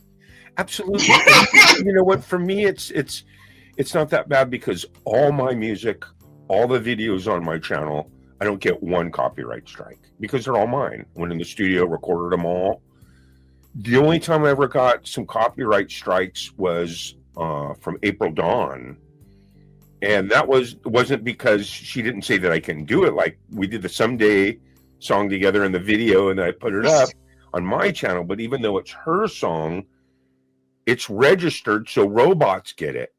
And they say, hey, this song belongs to April Dawn. Well, I wrote him, I said, I have April Dawn's permission to put this on my channel so that I can get all the revenue. And April will back that. But those are just robots that go in there, and 9 times out of 10, they get all that. See what I'm saying? Oh, I Even wonder. though- Even though April says, you know, it's okay, the robots are still going to pick it up. So you got to say, hey, no, take it off. We're cool. April says it's Right. cool. See what I'm saying? I had that Yeah. again with some friends of mine. But most of the copyright strikes that I get are because I have an open mic and people are singing covers. And that's not even that big of a deal. Yeah. It's only when, you know, like you said, where someone's like claiming, you know, that that's their song or something. You know what I mean? Yeah. Stole it from them. That's different. That's weird. Never had Since that. you brought this up, is there a difference on YouTube of doing a cover song versus a karaoke song?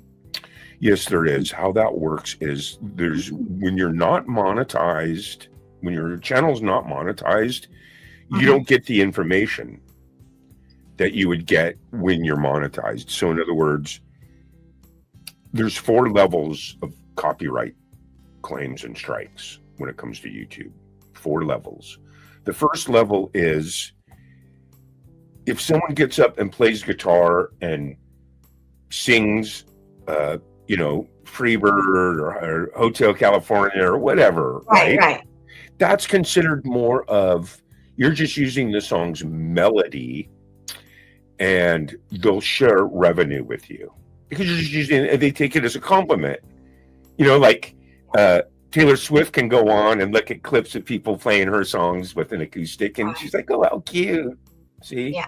it's nice, Yeah. it's adorable. We'll show revenue." So most Yeah. of the people that come up on my show, those are the claims that I get. Not even a big deal. Yeah. The second level is people come up and they karaoke, and they use the actual, like, they take like The you real know, music. Steve Miller's album, the actual Yeah. album, and Right. it's called Stem Cell, and they take the vocals off it, and then Oh, they yeah, come up you and they can do sing to that. Well, that gets people really pissed off because that's not yours to do that. Okay. Yes. When you sing Yeah. karaoke, Yeah. it has to be in a different key and it has to be transposed, and it's not the actual recording.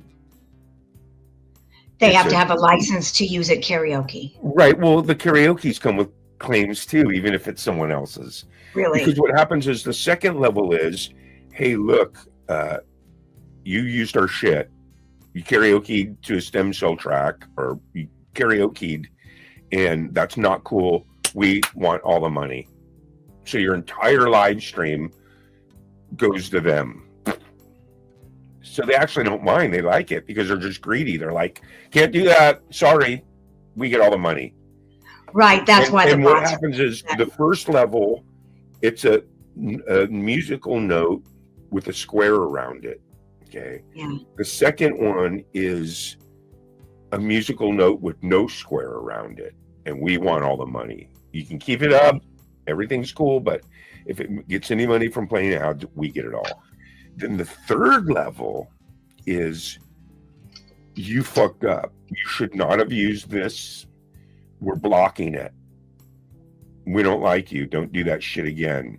Your feed is now blocked everywhere. No one can watch it. They don't even care about the money. They're more pissed off that you used it, so they're going to block it. And then the fourth is you fucked up. I actually can keep saying that word anyway. You messed up, and we're going to give you we're going to give you a copyright strike. Okay. Like that's Don what this- Henley, like if you carry, I've heard before that people sing Hotel California and they get a copyright strike. They'll come after you. Don't even sing that Right. song. Right. So those are the 4 levels between physically just playing and singing to a track. Right. So look, how do you feel about AI music? And that is actually the cool thing about AI music is, you know, you're not going to get any strikes on that, right? AI music It is, you know, depends. It depends. You know why? It depends. A lot of the AI stuff if you is take it from somebody's channel. no, it's bait and switch. Meaning that you're not reading the fine print, and they're saying you can use it if you're not monetized. But once you're monetized, we get the money. Oh, wow. And you don't know it until you get monetized. And then they own it all. So all the shit that you did goes to them. Well, that's interesting. And a lot of them are built like that. It's just people don't read the fine print. They're doing it, and they're not monetized and just having fun. Right. Because I do And hear, then I see a lot they of it. still get all the money from that. People are out here, they want the money. That's what they're out here for. People want the money. That's what the AI shit is driven to do. It's driven for people to use. And then if 1 million people use their shit, they're getting 1 million people. They're getting 10 cents a million getting that. times. right. And Who's them? the same thing with the people In, that make the insects, karaoke who's tracks. them, Gary? The people that make that like the own apps. the AI shit. The people The that own the AI program that you're going to, and it's free, yay, you know. Right, and then- like Microsoft or Suno or yeah. I don't know There's a lot of which apps out companies do that and which don't. Don't get me wrong. I don't want to sit here and talk about shit that I don't know about, but Right. I've read about it, and I've also read that there's also ones that say, you know, free this, free that, and it's the same thing. When you look at the fine print, it's if you're not, because I did that for the Return of the Corn. It's the only out of all my own music for all my stuff, I never have any fucking problems. On the Return of the Corn, I used the suspenseful beginning because I went, Oh yeah, I remember this. suspenseful, and I'm all free suspense music, you know. Sure, Yeah. there it was free, no problem. And then as soon as I got monetized, boom, it pops up on Return of the Corn, and it's all, they want all the money, which is no big deal. Look, Right. when you get the copyright strikes, whether it's we'll share revenue or we want all the money, if it's a live stream, I don't really care because people don't really go back. There might be a few people that go watch a restream, but 9 times out of 10, people don't rewatch live streams, only because live streams are made for interaction with the people in your chat. Right. So if someone goes and watches the live stream, they're really not catching it because they don't know that, you know, Ian's Guitar Shack, hey, what's up? You know, they don't know that he's in the chat room. But anyway, you got to be careful with all that stuff out here because everyone's in it for the money. Most of the people that make artwork, this, that, AI music, free music, the Right. rules change when you get monetized, and that's why they give it free. It's because that's why it's bait and switch. Right. Well, also they give it free and then they want you to use it and then they take a little bit of it away and then they say, you got to pay monthly. Once you're It's all about monetized, the monthly subscription, right? right? Once they're monetized, they want the money. Well, even the apps, I mean, just the apps alone, I'm talking. Yeah, but it's you know, it's internet land, and you know, for me, what I try to do is I only live stream once a week. You know that, you know what I mean? Yeah. And it's just it started out because, you know, I was working with you on the Kitty Chicken Bunny Girl show. I was doing Charliewood. We were doing Groove Track. We're doing all these acting and comedy, and I was making Mac and Pat, and I was like, man, you know, I just want to jam. I don't want any bullshit. I don't want any I don't want to do religion and politics and this and that. I just want to do music. Yeah, and Saturday groove night is good for and that. have Saturday people is come up good and for this. groove with me, and that's how it started. And Yeah. it's turned into Yeah. a pretty cool vehicle, man. Because this Flower Fest that we got coming up is just really, really cool, man. I'm really looking forward to Flower Fest this Saturday. This is how we spread love into the universe, because there's so much bullshit out there. There's so much division. There's so much hatred out there, that how we conquer it is through love. Yeah. Yeah. Love conquers. No, that's true. There's a lot of you know, trolling, I noticed, Yeah. that goes on. My last live, I did get trolled, and oh my God, he's here right now. So I don't know how that happened, but I would just love to ask, why would I'll you take troll care of me? I'm really that. no, it's okay. Well, no, you have to do it through your YouTube. I would actually, it's a really great time here right now to ask why you would do that to someone. Well, no, I mean, Like he that's, was you know, really that's feeding, you know, to me, that's kind of like feeding, you know. To me, it's like,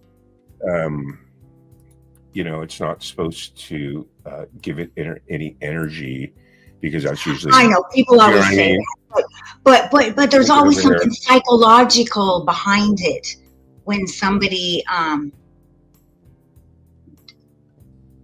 does that to you. They are meaning to do it. I don't And- see it on YouTube. That's weird. Oh, there it is. Huh. There it is. But anyways, since I'm a writer and I write characters, I actually am super interested in why people troll and would take their energy to do that. Like, I wish I could actually write. Kind of trolling is judging, but it is actually more. It's actually more than judging, because trolling is like being well, what it is to me is it's like, look, you have to know where you're at and where you're going when you live stream. If you go to someone's, to me, and this is my thing, if you know, trolling, what it does is what it's main to do is it's to disrupt. That is true. That is people true. from their They flow. want to It's to disrupt you. get you to focus on them. It's main character syndrome. Yes, Okay.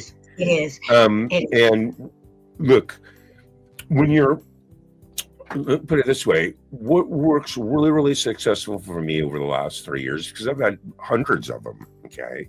Listen, And let me give a good analogy. Every action has a reaction. Okay. So whether it's a negative reaction or a positive reaction, it's a reaction. Okay. people want a reaction. So usually a negative reaction is usually actually, in all reality, a really, really intense, unhinged, positive reaction. Right. That's the only way you can express things is negatively, and then they want it spun around on them. So what happens is the worst thing that you can do to that can happen to a troll is no reaction. Right. I'm laughing so hard inside right now because Gary is such a lover. He is such a beautiful soul, Gary is. And I'm sitting here right now. All I actually am thinking is, oh my God, this is my opportunity to talk to my troll. He is here right now talking. And so but Gary's like, don't give it any attention, girl. And and I'm like, oh my God, my troll's right in front of me. Why did you troll me? What I don't understand is how the But, troll can be blocked. Wait, he's gone now. He keeps Oh, he coming left. back. He keeps coming back after he's blocked. I don't know how he does that. I know. I was gonna ask it. See, I asked him point blank, you guys, why did you troll me?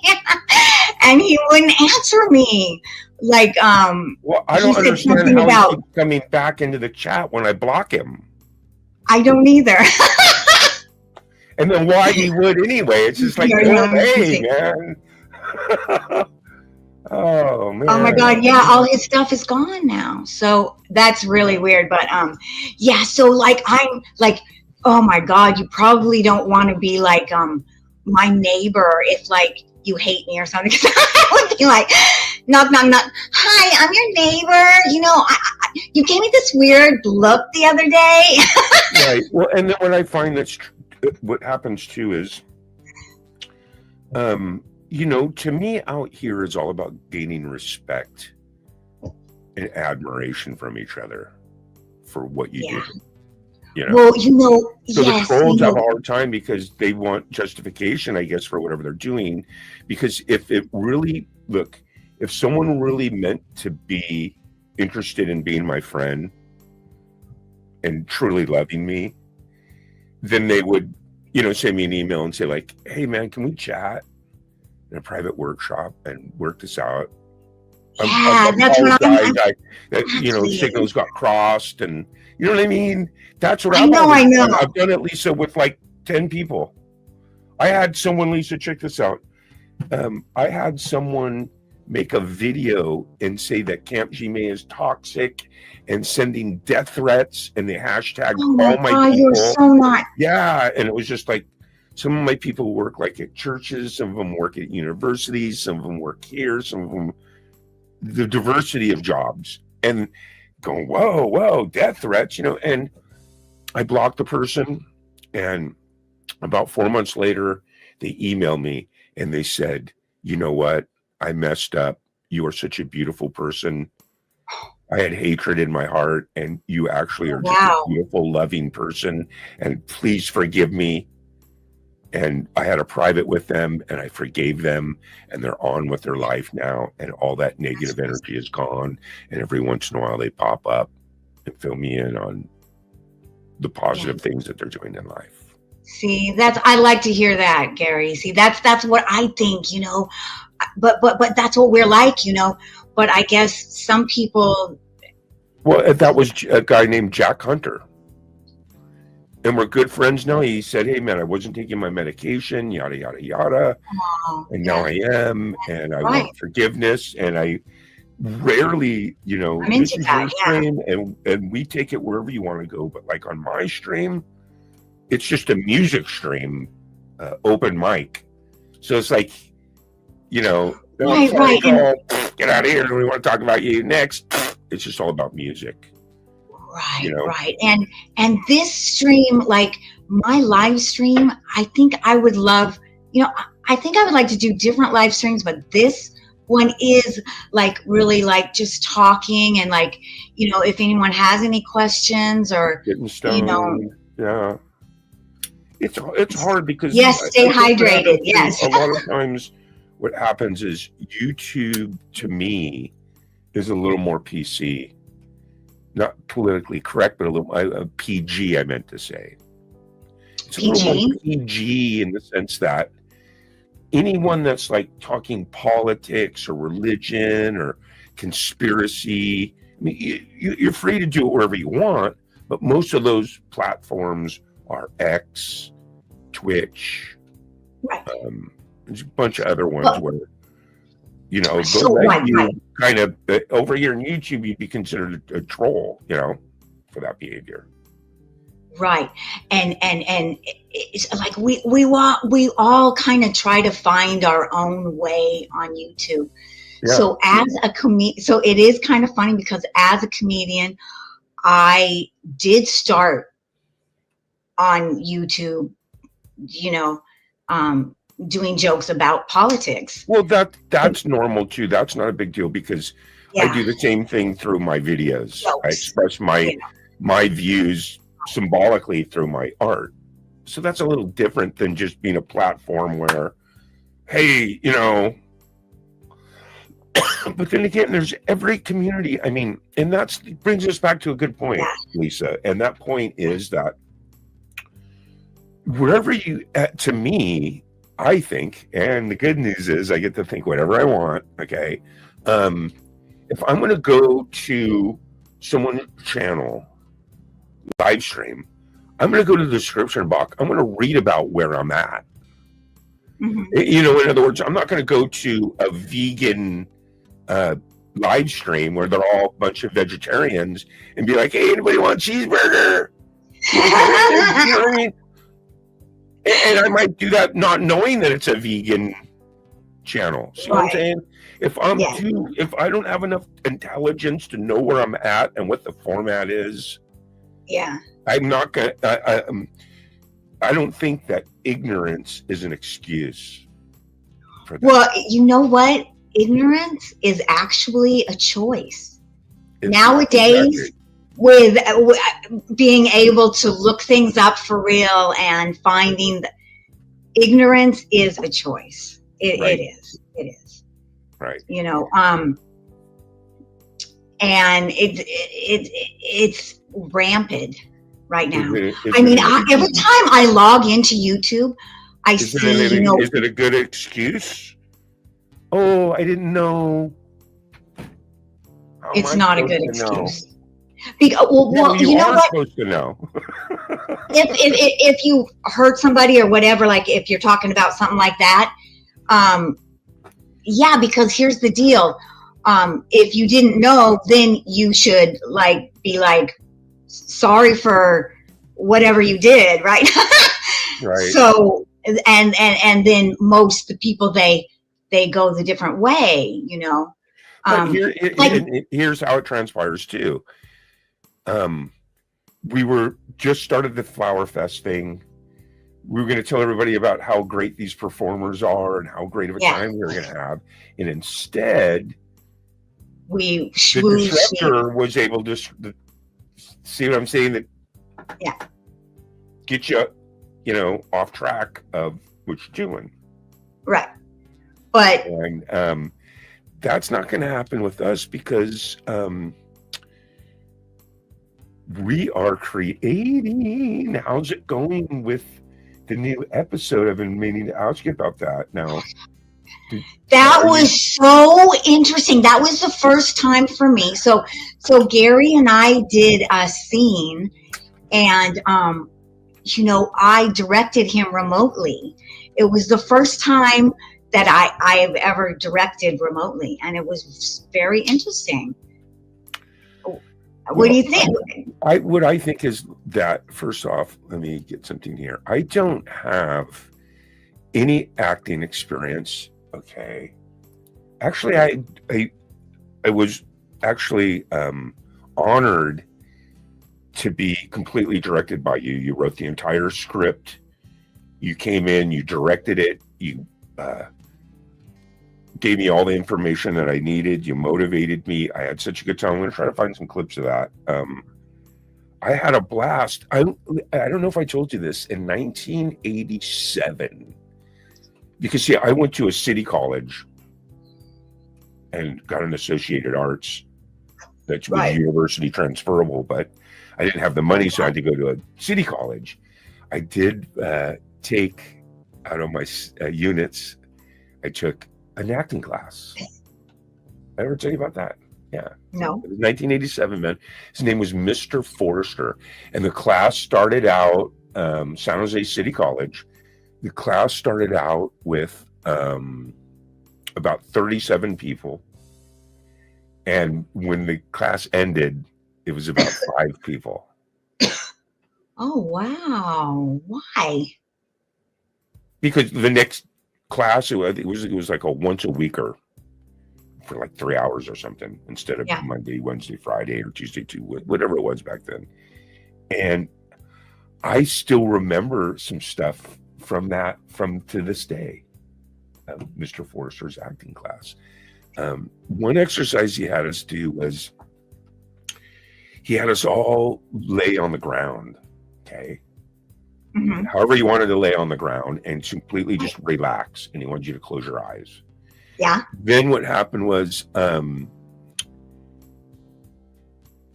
at one point he had everyone slowly open their eyes, and the exercise is you had to open your eyes and just asphyxiate on just something that's in the room, whether it's something on the ceiling. And then it was like you had to slowly get up and start moving around and imitate what you saw.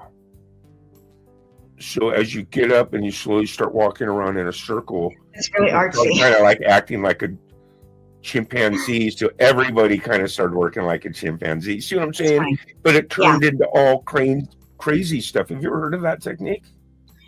Yeah, I mean, every time you take an acting class, they have all those different things to be connected. Right. I've taken some good classes. One really good exercise is to connect with somebody, is to sit right here and have somebody in front of you and look at them in their eyes and just repeat whatever they say. And it is very interesting how it can go to a different place. Like I'll be looking at you, and I'll be like, I love your headband. And you'll be like, you love my headband? I love your headband. You love my headband? I love your headband. You love my headband? I mean, it can really, it's really interesting. It can go into just saying the same Right. thing and being connected and listening to the person, because acting is really one thing people forget about acting is it's about listening. Acting is reacting. Acting is all about reacting. Right. So you have to listen. You have to listen to that person. You have to take that person in. And that's a good thing to do in real life too. Yeah. Excellent. So there it is. Yes. Yeah. So this was some cool stuff. What was kind of cool about this is we were recording and you are watching it from your screen, and Yes. you are on the intercom in my room, this production room, so you can talk to me. You can say, hey, say this, stand that way. It's a really good kind of formula that we kind of tapped into for remote filming. And acting. Yeah. It was really interesting. Because like I'll do it, and then when I finish it, you'll be like, okay, do it again, but do this or that. See what I'm saying? So that was really, really cool. I had a lot of fun. And the nice thing for you too was like one time you kind of got out of frame and I lost your arm. So me being able to watch you, I can say, oh, you need to do that again because I lost your arm, scoot over a little bit. Where Right. if you're directing yourself, you don't get to see that. Because normally too, with like, whether it was Groove Trek or me collaborating with people, and you say, hey, okay, you do this, you film that, or stuff like we did in the past for Kitty Chicken Bunny Girl. But you only get what people, it alleviates a lot of mistakes. So we're like, hey, well, cut it off before I pick up the guitar because I don't have a strap on. So, Right. you know what I mean? You learn a lot of stuff, that you normally would take. You just say, hey, send it to me again. Instead, when you do this remote, you're right there on it. You're like, okay, well, yeah, all right, no, don't do that. Don't say this, say that. You know what I mean? So it really ups the game for the direction and things. And green screen also, again, green screen is just, it's a different monster to do acting scene or a comedy scene. Yeah. And when not everybody is there. Yeah, there's this one part in our song that we did, Gary, where of course you and I, we did it separately. We did a song and we performed it, and there's this one part where we were so good, like we both went to the side and looked at the same time, so it really looks like we're looking at each other. But you miss that a lot with green screen. Yeah. I do wish you were here sometimes. I do. It's it's again, it's different to do a scene with somebody who's not really here. Yeah. Oh yeah, absolutely. Because when you're in the room with different. Another thing, I remembered something too. Mr. Forrester said something about you always got to be, when you come into the frame or the scene, you always got to be like, the prop is always, you're always coming from somewhere or going somewhere, right? Yeah. You're full. You're a person. You don't just walking in. You're full of something. Right. You're full of something. You're full of emotion. And if the storyline doesn't give you something, give yourself something that you came from. Well, Even you if can't it's come walking into the frame just like out of nowhere. You gotta have like a broom, like you're coming from somewhere. Yeah. Or something that hey, do you know what it's like you're coming there for a reason, right? Yes, absolutely. That's why so I took the Meisner technique, and we have this activity. It's called door activity. So somebody comes to the door and wants something from you, and somebody's doing an activity in the room. Okay. So, it's it can get deep. you know, because you can prepare for something and then you have this whole scene with this person, and Yeah. you know. What was kind of cool too is I liked when before I did my scene, you gave me your line Yes. that's going to be my setup. Yes, because then you got to be prepared. You want to be Well, it filled makes with it that. almost like we're in the same room. That was what was so nice about having that speaker there. Is you'd be like, Right. I don't think you should go into town today. Now I know my line, and now I got the feel of what it was like if you were actually there saying that to me Right. in my response. Right. You know what I mean? Yes. Instead of just not hearing that and just saying the line in response. Right. Right. So I thought that was really cool. Yeah. So my question is, how's it coming along? Did you get to see some of that stuff and chop it up, or Yes. Yes, I did. Yeah. Yeah. And did you film your stuff? really good. I think last time we talked, you said you were getting ready to film the last of your dialogue stuff. Yeah. Like it should probably be done in like, you know, maybe 4 or 5 days, maybe. Wow. Yeah. Woo. So That is let me awesome. ask you this, Gary. Do people ever come on live and do premieres? Like when that Barbie is done, could I do a premiere, or do people not do that? I mean, to me, a premiere is only going to work if you promote the shit out of it. In other words, you make the event a week or two away. I know I've And you been really actually bad. email some of your close friends and some of your followers and Ian, and you let people know. You put it in your community tab every day. You build it. Jeff. You try to get Jeff Chasler to come watch it. You try to get. You see what I'm saying? By building the premiere. To me, I mean, if I was monetized, I'd do something like that. But for me, the premiere doesn't even work. I can't even look. Oh, you mean because they before have my a open premiere mic, I on? don't even create the event to 5 hours before my open mic. Because everybody knows it. about it. Right. What happens is the best thing for a new live streamer is you pick your day, you pick your time, you go for 3, 4, 5 hours. As sick as it sounds, that's what you do. Because then through consistency, people don't need notifications. They don't need premieres. They know, hey, Saturday night at 7, G-Made's got his open mic. Right. So you get 50, 60 people, 70, 80, 90, 100 people through Right. time that even if they're not there all at the same time, they have all popped in at least Right. throughout So- the 5 hour. It's just weird because sometimes I do wish I had all my Barbie stuff on my Lisa Noel stuff, because my Barbie channel is like way over here, like all lonely. Same with Charlie Wood. I still No want to one knows work about it. Huh? We have the same parallels. Charlie Wood has his own channel, and it's the same thing. He has all his content on there, but Yeah. it's buried. No one goes there. No one's notified.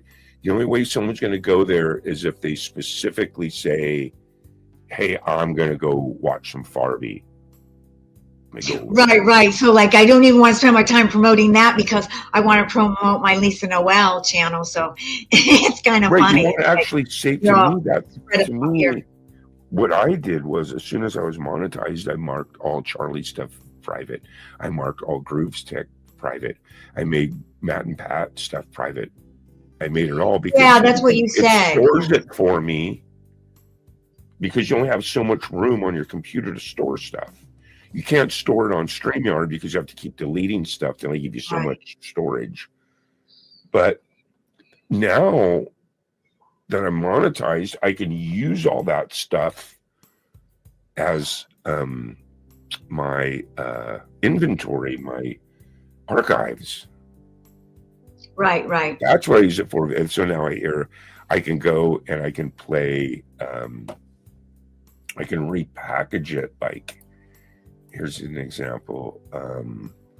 I just put out a couple episodes of Groove Trek on my channel. Right. The Under my Groove Trek, videos. Great song I on there. did the Yeah. Mitten Kittens one. I did the Stony McConey. It gets 200-300 views, and then I mark it private. It's almost 420, Gary. Oh my God, is it? Oh my God, it's 419. Let's do it. Let's get it. Oh my God, it's just like so important to hippies. That's a 420. Let's do No, it. I actually love it because of what it stands for. I do. Community. Let's get high. Let's do it. Let's do it. Watch this.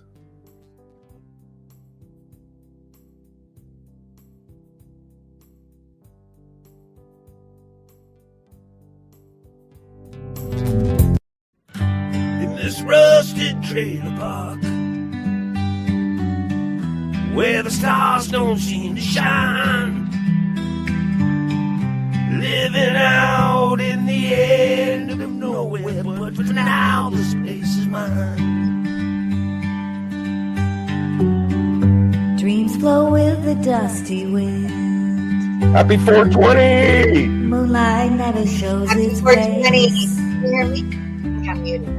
But in this beaten down old trailer, I'll find solace in this space. Happy 420. Happy 420. Oh. 420. Can you hear me? Yeah, we can hear you. Happy 420, Paul. Paul's in the house. Paul's in the house. Wow. Oh, you know We're who getting that it. is. We're getting a call on 420. hot I'm phone. getting a phone call at 420. The red phone. Oh no. Hopefully it'll just go away. That's my troll hotline. That's Charlie's phone. Is that Charlie's phone? Well, he has the number. There's only a few people that have the number. I think Charlie should go on Farby, actually. I do. I think he should be on Farby. Remember all the scary dolls I had in the beginning on Farby? Yeah. Yeah. Absolutely. Well, that's what's cool, because the good news is, kind of like I did, where you have all that stuff as your archive. That way, once your channel gets monetized and you start your following and you have your show every week, once a week for a year, 2 years, you have stuff to dip to keep it fresh. You've already made all that stuff, so you have killer content to share Well, you know, during yeah, your I'm show. going to keep going with my Farby. And, you know, I'm going to start to, I want to monetize Lisa Noel. And then I also want to keep my Farby and going. Yeah, because, you you can. know, You don't have this to is be like me. something- You can leave it all up, because then No, I gotta be like you, Gary. Exactly. Screw it. I gotta do everything like you. You know why I feel bad? I don't have a headband like you. Although I can't wear that color that you're wearing, because that is a shitty color on me. Oh my God, I can't wear that color. Your shirt. Oh, I look terrible in that color. I become all one. I look like I'm just like a walking vomit. I don't like in that color. I'm a But fall. other than that, that's my goal, to be like you, Gary. No, I'm just Well, kidding that's you. a I'm just compliment. Thank you. I I'm just appreciate playing with you, that. but I love you to death. But I know that you know, you do your channel your way. Everybody has their own way of doing their channel, and it's That's really what it's all about, man. And you should Yeah. never worry about anything other than what your channel's doing, in the sense that you just give it your all. That's all you do, and be true to yourself and your show, you know? yeah. You know, that's really actually why I am on YouTube, is because I love doing my art, and YouTube gives me an opportunity to write and to do my stuff that, you know, now I can show what I can do. I can't just go in and say, hey, give me $200,000 for this short film that I need to do, and I can't show you what I can do. But on YouTube, now I can put things on YouTube, and I actually love it. I love that I can do that. Yeah, it's You know? actually,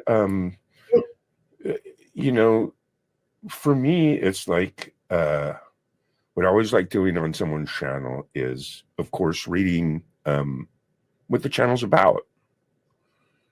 Yeah. People really enjoy that. Okay, So the more damn, you I can gotta put write into my that, better then.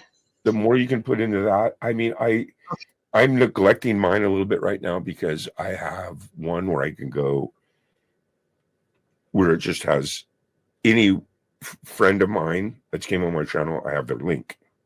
So I grab them all, and then when I'm do my show, I put all their links on there. And that way, if Yeah, anybody's that's really watching the show wants to connect, because to me, that's what it's all about. It's all about organic connections, man.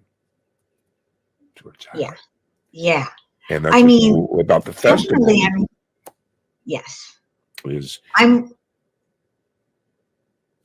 each person gets to come up for 20 minutes and do their artistry while we're posting their PayPal and their Patreon, yeah. not just their YouTube links. You know what I'm saying? The festivals are nice because it's a place for each artist to shine.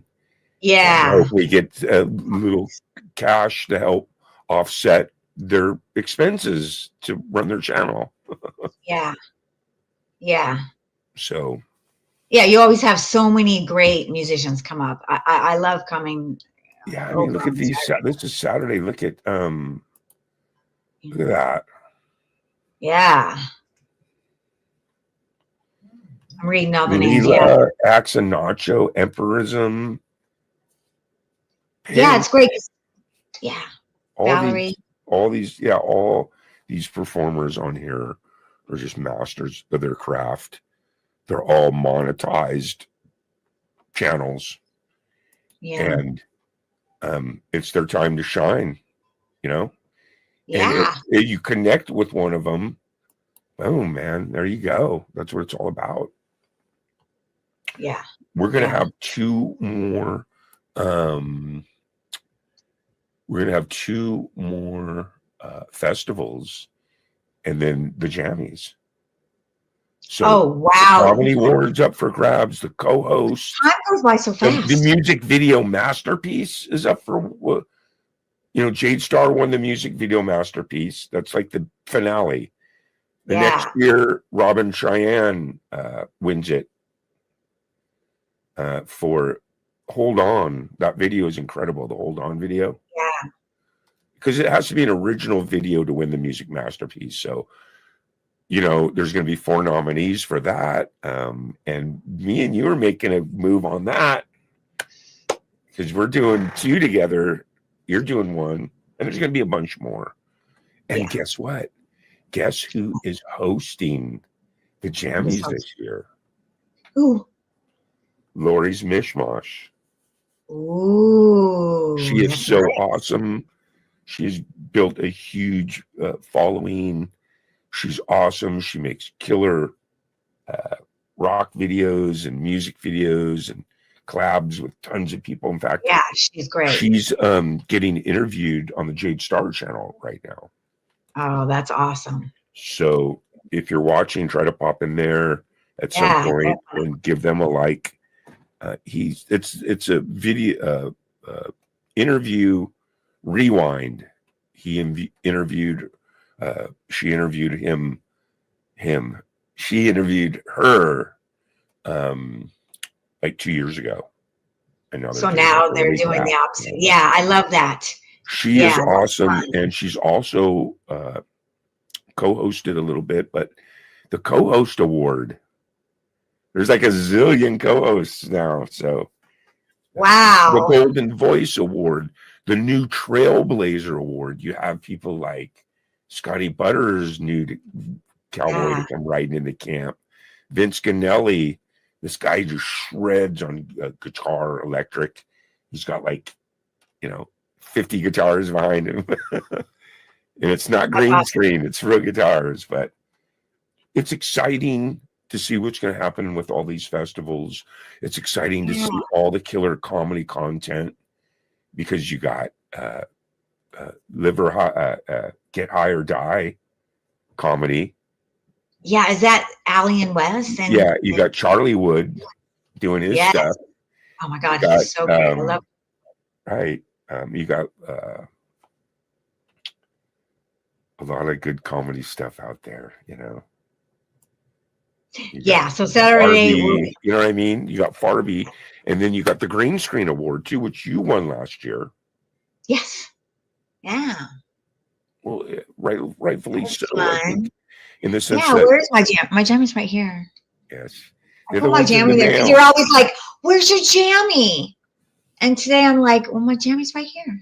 The other ones in the mail because you actually won 2 jammies. You have the jammy for comedy series you won a couple years back, and then you Yes. also have the Green Screen Award. So Yeah, I kind of I got this feeling that maybe like you owe me a jammy. I do. You want to hear something funny? You want to hear something kind of? I got to the point where I had, with Google, I had never deleted anything ever. I mean, a Oh. little bit here and there, but what I Yeah. mean by when Your- someone your emails me or I box is send someone full, something, Gary. I've never deleted anything, right? And they just said, "Sorry, you're maxed out." Yeah. So I started again. I went and looked, and it was just like 6,000 emails or something. I don't know, some absolute crazy gorilla Probably math, more than right? that. Yeah, just this gorilla math, right? And so I started doing them, but it only Ken has let a me, jammy. it only let me delete like 15 at a time. I know it's that's why I know that's what I'm going through too. So I just said fuck it, and I just I deleted know everything everywhere. I'm like, Okay, screw that's what I it, should you know. All right. But everybody's Right, that's what I need to do. addresses, yeah, everybody's mailing. I blew it though because I had everybody's mailing addresses. I had, Oh, so you do you know, not I had recommend. certain stuff that I was keeping stored. You know what I mean? Anyway, Okay, so you not a don't big deal. recommend that. But you learn, you live and you learn. But the good news is, I can send shit now. Good. 'Cause Yeah. I'm at 0. I think it said it was at like 99.9 or something.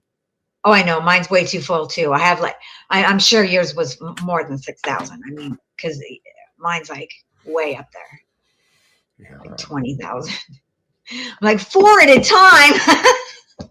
yeah. So, look, wow, man, an hour goes quick. when Ian, you're so just- Ian got a jammy.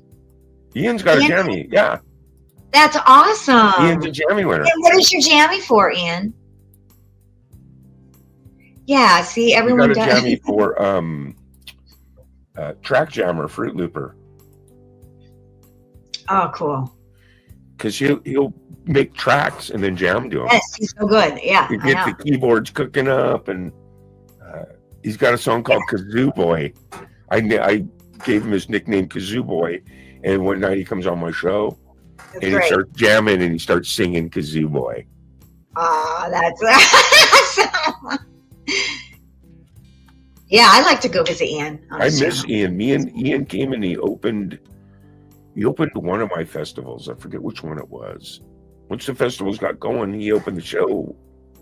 And, Oh, that's and cool. he's really hard to map down to play on the festivals. You'd be like, "Hey, you want to play the festival?" He's, "Oh no." Hard to map down, Ian. Hey, I'm like, "Well, you want to play the festival?" He's, "Oh no." Not for any other reason that he just doesn't want to play it. I don't know. Oh. He's a great guy, man. Me and Ian. Yeah, he's We fun. got a few private workshops. And what I like about Ian is he knows the whole Groove Trick storyline. He Okay, knows that's- the Charliewood storyline. Because there's storylines to it. You know, there's Yeah, a I know. storyline to Kitty Chicken Bunny Girl. There's a storyline to Farby. Yeah. So he talks about the Beakers and the Lizzies and the arena. He talks about Indiconia and Smoking That's awesome. Monkeys and so the Sun Queen and Balance. One of my favorite is the That was Colorful colorful Energy. energy. In fact, I got to make a little episode of Group Talk. Remember how I was repackaging it? Yeah. For the Mitten Kittens. That way it's not all this content. I just took the Mitten Kittens and made it one little quick 2-minute vid. See what I'm saying? Yeah. I have them somewhere. I'll repost them, but I want to do the Sun Queen one because it's so cool. It's me, her, and Mamsie Graham, and I know she's basically cool. the storyline She has with the best Indoconia. outfits. I Right. can't believe it. The storyline to Indoconia was Indoconia was this planet of Indica, and we went there and we, started getting filling up, and there was a giant that was protecting it. She captured us and captured Conductor McFunk, and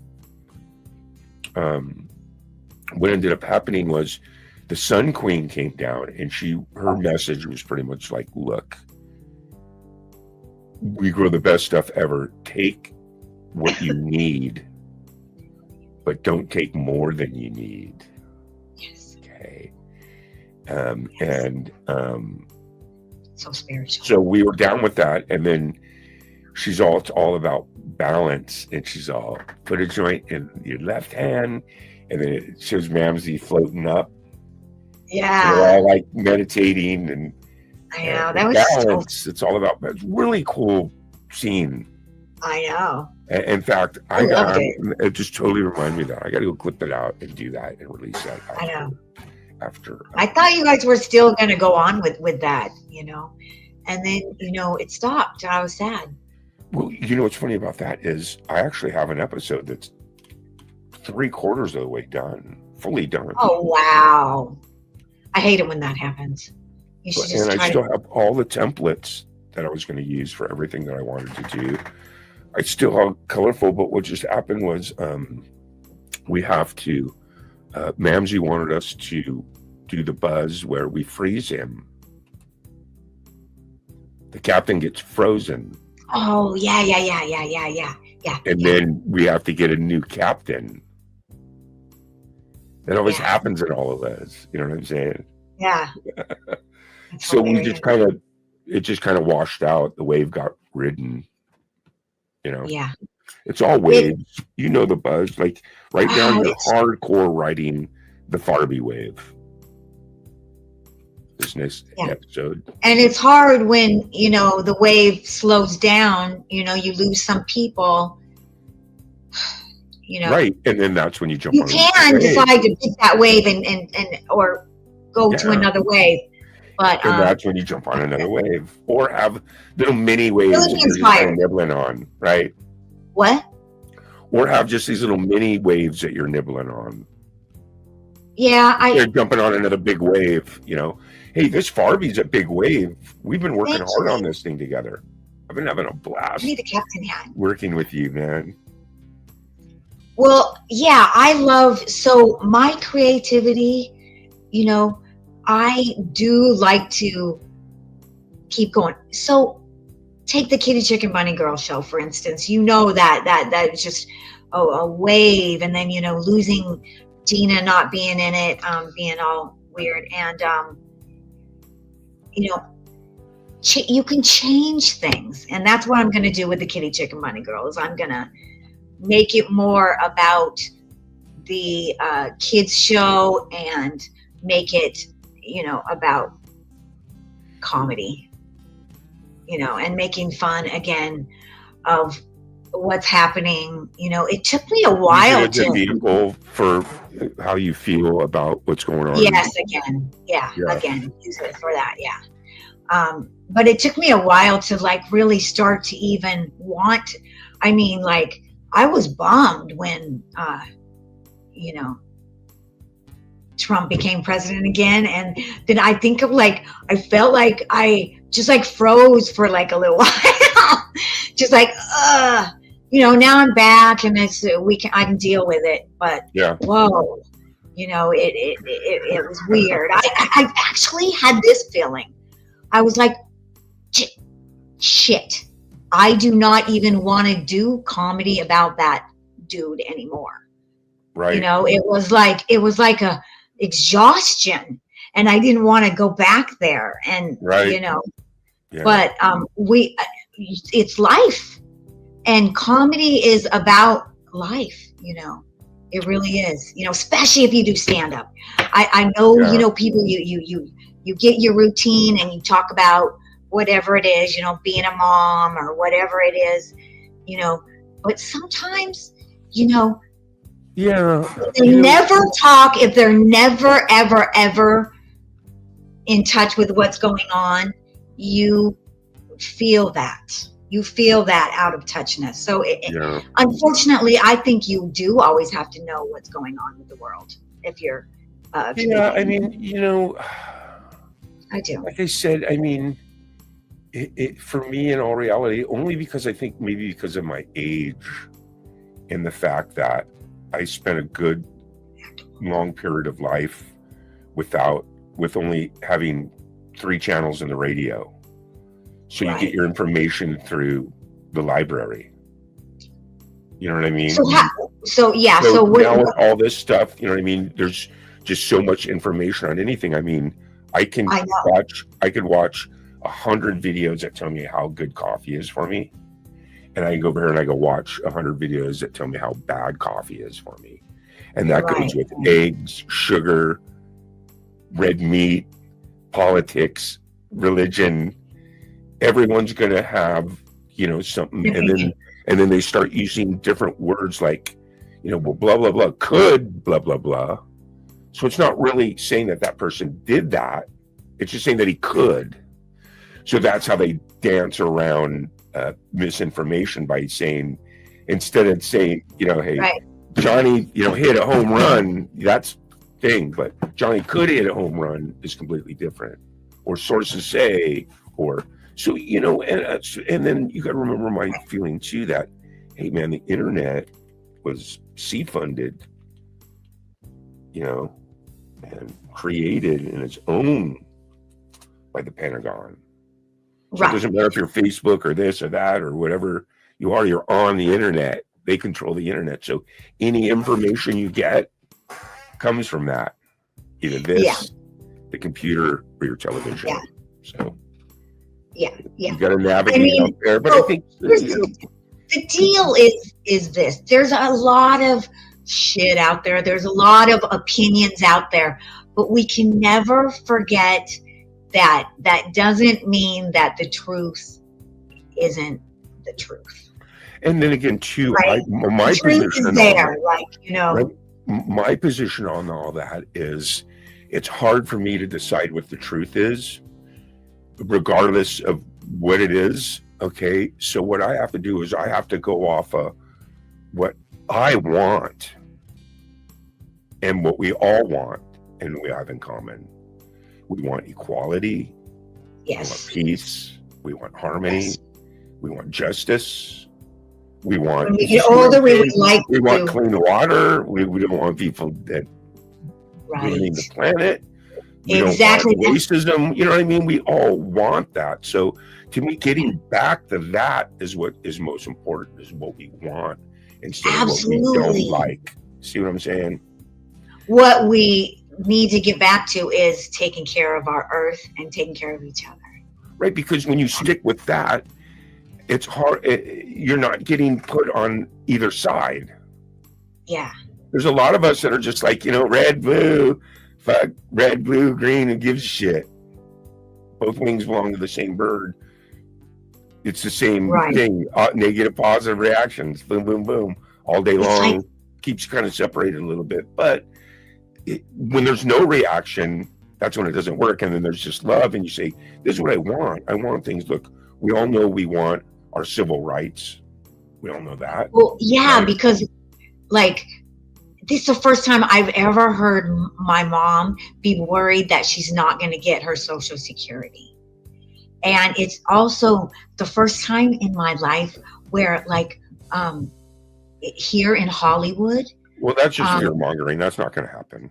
Your mom will I- always get oh, Social Security. that's what they're talking about now. That's so actually this week I was inspired by one thing, and that was Cory Booker. And he actually stood up and said that and said, please Well, that's do commendable. worry about he said, do worry about your Social Security, because that is on their plan to Well, take that's you rid of commendable. Social I mean- Security, rid of Medicaid, rid of Medicare. And Cory Booker, For 25 hours and 5 minutes, he went guy right on the here? Senate floor. This guy right Cory here. Booker. Cory Booker. He's right there. And look at his face. You know why he looks like that? Because he's been on the Senate floor for no bathroom breaks, nothing. For 25, because if you leave, you get cut off. You're filibustering. So he was on the Senate floor for 25 hours and 5 minutes, speaking against Trump. I heard about that. I didn't. I heard about it, but So the thing about it too is that he made history. He made Right. history because the person who held it, let's see, it was in 1957. It was that racist white dude, Strom Thurmond. And he was actually against the civil rights. And that's what he was a Democrat, because back then it was opposite. And it's so weird that things change like that.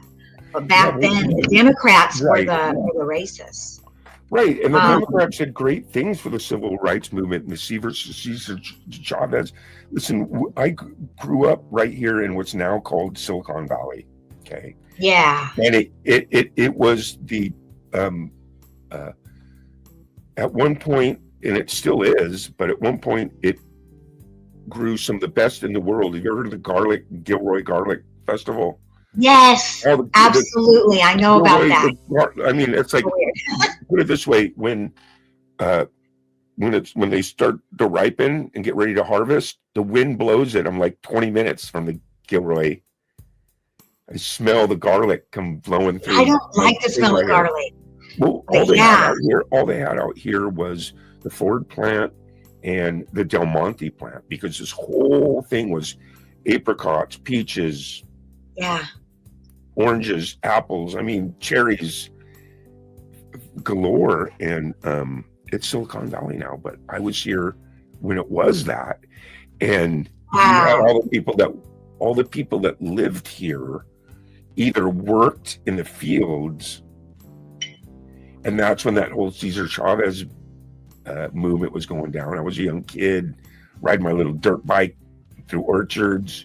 So that's Right. what I mean. It's like I lived a lot of my life, by the 90s, a lot of that wasn't even an issue, because we won, things were equal. I think for that's everyone. why everyone Trying to is get so rid of sad. it a little bit, Now we're regressing, and we're all like, what? We already took care of that, and now we're pushed And- back to 1971. So it's Yeah. like we're Well, that's exhausted. nice that Senator Booker, I guess, was trying to stick up for Well- civil rights. I mean, right? Yes, absolutely. Cory Booker was sticking up for basically Medicaid, Medicare, Social Security, the life that we How know about it. happy? That's People's very rights, commendable. A lot of equality, people on that. Yeah. The right for a legal immigrant to not be picked up and taken to El Salvador, one of the worst prisons ever. And now many stories are coming out. Just like right here, we had a really awesome makeup artist. He was obviously not a gang member. He had a crown tattoo on him because he was a makeup artist, and he was very feminine. He was gay, very feminine. They came up, they picked him up, they took him to El Salvador. He's in El Salvador prison right now. And, So they're in trying to other get words, him out. Many stories like this. These men were picked up. Now they're in the El Salvadorian prison, picked up by the Trump administration. Now they're in the Salvadorian prisons. right, And, they have attorneys, and we're trying to get them out. And right. So in other words, why is this happening? there's definitely It's ridiculous. it has to be a little more ran just a little bit better, in the sense that, yeah, of course, Absolutely. They're just picking people up. No, because look, we all feel the same way. Look, if there happens to be a guy that they let out of prison that is, in America, and he should be in the prison, he escaped and he's over here, then yes. But like you said, Oh, that's if there's different. That's not someone- what, yeah. if there's someone that isn't that scenario, they shouldn't be rounded up and taken there. No. Right. So, There's a fine so line in between who is really because the justification on the other side, Lisa, is these are actual hardcore gang members that were life in prison and now they're running around over here. right. And So that's there's a fine line. not, There's people that aren't fit that MO. So it has to be investigated a little bit better, right? absolutely. They're rounding people up and they're not. Okay. So what they were doing is they were rounding people up and they were judging people on if they had a crown tattoo. And if they had a crown tattoo, they were saying they were part of this Salvadorian gang member. Wow. So just having the tattoo, you're guilty. Yes. And that's crazy. So a couple days ago, the Homeland Security, so I live in Hollywood, and a couple days ago, on the local news, Homeland Security came and they went to several of the elementary schools. And it is our law here now that we don't let them in. So they were denied access. But what are they doing trying to come in? Are they trying to arrest the elementary kids? Because that's crazy. So these things are happening, right? And I wish I could ignore them, and I wish it wasn't happening, and I wish I could just pretend like it wasn't happening, but it's happening, and it's crazy. And so, do we talk about it? Do we not? It's crazy. It's like, you know. And here's where he gets. We've had protests. crazier. Like, Here's where it Pardon? gets even crazier, Lisa. It gets crazier than that. How it gets crazier is that's just to be a citizen. Then Mhm. once you're a citizen, you're supposed to be protected by the Constitution of the United States of America. Okay. you are right. Yeah. Do you know how many of your constitutional rights have been taken away from you since 1999? Yes, a lot. As a woman, a lot. Those constitutional rights have been taken away from you, and it's going to keep continuing. Right.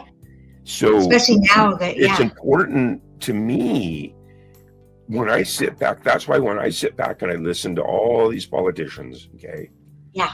But not one of them, yeah, they're saying, the border and this, and these are the hot topics, but not one of them are saying, we're going to get you back your constitutional rights that you lost.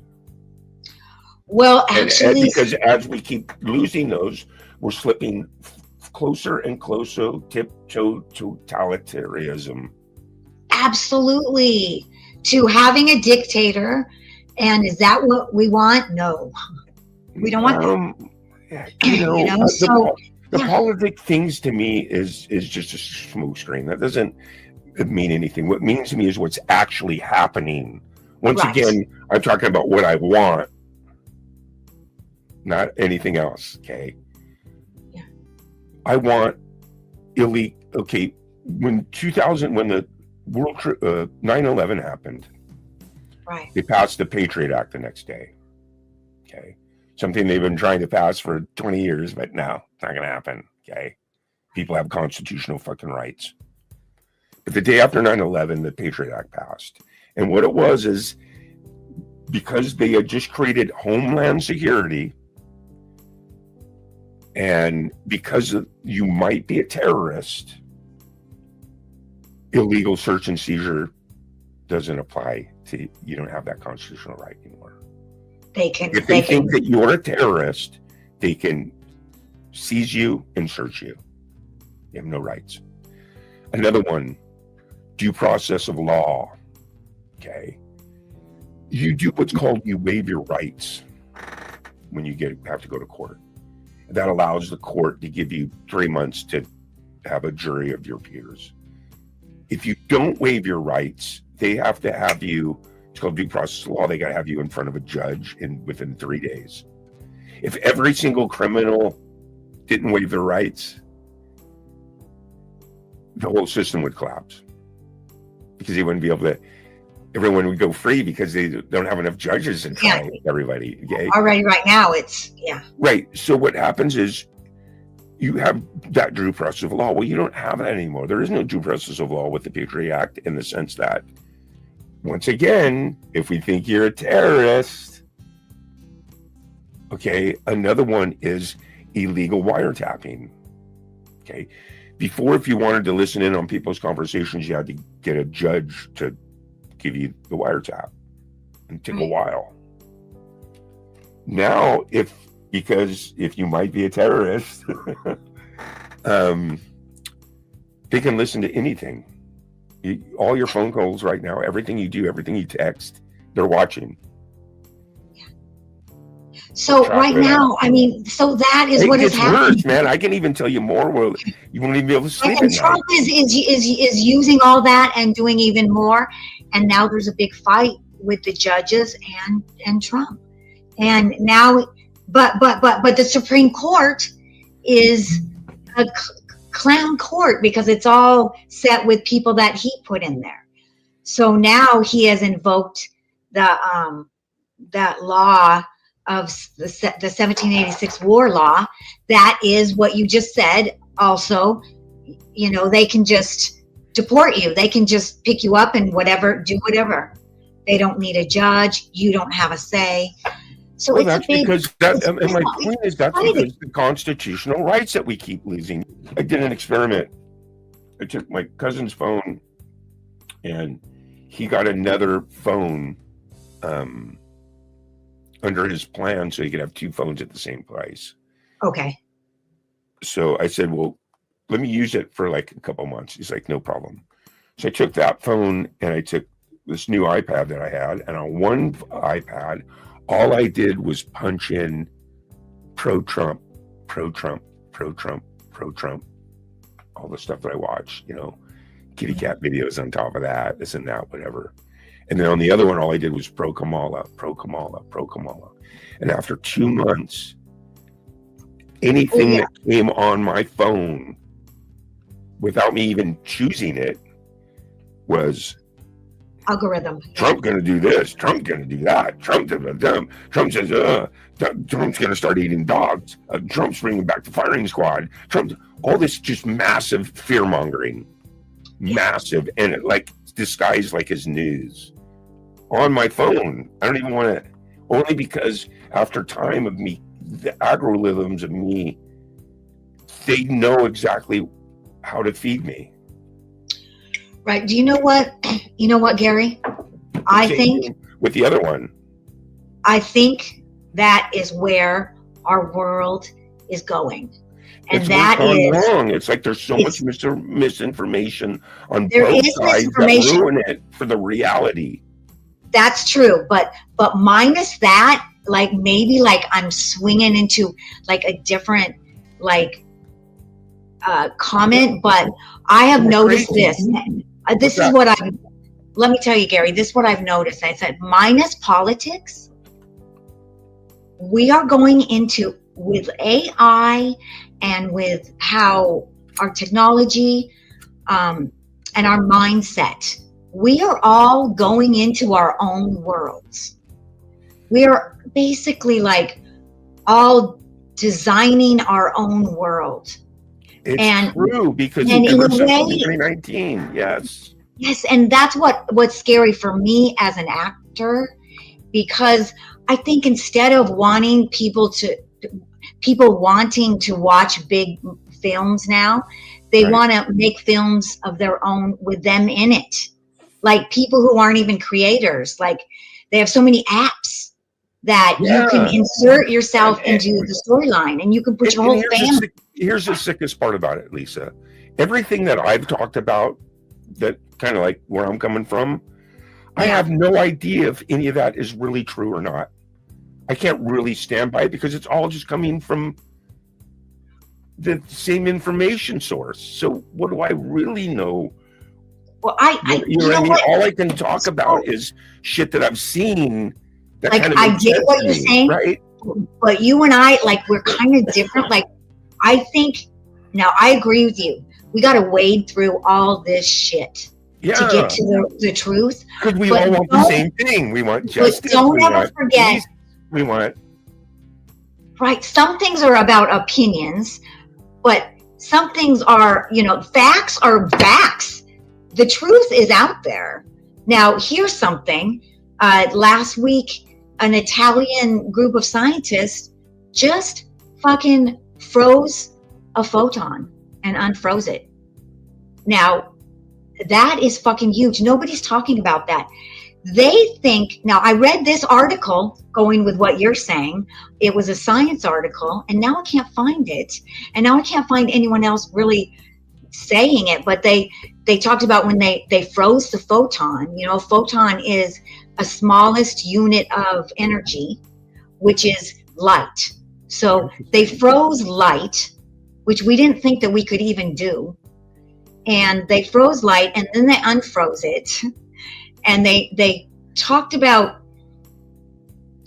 it's quantum physics, which is so hard for me to understand because I'm not smart. But, quantum physics, and they unfroze the photon, and it, instead of going in one line, it now went in two lines. What does that mean? That possibly, it's on such a macro level, and many scientists would say it's on a way too small of a level for this to happen. But some people are like, you know what? They could have just split time. We could literally be on an alternate timeline right now. And would we know it? No, we wouldn't even know it. We don't know. So that's crazy. Yeah. Well, you know what? I just saw a little clip of Elvis Presley, and it really, really hit home for me. They were like, blah, blah, blah, blah. They were all, the reporters all, what do you think about the Vietnam War and what are this and the Black Panthers and, blah, blah, blah, and just going on, and then puts the mic right in his face, and he's like, ma'am, I'll tell you, I'm just an entertainer. I like to just keep that to myself and leave it to the people that, He's basically just saying, man, hey, look, I'm just an entertainer, Keep those topics to the people that, what I mean? Because everybody has an opinion. And it was nice to hear someone just say, hey, man, I'm just an entertainer. I want to continue to be an entertainer, so I'd rather just keep it to myself. I think a lot of entertainers do that, to be honest with you. I think a lot of entertainers, they say, I personally would like to know what some people think, but then they don't speak up about it. So then I'm like, I wonder what they think, Yeah. I'm kind of like a voyeur like that. Like, I love to know what people think, and I ask way too many questions. And don't bring me to a party. I'll probably ask all the most inappropriate questions, but from my heart. Love it. All right. Well, we've been going pretty good for about an hour and a half. Yeah. Thank you so much for visiting with me, Gary. Yeah, and then we get all into with me and you. It's more like philosophy politics, because we both want the same thing. Exactly. We're both just trying to wade through all the fucking bullshit that's out there. Yeah. Trying to figure out what the fuck's going on, man. What's really going on? Exactly. And how much do you put into your life? How much do you take in? How much do you let it affect your art? You know what I mean? It's all those things are, to me, interesting, actually. Right. So And thank you so to me, much too, for, thinking about, like I said, not for me, I try not to get caught up too much in anything other than what I think I want out of all this. You know what I mean? I want my constitutional rights back. I want to spread love into the universe. You know what I mean? I want to do good things, your art, good content. free. You know what I'm saying? Yeah. Because just like the troll thing, it's just another all that other shit's just another distraction. Keep you from creating. You know, Right. keep you just I know but to me it was like kind of interesting because like how many times like I'm so weird, but how many times do you really get to like usually trolls they troll you and they leave, but Yeah. like I wish that he would talk to me about why he felt like that or whatever, but you notice he didn't. It was, but that's right. it's interesting to find out about, because I was like totally asking him and like he just still he kept popping in, but he wouldn't answer my questions, so it was really interesting. Well, what I find interesting about it is, there was definitely some miscommunication on, somewhere, and on the last stream that he actually came and did all that weird stuff. Yeah. He just And said then, me. I think the right thing from there is that when you went and tried to communicate with him about it, Yeah, I went to his and he channel. I was like, deleted why it, did you and say he that? didn't address it or deleted it and say, hey, yeah, I'll chat with you. You know what I mean? He just didn't know. respond to I it. was really And hoping, then hey, to come let's back talk over about it. again, you know what I'm saying? That's kind of like, wow, really? I know. That's kind of That's why. genius, you know what I mean? Like, we gave you the opportunity to chat with us and you didn't take it, yet you want to come back in and keep sneaking in the chat room. It's just weird. Why? Yeah. So if you're going to do that, talk to me, but Yeah. it's so interesting. Maybe I can do that. Maybe I got some channels. I mean, I got a few friends out there that I can, it's just funny. Like, did you see? If you wanted, I'm I could email him and It doesn't even matter. But the next, if you but wanted to chat to me about it. no, I mean, you are right. You can only put out so much, energy on it. But like when they're like, come right in, then you might as well just be like, oh, hi, what's Yeah. up with you? Are you okay? You're such a mean person. Honey, what's wrong with you? I think I should have been a psychiatrist, actually. I like the new craze too. I don't know if you've heard the new craze, the FAFO. Oh, what does that mean? FAFO, acronym. Fuck around and find out. In other words, if you can attack someone, they're going to attack back. Yeah. Which is funny anyway. It kind of defeats my whole trip, but it's just a new thing that's going around like the internet. You see a lot of the people doing mimes and little videos and stuff doing the FAFO. Okay. So I have to check that out. It depends on. I think that's funny when people grab on to something like that, and yeah. But I'm really looking forward to this next episode of Farby, and I'm looking forward to the Kitty Chicken Bunny Girl. Are you think you're going to be doing that this year? Kitty Chicken Bunny Girl? Absolutely. I'm going to change the thing, and I'm going to make it more shorter videos and just about the channel. So I do still want you to be on there as Axel. So yes. We always talk about bringing Mickey Cox back too. I know. I'm totally open to that, man. So yeah. Very unique character. Yeah, and I'm looking forward to being there this Saturday at Flower Fest. So that's cool. Yeah, and I miss Herbie so much too, man. I've known Herbie for like 40 years. I don't even know if he's still alive. I hope he is, but Herbie Juiceball Jenkins. My one buddy. He a Vietnam vet. Okay. Wow. Did 3 tours in Nam. Got a nice little check.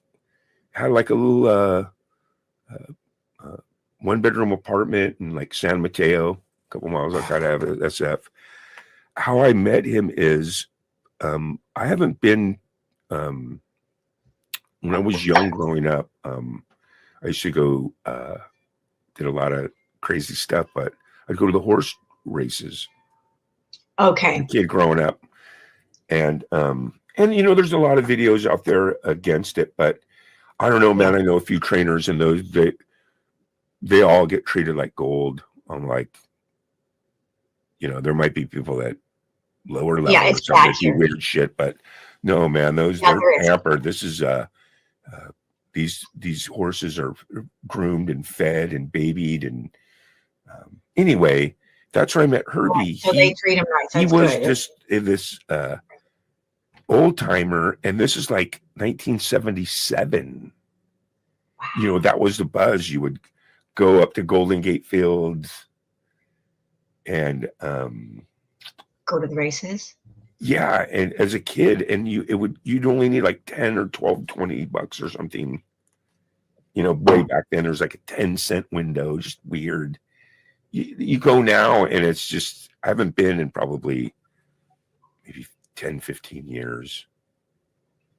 But that's where I know Herbie from. I mean, like, Yeah, I've been that was with him like 500 times, and we go up to the top. We smoke fucking weed. I make him a couple bets, and all my videos, I'd go pick him up. I'd go to the track, pick him up from the track. And then on that one video, we're filming at the track, and yeah. That was so cool that he did that little bit for my Yeah. show. but what happened is I could tell he had a cool story. it's kind of like you said, though, man.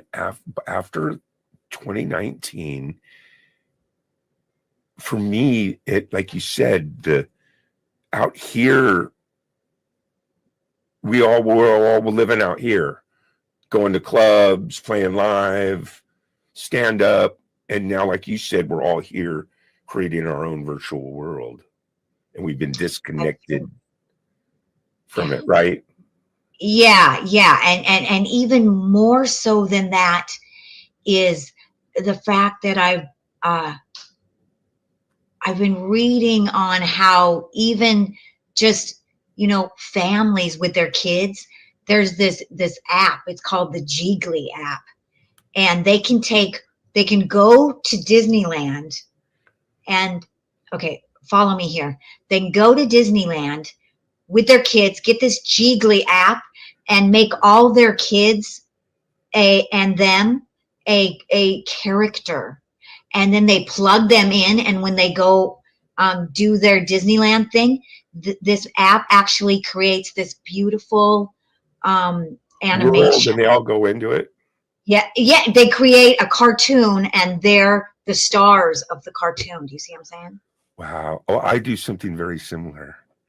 I've been doing it for So it's weird. It's like catering to people's narcissism, and putting them in the middle of everything. So Wow, they that's don't need crazy. to go see Nicole Kidman in a movie. They can be in that movie.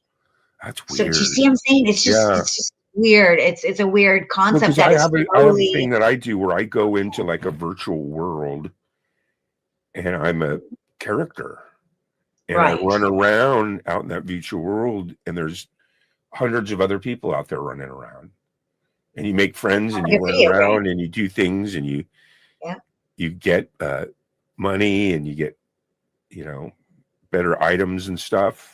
So yeah, I mean, it's kind of disconnecting us in a weird way, Yeah. and connecting us in a different way. Oh yeah, absolutely. And then so it's crazy, man. So, but I think more importantly is whatever you're doing, if you're having fun doing it and you're not hurting anyone and you're expressing your art and you're just doing your thing, I think it's you so never have to important. worry about anything. Just stay true to that and you'll be fine. I think it's so important for everybody to stay true to their art, and I mean to artists, creators and artists, because that's our soul work. And if you lose that, it's hard for us artists to honestly to function. I'm telling you, it's when you're a real artist, you need to have that, and I think that we need to be connected by art.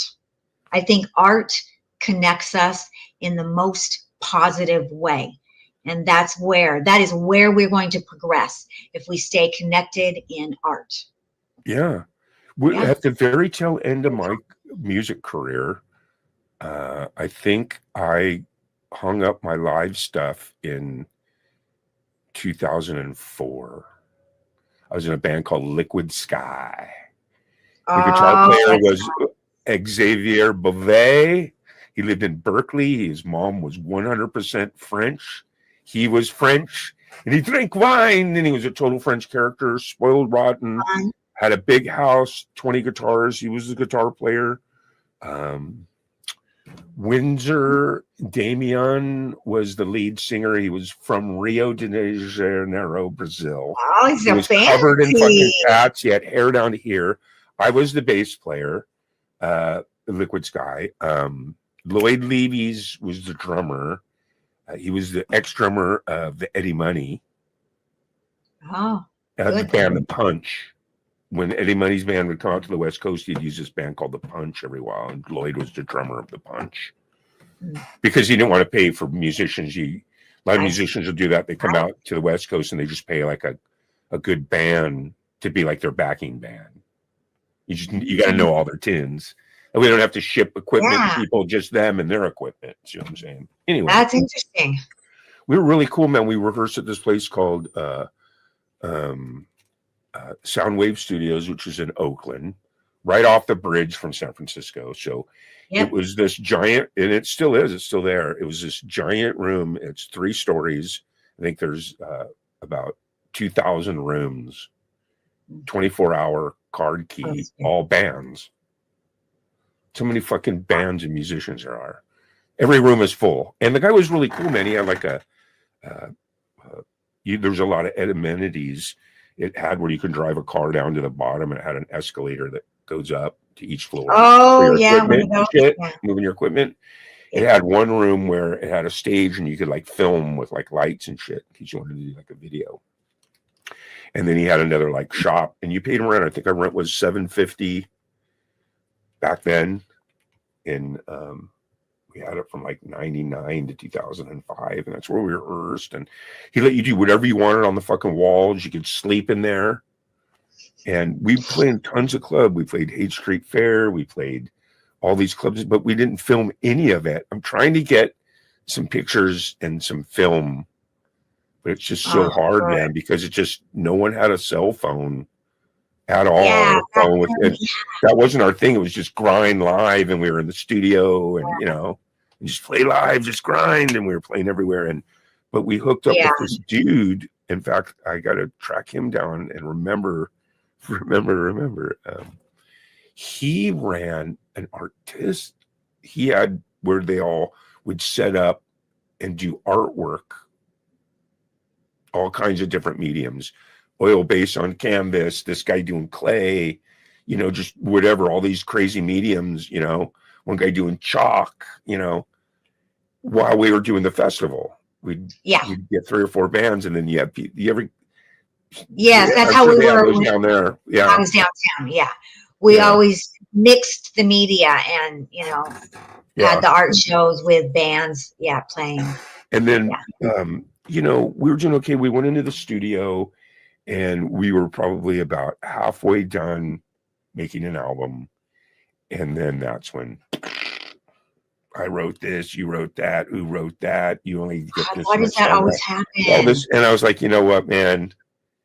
Fucking, I wrote fucking probably 90% of all that shit. I go, I'm fucking out of here later. We just split. And that's because halfway through it, Lloyd died. Went to his funeral. He got genres and died. He was a fucking raging alcoholic. That's the only reason why he was in the band. Why he got kicked out of that Punch band is because he's the greatest drummer in the world. I mean, you're like, wow, he's my soulmate drummer, you know? Yeah, the drummer. I mean, I played probably like 500 shows with him, you know? And he, but when he started drinking, worst drummer in the world. Oh, that's and he was an raging alcoholic, you know what I mean? So you'd get the Soundwave Studios, you know, you drive all the way there, you get there for rehearsal or something, and he's freaking passed out in his drums. You know the story, man. You're counting on 4 other people. We even had this guy, Roger Hart, fucking keyboard player, wraparound. He was so fucking good. We actually went through a few singers, but you know, and then when Lloyd died, that's when I went, and I just went head into my company and just did that. That was the end of my whole music career from a kid. And Yeah, then it was 10 years later. I always made sure for during that 10 years that I had a piano, an old beat piano in my garage. And I'd go work every day and come home and just hit the piano. And it was 2015 or 16, I semi-retired. And I went into the studio, I recorded 30 songs. Yeah. From 2015 to 2019. And I've made videos to about 15 of them. So I still have 15 more songs to make videos. Isn't that cool? That's very cool. You know what I Yeah. mean? But it takes Yeah. what happens is as you're doing it, it takes a while to make one, and then you're writing other waves too. Yeah. You know, like when me and Mamsie hooked up, we did 10 songs. Oh wow, you guys did that many. That's great. Yeah, You you know what I did mean? So I wasn't this working on really this. great stuff that I Wasn't- love. Yes. So it's all riding waves. It's all positive energy. It's all spreading love into the universe. It's all having a good time.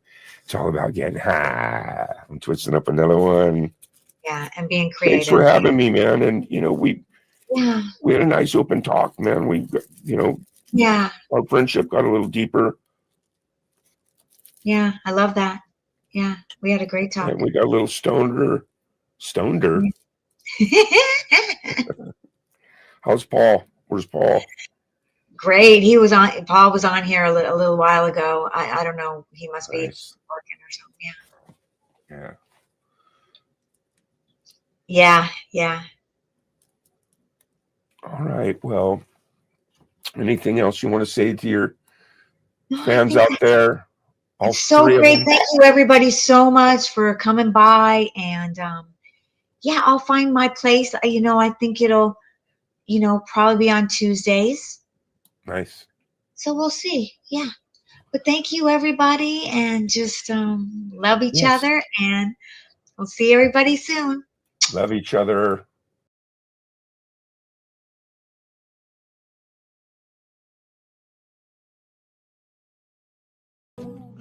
Tuesday comes, we're in cold. Rusty cars and broken dreams. Life ain't easy, or so it seems. Yet on Tuesday, sun still beams. We find hope right on. Hi, the everybody. streets. Tuesday, oh Tuesday, we're alive in the web park. We thrive, laughing, dancing. We survive together. We come alive.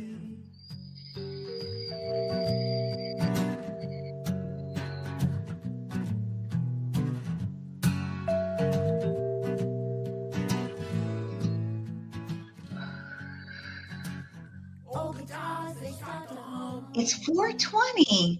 Where is everybody? I'm just waiting for G May and all my hippie friends to come meet me at 4:20.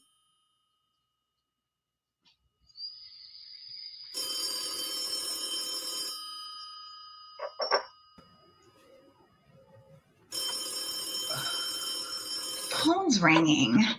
Hello, Lisa. I'm here. Hello, G May. Happy 420. Happy 420. So I was saving, you know how I usually on our 420s, I smoke THC oil, but today is kind of a special day. So Nice. I rolled a joint. Oh my God, I rolled one up too. Wow. And I got these raw 300 hemp papers that you were telling me about. Natasha just loves them. Yeah, they're good, right? Yeah. Yeah. They're natural and they burn well. They are. So happy 420. Happy 420, everybody. Let's all light up. Let's fire one up. I'm going to fire one up. Sounds good to me. Look, it's Christine Kruger. Ow! She's She's on the road. She's going to tune in when she gets home. Oh, that's awesome. Nice. She's so nice. Yeah. All right. So let's pick up this tune. Let's fire it up. If you got it, catch a buzz. Yeah. Happy 420.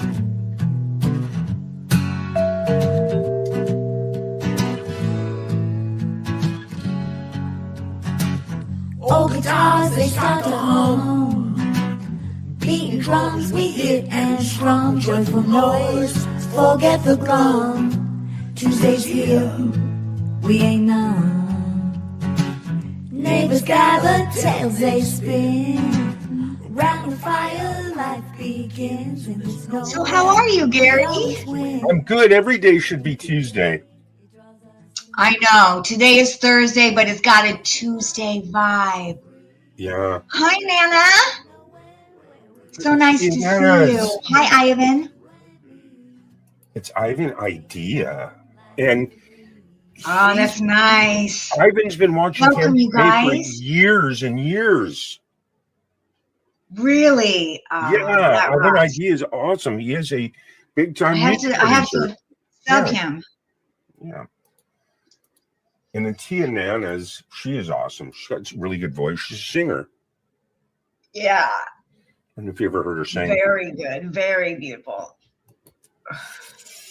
Nice. We appreciate you guys for being here. Yeah, I hope everybody's doing really good on this Thursday at 420.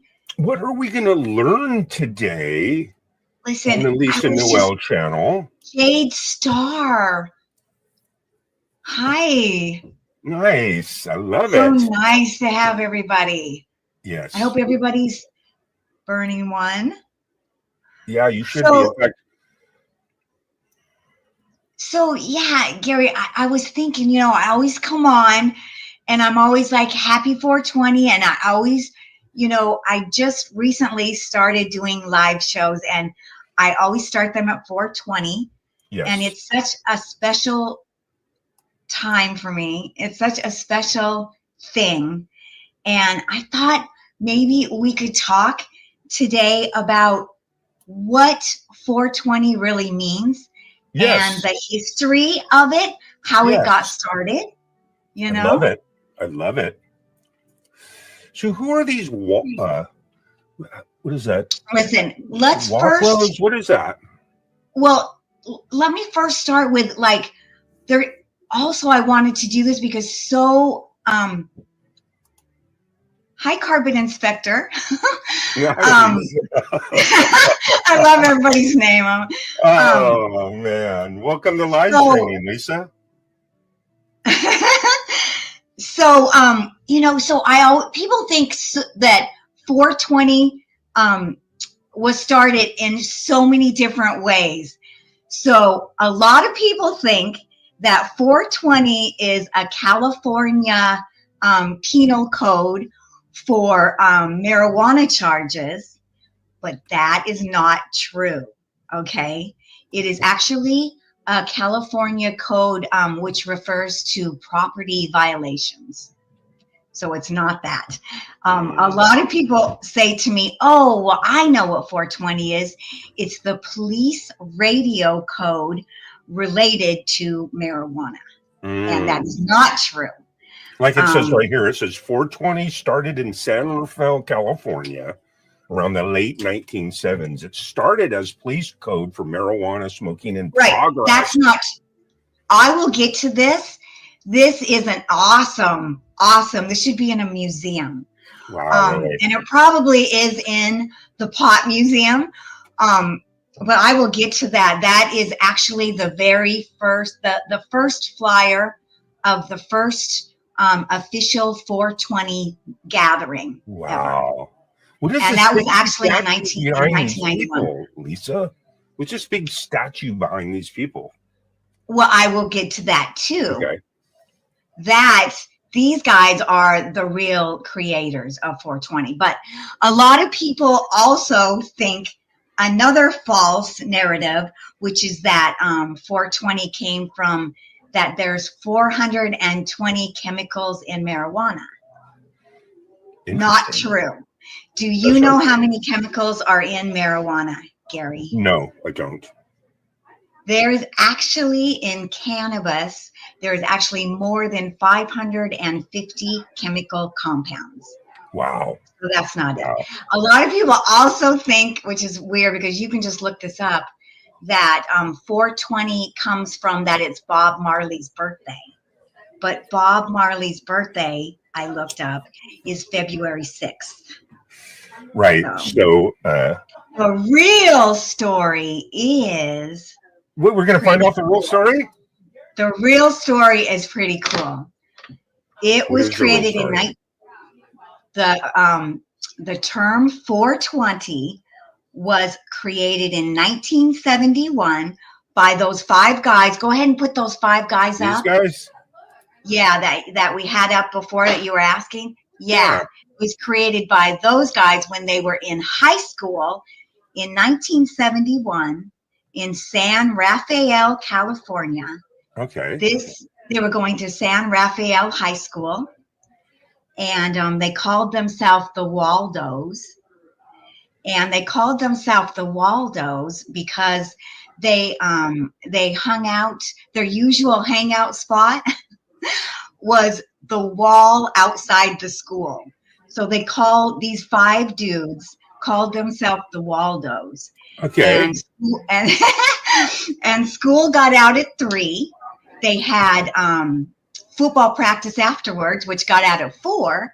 So at 4:20, all the guys decided they would always meet in front of that statue, which is the Louis Pasteur statue, in front of their high Interesting. school. Interesting. And so they used to always at first say 420 Louis, and then they dropped the Louis. But the cool thing is they were Grateful Dead followers. So it's that connection that really made 420 popular. Well, right, because then they probably, it was their little code for getting high. And then when they'd go to a Dead show, they let people know, hey, it's 420. Hey, what's that? Well, that's when you light up, right? Kind of. That's exactly why they use it, And then because the if you Dead shows kind of, because I went to a lot of Dead shows. you did, Yeah. I my that's bass so player- cool. I love the Grateful Dead. Yeah, I'm not kidding you. My bass player, back like in the early, late 70s, early 80s, his name was Dave the bass player. And he was short, beard, classic horseshoe bald, tie-dye sandals. And the biggest running joke that we had was, yeah, well, come see me and I'll be in the taper section. And he'd name off all those characteristics. And the thing is, there's like 1,000 of those guys down there. There's 1,000 guys that look exactly like Dave, and he would That's drive an great. orange VW bus. The not like the Bug, the one that was like a Volkswagen. Oh yeah, you mean like the hippie? Yeah, and he took ones? me to Yeah. so many Dead shows. I went with him. And That is so cool. So you know that, like, okay, so in 1971, one joint would get you 10 years in prison. yes, So yes, they had to have code, and they were in high Yes. school. You know what? You know what, Gary? One of these 5 guys, his dad was one of the head narcotics agents in Marin County. And so he would sometimes, at a big busts, one of he these would Waldo dudes. yeah, these are the guys. Their dad, one of their dads, and he would take, at these big weed busts, he would have little samples, and he would keep them in the trunk of his car. And these high school kids would steal that weed and smoke that weed, and that was probably some really good stuff. So, yeah, but I mean, they had a lot of connections to the Grateful Dead, and it was really, a lot of people credited the Grateful Dead for creating 420, but it Right, was 5 high school kids who just always hung out. right. So Right. because of the secrecy care of of their these 5 pets. guys, right? one of them became a roadie to Phil Lesh, who was the Grateful Dead bassist. Yeah. Awesome. So I mean, they were in there, you know. And not only that, the 420 is now celebrated. Hi, Raymond. The 420 is celebrated all over the world. All over the world. It's a main, huge. Because you I go mean, to, it means like you so said, much. you would go to prison if you got caught with a joint in the 70s, right? Yeah. You needed I would code. have this right here. Oh. Yeah. Allie You'd be Patch is high in in the your weed. house. So much different now. Hi, Allie. So yeah, I mean, this is such a fun story, and it parlays into the whole idea, you know, of us hippies, you know, getting together and, you know, creating love and community, you know, and we picked this 420 time up, and I love that whole idea that we did that, you know. And it was also, you know, High Times. I think we have a picture of High Times. High Times was the first one to really do an article about 420 Wake and Bake, you know, because the guys were like, you know, it doesn't matter if it's 4:20 a.m. or 4:20 p.m. It's the best time to get high. Right. No one specified, you know, if it was AM or PM. I love that. In this High Times article, did it mention the Waldos at all? Yes. It did? Yes. It did. And, you know, you want to pull up the flyer? Actually, yeah, let's go to the flyer. Because, yeah, it's just so funny and cool. This is the first flyer of the official 420 meeting ever. And it was at Mount Tam, which is a beautiful place, you know, in Marin County, which the guys used to go up there and get high. I'm about 45 minutes from Marin County. Okay, I was wondering. It's beautiful, right? Yeah, absolutely. Yeah. California is just a beautiful, beautiful state, man. It just really is. From San Diego to Gasky, which is in the very, very tiptoe corner. Oh, wow. So you know what?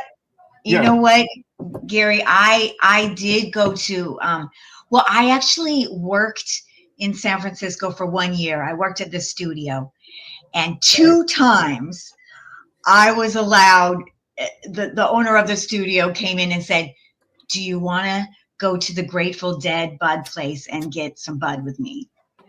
And so it was an experience. We drove out to this compound. It was beautiful.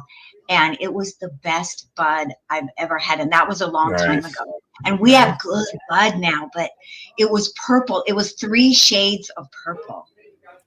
And it was tight. It was the buds were like so tight. Oh, man. I mean, and the people were so nice there. It was just so what's fun. going on with this Wake and Bake? This was their official little flyer or something? This was their official flyer that they put out for everyone to meet up at Mount Tam. And if you couldn't get to Mount Tam, you were to get a group of your hippie friends and get high at 420. And this is really cute. In the helpful hints, it says, try to give yourself a few minutes to relax before smoking at 420. And hold your hit as long as you can. Thank you. If you can, hold it until 421. Yes. Well, you know, it's funny that you say that because make sure you have enough paraphernalia so everyone is included. I love it. Make sure that you're in place where there's no heavy winds, no cops, no messed up riders. No heavy wind. Because they're up in, you know, and how to get there. That was really funny too, because they said you'll just run into a hippie and they'll and they'll direct you to the right place. It's adorable. Hippies are adorable. We add color to the world. Yeah. Wow, that's cool. Yeah. That's actually awesome, man. And this High Times article, what year did that come out? It was 91 article. I think so. Yeah. So. It Because was a 91 article. yeah, but also it's really interesting is what I forgot to say in that flyer is they did spread the wrong information about how 420 got started, because you know, they yeah. said right here that it got started because it refers to a well, yeah, it makes for a better story, right? A California penal code, and that's not true. But I mean, see, that just shows you how misinformation gets spread a little bit, and then people believe that. Sure. You know, so I just thought that it would be interesting to tell the story about the Waldos. Yeah. Now you know how 420 got started. Yeah. But I think I think it has become such an important, deep, spiritual saying for hippies. You know, it's like, let's get together and get spiritual and, you know, promote love and peace. You know, what can we do for each other? I mean, that's what 420 means. That's, you know, I think. Well, hey, happy 420. Happy 420, everybody. All right. Happy 420. I think it's important, especially now, to, like, you know, not forget who we are and to, like, have a good community, you know, to be here for each other, you know, because we live in some just crazy times right now, you know, and we need to start standing up for our rights again. Can you believe it? Absolutely. I mean, it's like, what, did somebody throw us back into the 70s? Well, and now we need to rise up. Look, you know, I was a hardcore activist in the 80s, the early 80s. I was an activist, man. I went to a lot of stuff. I went to a lot of, they called them civil disobedience demonstrations back then. And we'd go down to Nevada. We'd go to these like nuclear places where they're, you know, doing nuclear fusion and stuff and all this weird stuff. And they would fucking draw this line. You go down there as like, when I was in college, when I went to San Jose State. And we go down there and there'd be like hundreds of kids from all over different states. And you go down there and they draw this big line, right? And that's why it's civil, because what you do is once you step over the line, you just turn around and put your hands behind your back and they arrest you. There's no like freaky shit. It's just actual civil disobedience. And it was crazy, man. You'd have all these different people. You had this one guy who was dressed up like a priest or Jesus or something. He's dragging this cross. And it was just like, you know, it was during when we were trying to get them to stop the arms race with nuclear weapons. You know what I'm saying? Anyway. Yep. But we were also trying to get pot legal, and they would not give us the fucking permits, man. Me and a bunch of other people, we tried to rent the San Francisco Civic, the San Jose Civic, and the Oakland Civic, all on the same day on, believe it or not, 420. And we wanted to have a simultaneous concert. Exactly. Trying to legalize and people signing a petition to legalize marijuana. It's legal now. But see, if we would have succeeded, I think it'd be a lot different than now. It wouldn't be these black market prices that they're gouging. And they get like 80% of all the money. The city regulates it all. But anyway, I know. And the taxes are incredible. And we just go with it because we do want it to be legal. Right? You know? So I just kind of know firsthand what it's like to stand up, you know, to try to Yeah. legalize marijuana, man. I was there. I did it. I lived it. And Yeah. we Thank failed. you, Gary. But it eventually, you know what happened? But somehow it just got on the ballot because they knew that it was a cash cow. Yes, Fucking exactly. Cash cow. When money talks, right? It's like Right. that's, you know, Well, what I'm trying to do right now is I got a new song coming out called Blue Sky Fade Away. And it's just about this topic. It's about the Pacific North Patch and plastic and the DuPonts and how they, oh wow. yeah, can't wait it's to hear crazy. this. Well, because see, we kind of got hit with a double-edged sword because even though marijuana is legal, I am not keen on how it's packaged. It's packaged in plastic and it's fucking everywhere. Okay. You're There's right. some really good vendors that put it like in glass bottles and stuff like that. That should be like a mandatory. Instead, it's more expensive. But these pre-rolls, they put them like in these little plastic, like little cigar. So now all of a sudden, there's just millions and billions of these things fucking going into the Pacific Ocean. You're Fuck that. right. And when you walk down the street, you know, here and there, you see the plastic containers and yeah, Yeah, like oh yeah, yeah. That's not what we want. it's not what you want. So what is this here?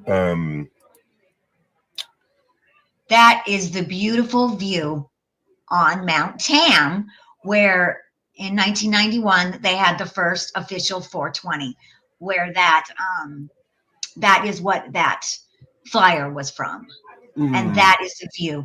And the 5 high school kids, they were great hippies. They were awesome. They were really adventurous. Yeah. But they used to go up on that mountain and get high and get spiritual.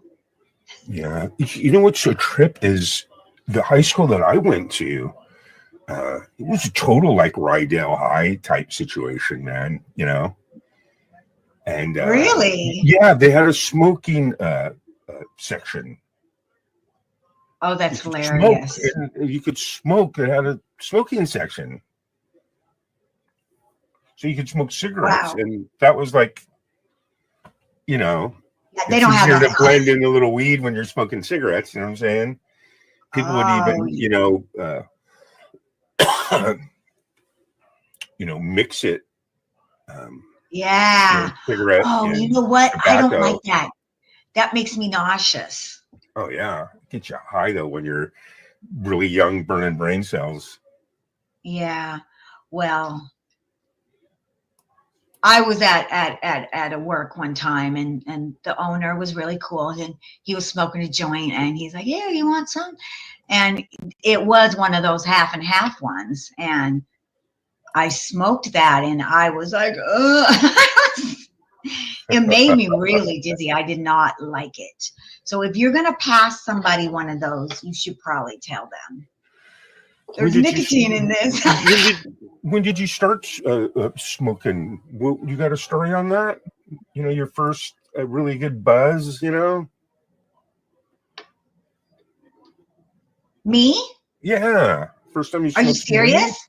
I do Yeah. have a story, but I don't know if you want to hear it. But I do. Yeah, of course I want to hear it. Why not? Oh, right, Gary, you asked. You're going to, okay. So this is why I started smoking weed when I was 15, okay? When I was 15, I had my baby. I was pregnant, and I was throwing up every day. And Wow. my friend's brothers was a hippie, and he was like, and one day I was just like, you know, oh, green. I mean, I didn't. And he's like, girl, I don't know if you should tell your parents this, but I know what will make you feel better. And he gave me a little bit of weed. And so I smoked a little bit, and I felt so much better. Yeah. So it just totally helped you. But my dad does smoke weed. My Right. dad. So it totally helped you medically, kind of, right? Yes, and then then I just yeah, I like it. Yeah, Yeah. That's an I don't interesting drink. story. Yeah. I don't do anything else. I just smoke weed. Nice. Me too. Yeah. I was 14. I was actually 14. And it was in like the 8th grade. Let me see here. Where's my go? And sure enough, I think it was 1977 or something like that. 1977. Well, actually, it's interesting because the way that my birthday fell and my age fell on the time period was always easy for me to reflect upon my childhood, because in 1971 I was in the 1st grade, in 72 I was in the 2nd grade, in 73 I was in the 3rd grade, rinse and repeat. 79 I'm in the 9th grade. Now I'm listening to Ronnie James Dio and Ted Nugent and fucking, you know what I'm saying?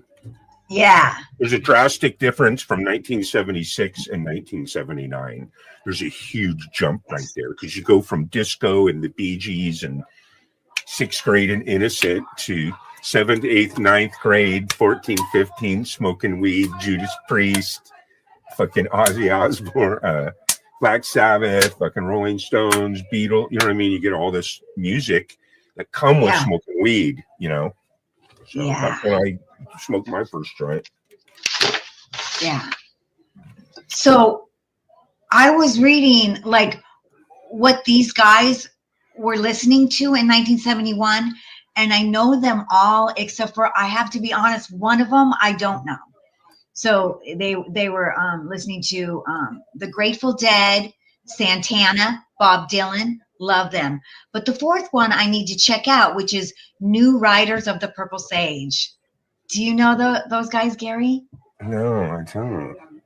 Okay, so we should check those guys out. That's who they were listening to when they were getting high and when they created the 420.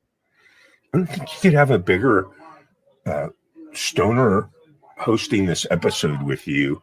I've been smoking for almost, I'm coming up on a half of a century.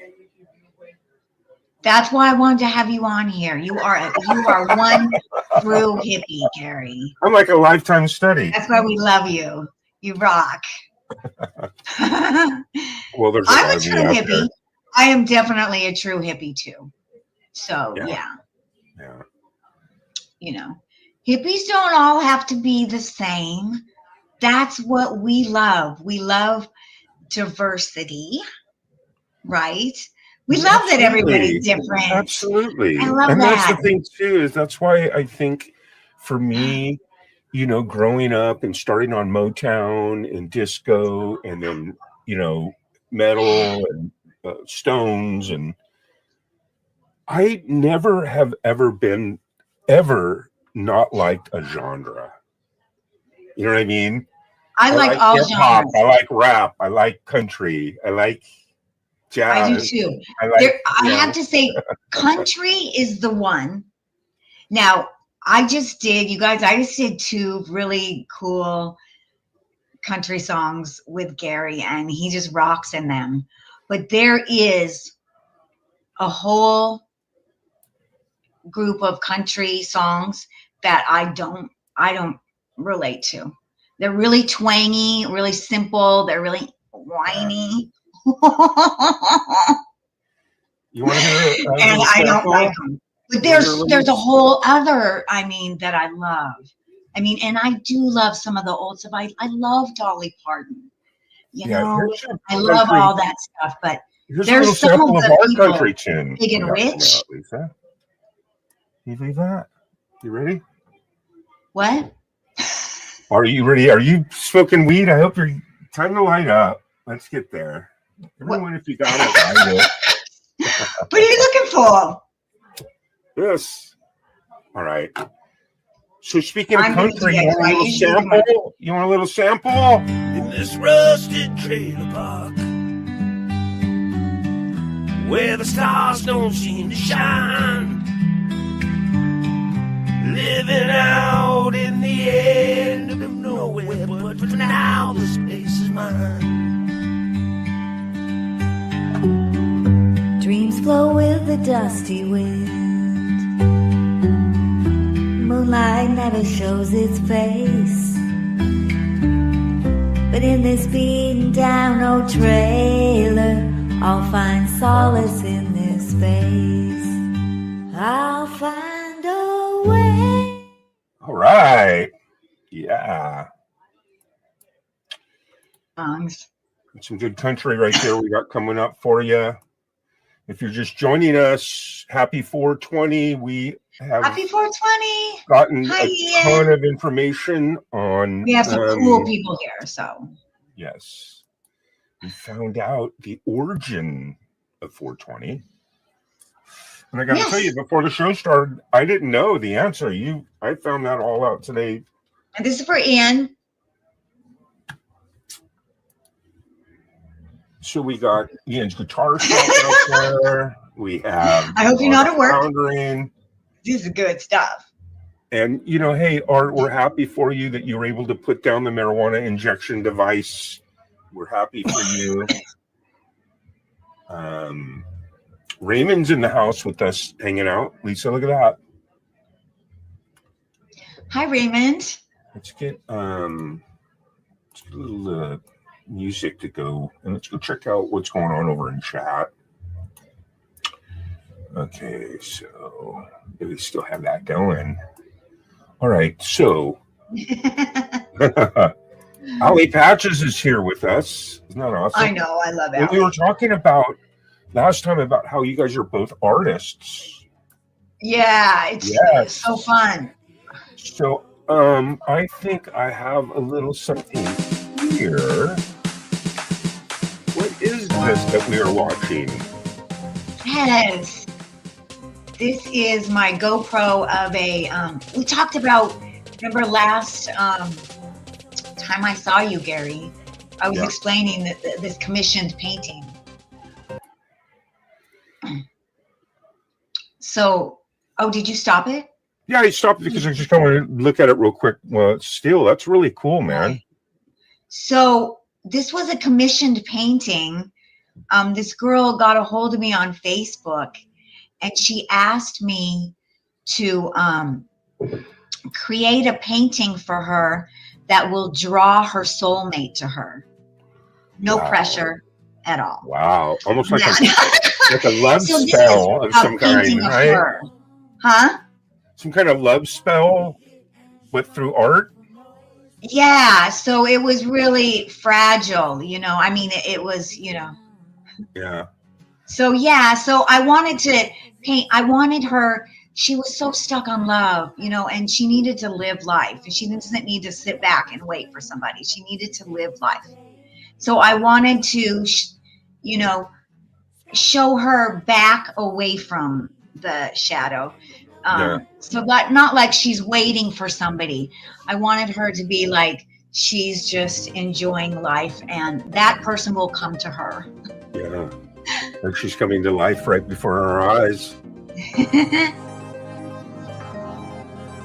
How long do you think a piece like this took you? A couple weeks? Oh my God. So I had this on GoPro. So just, I don't know. It did take me hours and hours and hours. Yeah.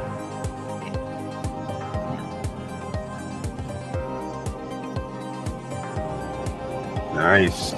But I love And painting. this is oil on canvas? No, medium? This is watercolor. Oh, just watercolor? Watercolor. I never used watercolor. And sometimes you'll see that I use watercolor pencils sometimes, and sometimes I use, which I love, is these watercolor pens Nice. to kind of go in and accentuate things. Yeah. So fun. I put you in on the hair right there. I like the little positive things written on this picture frame over here. Oh yeah. There it is. There it is. And then it does show the side of it too. So I did the sides of it. Yeah, that's large size.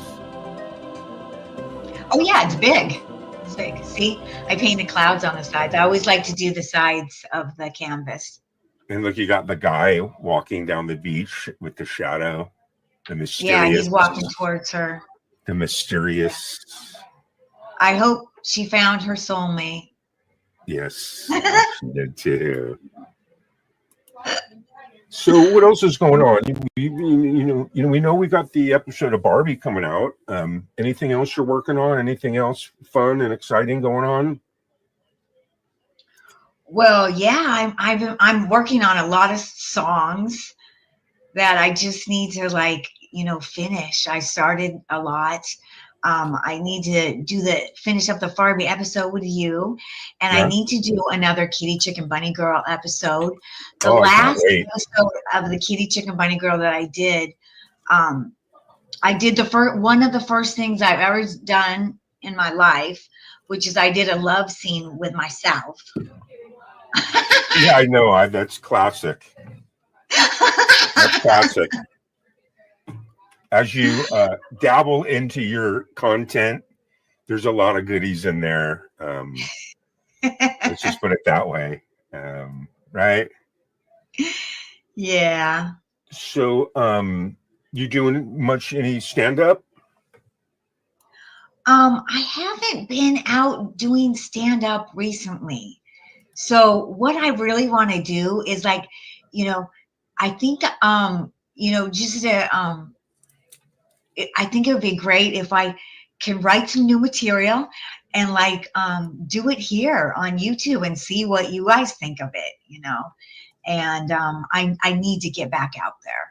Yeah. But since honestly COVID, I haven't really been back out on the stage. Yeah.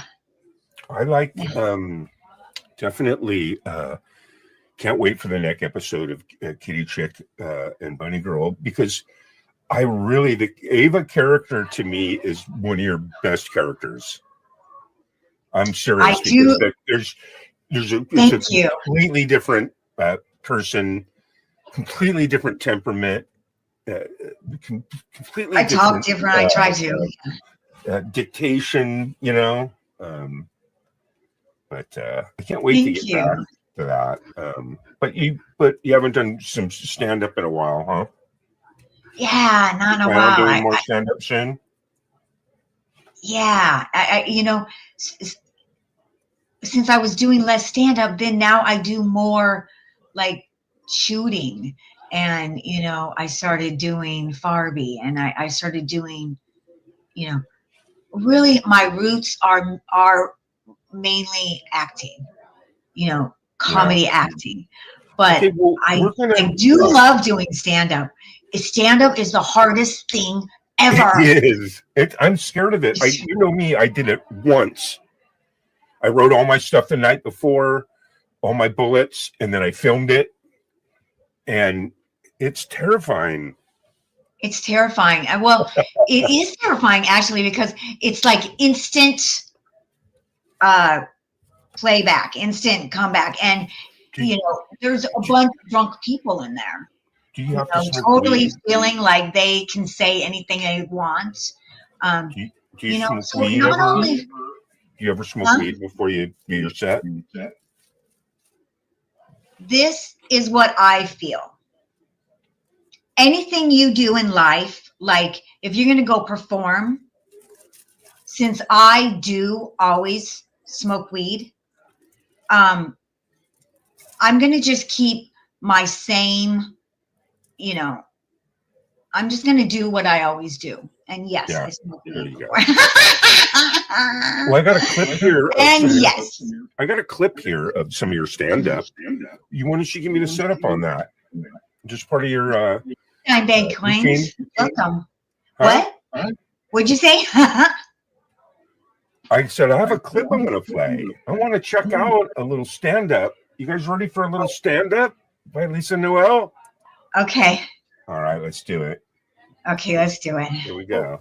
I'm a Gen X Wokester OG.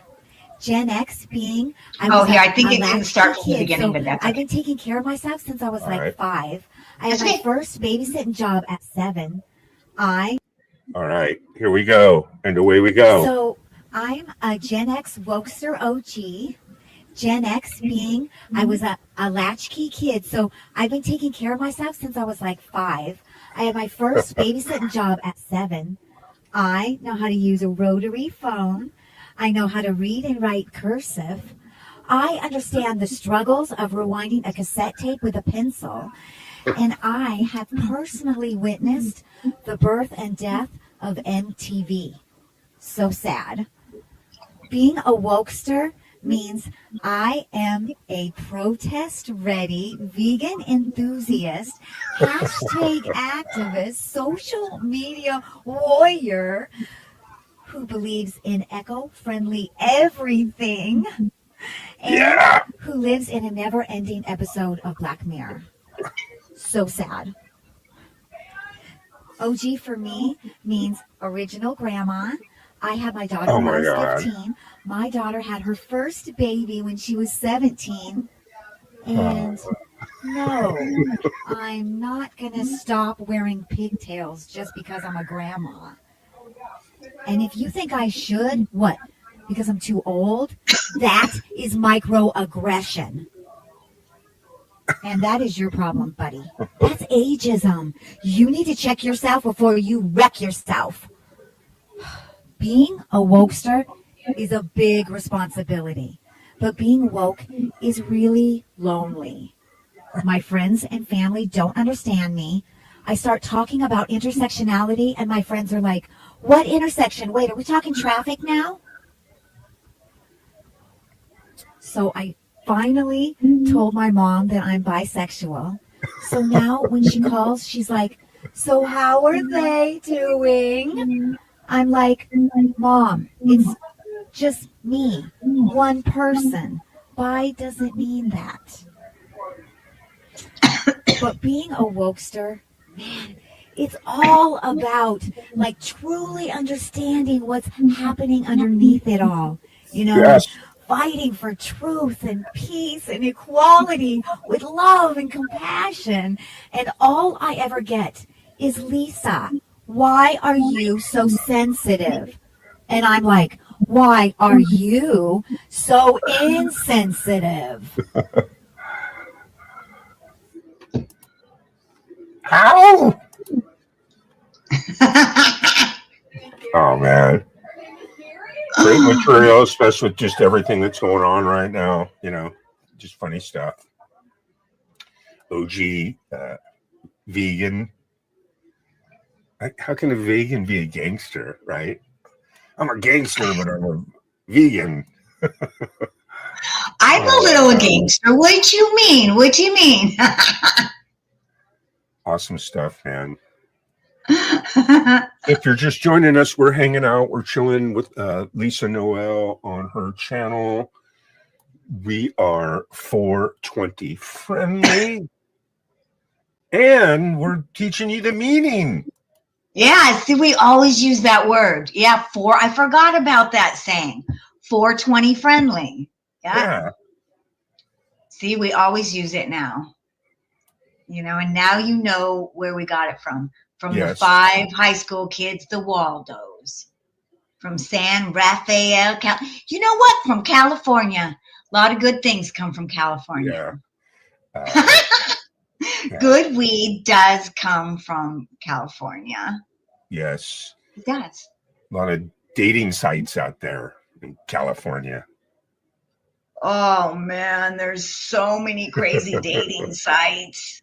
They have those ones where you all meet and then they set a timer and you're all at the table for, I mean, everybody has different times, but the one that I know that it was only like for like 10 minutes or something. Right. 10, 15 minutes. Right. And you know, ding. She didn't even, I did that. And I sat down once and she just went ding. And I got up. I didn't even say anything. Just ding. I don't even like the way you look. Ding. Ding. Next. Crazy, man. But there are some good dating sites out there. In fact, this might be one right here. Smoke Up. We live in a fast-paced world. We all want love, but who has the time to go through all the dating crap of falling in love? Now, There's an answer. Date Me Once, Marry Me Forever Rapid Dating Service. Here at Date Me Once, Marry Me Forever Rapid Dating Service, we understand that finding the love of your life shouldn't have to take you your whole life. It should take you one date. Here at DMOMMFRDS, we cover a variety of love needs. Are you dreaming of your one and only true love and still believe in love at first sight? We cover that. Have you already had one or two shitty marriages and ready for a mate who isn't on antipsychotic meds? We cover that. Okay. You've been with a lot of assholes, and now you just need combined income to qualify for that house loan. We cover that. Due to our patented question interrogation, you will be matched up with the perfect need-fulfilling mate. Join today for first date free and 20% off lifetime membership. Too much. Too much. Please join my dating service. You see those videos that are out, those pop up in your algorithms yet, where they use AI to see, hey, let's see if your girlfriend's on any dating sites, you know, and they've been together for 8 years. It's kind of like a 30-second cheaters, you know? Oh, that's hilarious. I know that the show Cheaters, that's a crazy show. Oh, Yeah, one now that's where a the show guy you goes don't, around. Yeah, don't want to be on. the guy goes around and he goes, hey, give me both your phones. And then every time they're like, that's not me, that's someone else, you know. No, it's you got to have your ID to activate it type trip or something. I don't know. Anyway, That's dating hilarious. sites, 420. You know, you go on a date and like she doesn't smoke weed, right? Like, all right, well, Oh, that's no it's probably not going to work out, right? Oh, No, you know what? I mean, a lot of times I have actually, been the only, like, I've had a lot of times where I have had no girlfriends that smoke weed. So only, my guy friends smoke weed. Yeah. yeah, What is that about? yeah, absolutely, man. But I quit smoking like 5 years ago. I smoked like a chimney. It was just ridiculous. Did you ever smoke cigarettes at all? No, No, never. Good never. For you. Good for you. Yeah. I quit. It was hard. I liked it though, but sometimes you got to do what you got to do, and it made smoking hemp so much better. It really did. I saw that. Yeah. Did you see that Netflix thing where they were that Juul vape pen? They had cannabis vape pens for that looked like USB ports that you'd put in your computer, like a USB stick. Yeah. And I watched a documentary on it. I never knew it, but I guess there was a certain age bracket where they were just like vaping at school, vaping on the bus, vaping everywhere. No one even knew it because it's just, I thought that was pretty interesting. We had to sneak away, growing up to go get stoned. Right. It's so easy. Yes, that's what you're saying. The convenience of these are amazing. Absolutely. But you always have to be careful to do the ones that are official. Because do you remember, was it right after COVID or right before? They had that problem with they were making these with vitamin E. They were making the fake ones and people were getting sick on vaping. Do you remember the young kids were getting really sick on vaping? Oh, man. Do you remember that? No, I was out of the loop on that one. Oh, yeah. It was really scary. And I even had a few fake ones and it's made me start to get really sick and it was really scary. Yeah. Yeah. So they always need to regulate that stuff, the fake ones, you know. Yeah. I saw one of your videos, the cotton candy. The cotton What? candy video. You know that one? The which one? Yeah, the cotton candy one. Oh, you mean the fur tape one? You mean the Yeah. oh my goodness. Yes, that is another one of my products that you can purchase. Oh man. I have a Let's check it out. commercial for it right here. You want All to right. check it out, Gary? Let's check it out. Have you been preoccupied recently, like I have with my new friend Larry? And neglected brushing your cat, and now your cat's hair is out of control?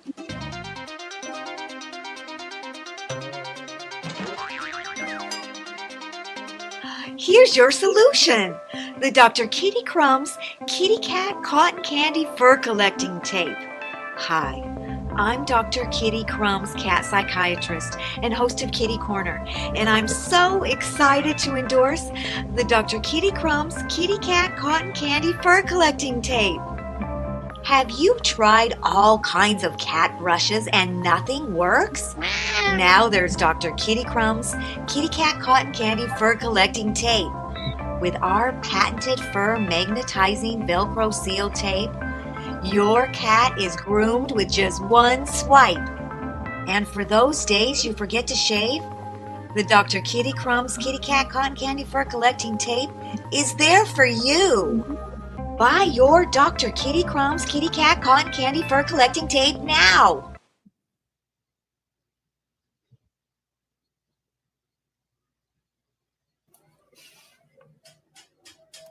We live in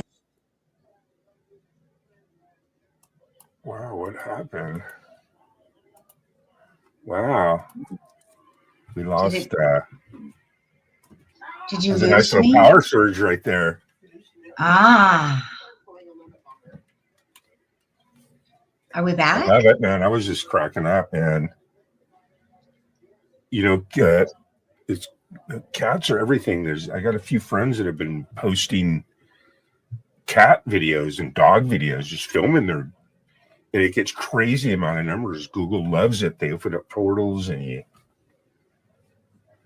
We love our cats as cat people. yes. So now I'm a cat people and a dog person. Yes.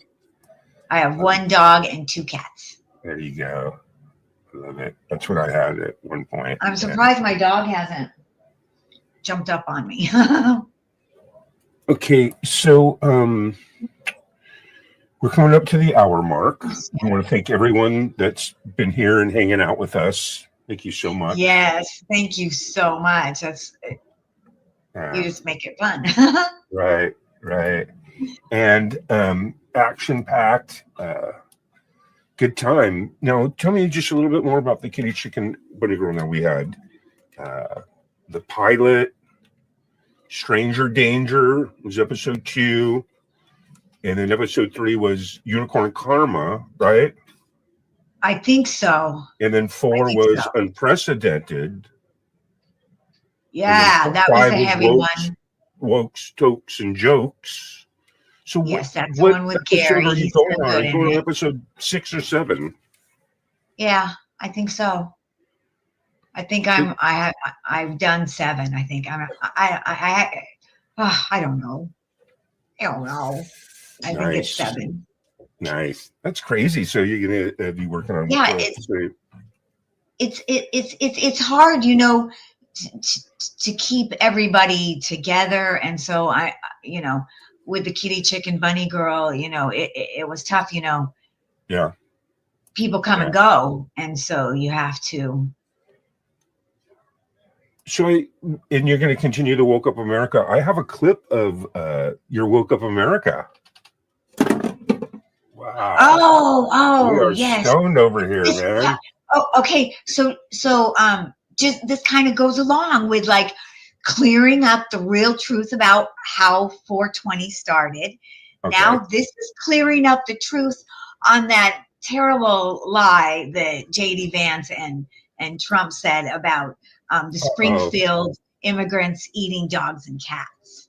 But this is the real truth. This is a real story because I just went there and got the real story for you.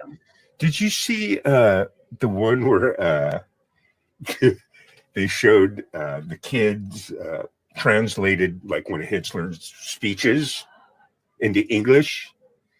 And they're like, we finally get to hear, and it starts playing, and he's all, they're eating the dogs and the cats. It's funny, man. Like he was the one saying that. Anyway, I thought it was just the funniest short that I saw. Oh my God, I didn't see you that were one. waiting. Believe me, I they didn't had see some it. funny. I didn't see it coming. I thought you were just going to hear, some of his speech. Yeah, that's what makes it funny sometimes when it's, it takes you off guard. So Woke Up America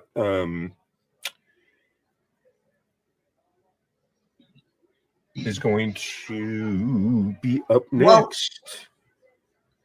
And this I'm going to start my Woke Up America again. I'm going to start my series again. Yeah, I thought it was this is awesome.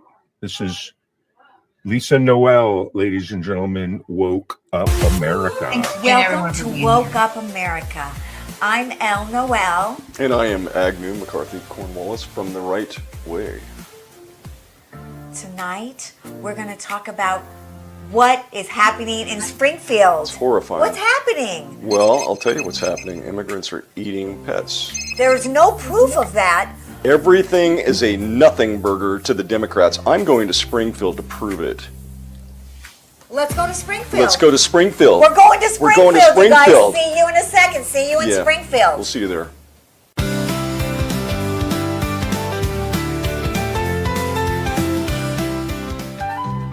Hey, it's Elle here. So I have good news and bad news, all right? So, here's the deal. I have been working on lowering my carbon footprint, okay?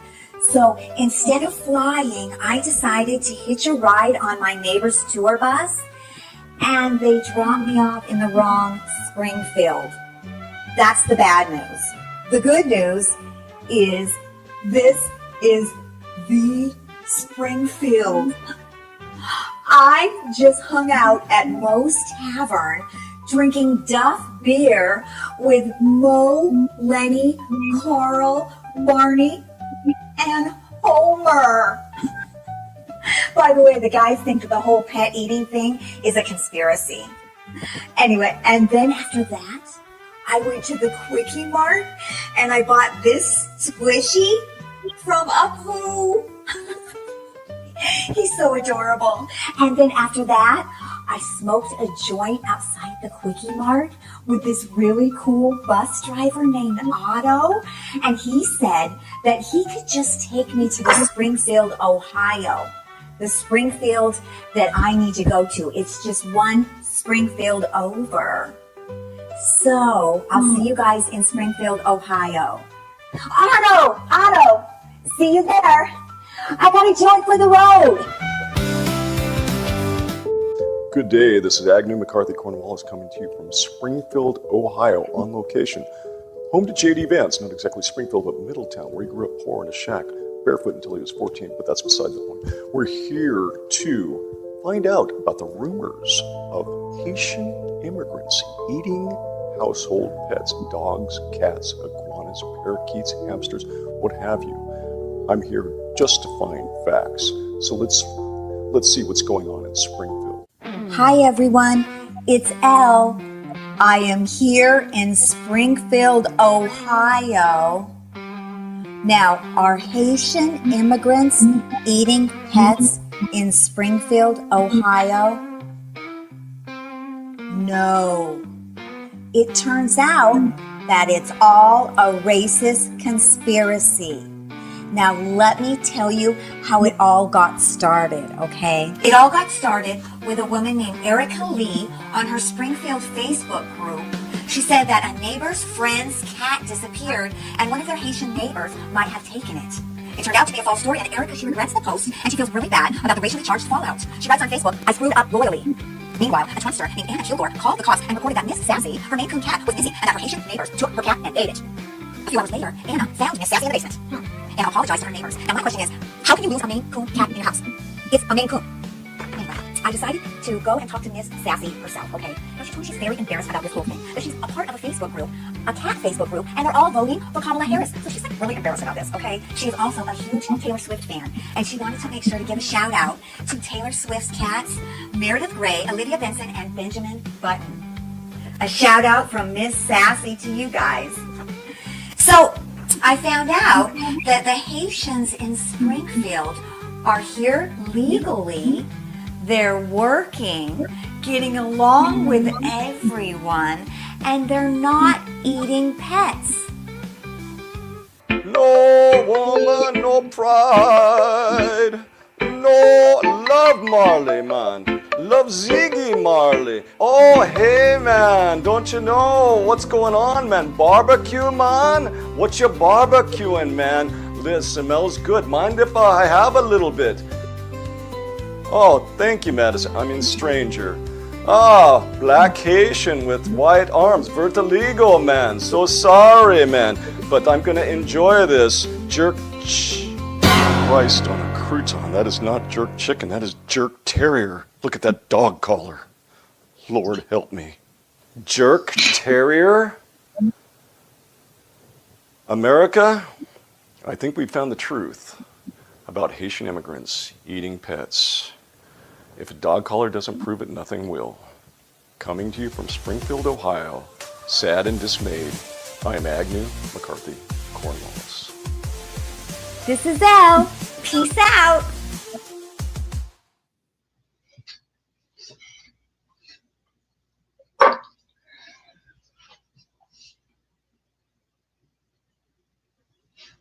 Ow! I love it. I love it. I love it. Hi, Natasha. Get in here. I'm It's here. so good to see you. I never see you.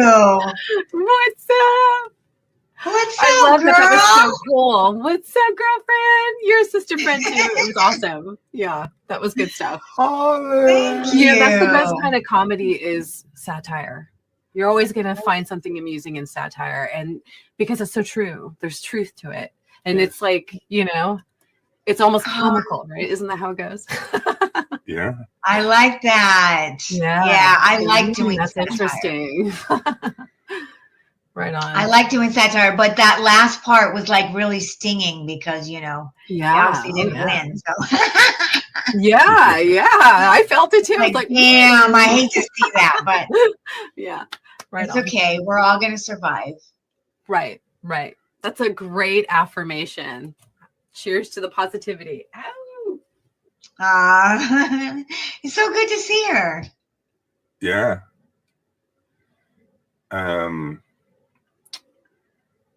Let's see here.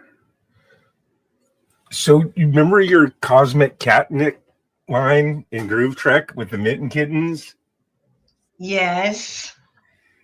I Top love shelf Groove Cosmic Trek. Catnip, right? Yeah. See if I can find that. These are the voyages of I the love John Groove Trek. So good. Where is that? Yeah, you've got it. It's just ridiculous. But, not till we start smoking the weed, right? Good times, man. There it is.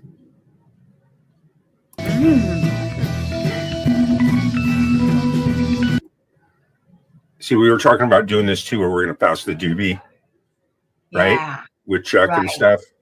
Catnip. That's my favorite line. Cosmic Catnip. Catnip? Top shelf Cosmic Catnip. Top shelf cosmic catnip.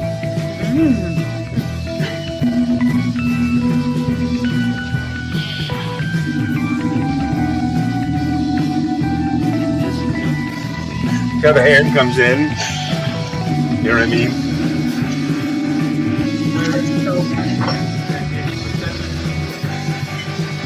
It's so cool. So fun.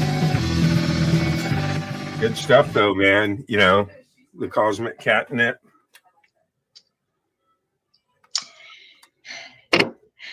That's so cute. Yeah, I loved Groove Trek. Yeah. It I'm was gonna so start great. It has releasing some it. Yeah. killer songs in that. Yeah, Gary, you know, killer. it's funny because when we did Groove Trek, you know, we used most of my music we used for just like almost like sound effects for transitions. But this guy Warren, I See Monkeys, he shows up to the project. He comes to all the meetings. He comes to all the workshops, and we're working. He's like, "Hey, G May, man, I got like 50 songs, whatever you need." And I picked out like 9 or 10 that I just thought were, and then I love these. And he's like, "Yeah, just have at it." And I just used them throughout the entire Groove Trek series. Yeah. If it wasn't for I See He's Monkeys, cool. I love his he- music.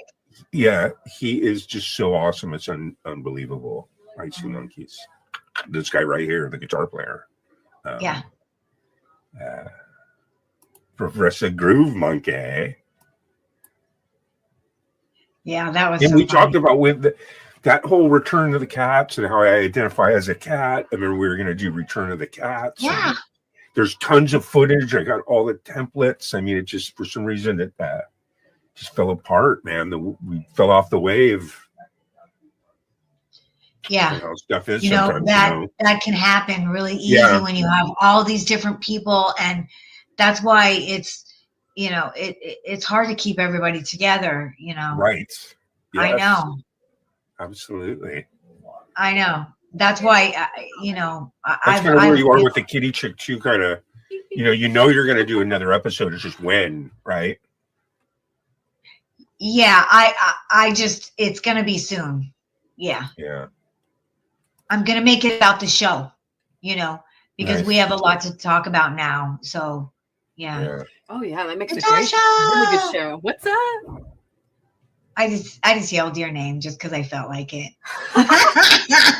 Lisa Noel, same like way coming back at you. Right on. That's so cool. I got to Awesome. tell you, Lisa, your woke video. I am so in love with that video. I wish I could have sang backups on that. It's just, I that's think it's cool. just a killerest video hmm and a killerest song. I like Have you your seen stuff. the woke song? I think so. I probably have seen it with you, and Let's I see, always I like think- everything that I see that's Lisa Noel. So I'm just like, oh my god, this is so awesome. That's perfect. I love her. I love how she thinks. Oh, this Miss Woke, she's out on the street, I can't really hear. strutting her stuff with rhythm in her feet. I love the backup singers. She's got the looks, and when she speaks, boy, she's got 'em all shook. Yeah. Oh yeah, Oh yeah. she ain't no joke. Keeping it real. I love it, Lisa. Always stoked, always woke, eyes wide open, mind so clear. Gonna fight that fight, make the truth appear. Ooh yeah, Yeah. she can't be wrong. She's intelligent, witty, and oh so strong. Raising her voice, standing her ground. Miss Woke, she's the best all around. Ooh, Oh, really? I love it. That's one of my favorite parts is when the backup singers are all, oh, really? I love how you flow when you are doing your videos, Lisa Noel. You just have such a natural, like a really natural rhythm to like. Can't hear that. Oh, okay. I can. Thank you. Oh, Okay, cheers! okay. Right on, yay! Very good. All right on. I don't have to turn this down as much. Love music. It's such a killer video. It is a killer video.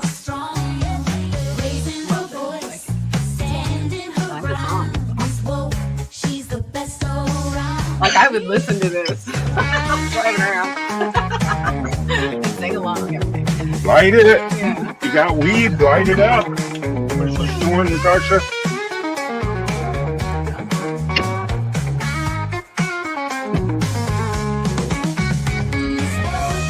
She can't be wrong.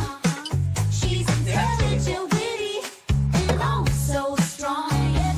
Raising her voice, standing her ground. She's the best all around.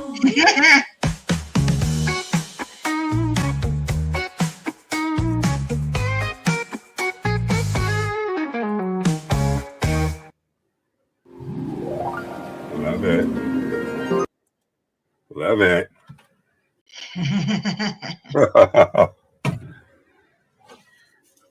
So what a good stream we got going here, man. A lot of good times. Thanks everyone for hanging out. Yeah, thanks everyone for hanging out, and thank you, G-May, and thank you, Natasha. Man, I don't always get to see her, so that was nice. Yeah. And we learned something today, folks. We learned where the term 420 came from. These guys right here. Yep, those guys right there, the Waldos. The Waldos, man. Secret code. Beep, beep, beep, beep, beep, beep. 420 so out much. back. Right. Yeah, those three. It's a nice time too, because I think most people like, that do that whole 9 to 5 thing, right? Well, they're all locked up till 5, so 420 is you get a little jump on them, right? They're all still working, Well, hopefully, if you have to stay at work until 5, 6, 7, maybe you can sneak off to your car and take a tiny little, these work really nice little hit. Absolutely. Let's twist up another one. We're going to take a small break, but we will be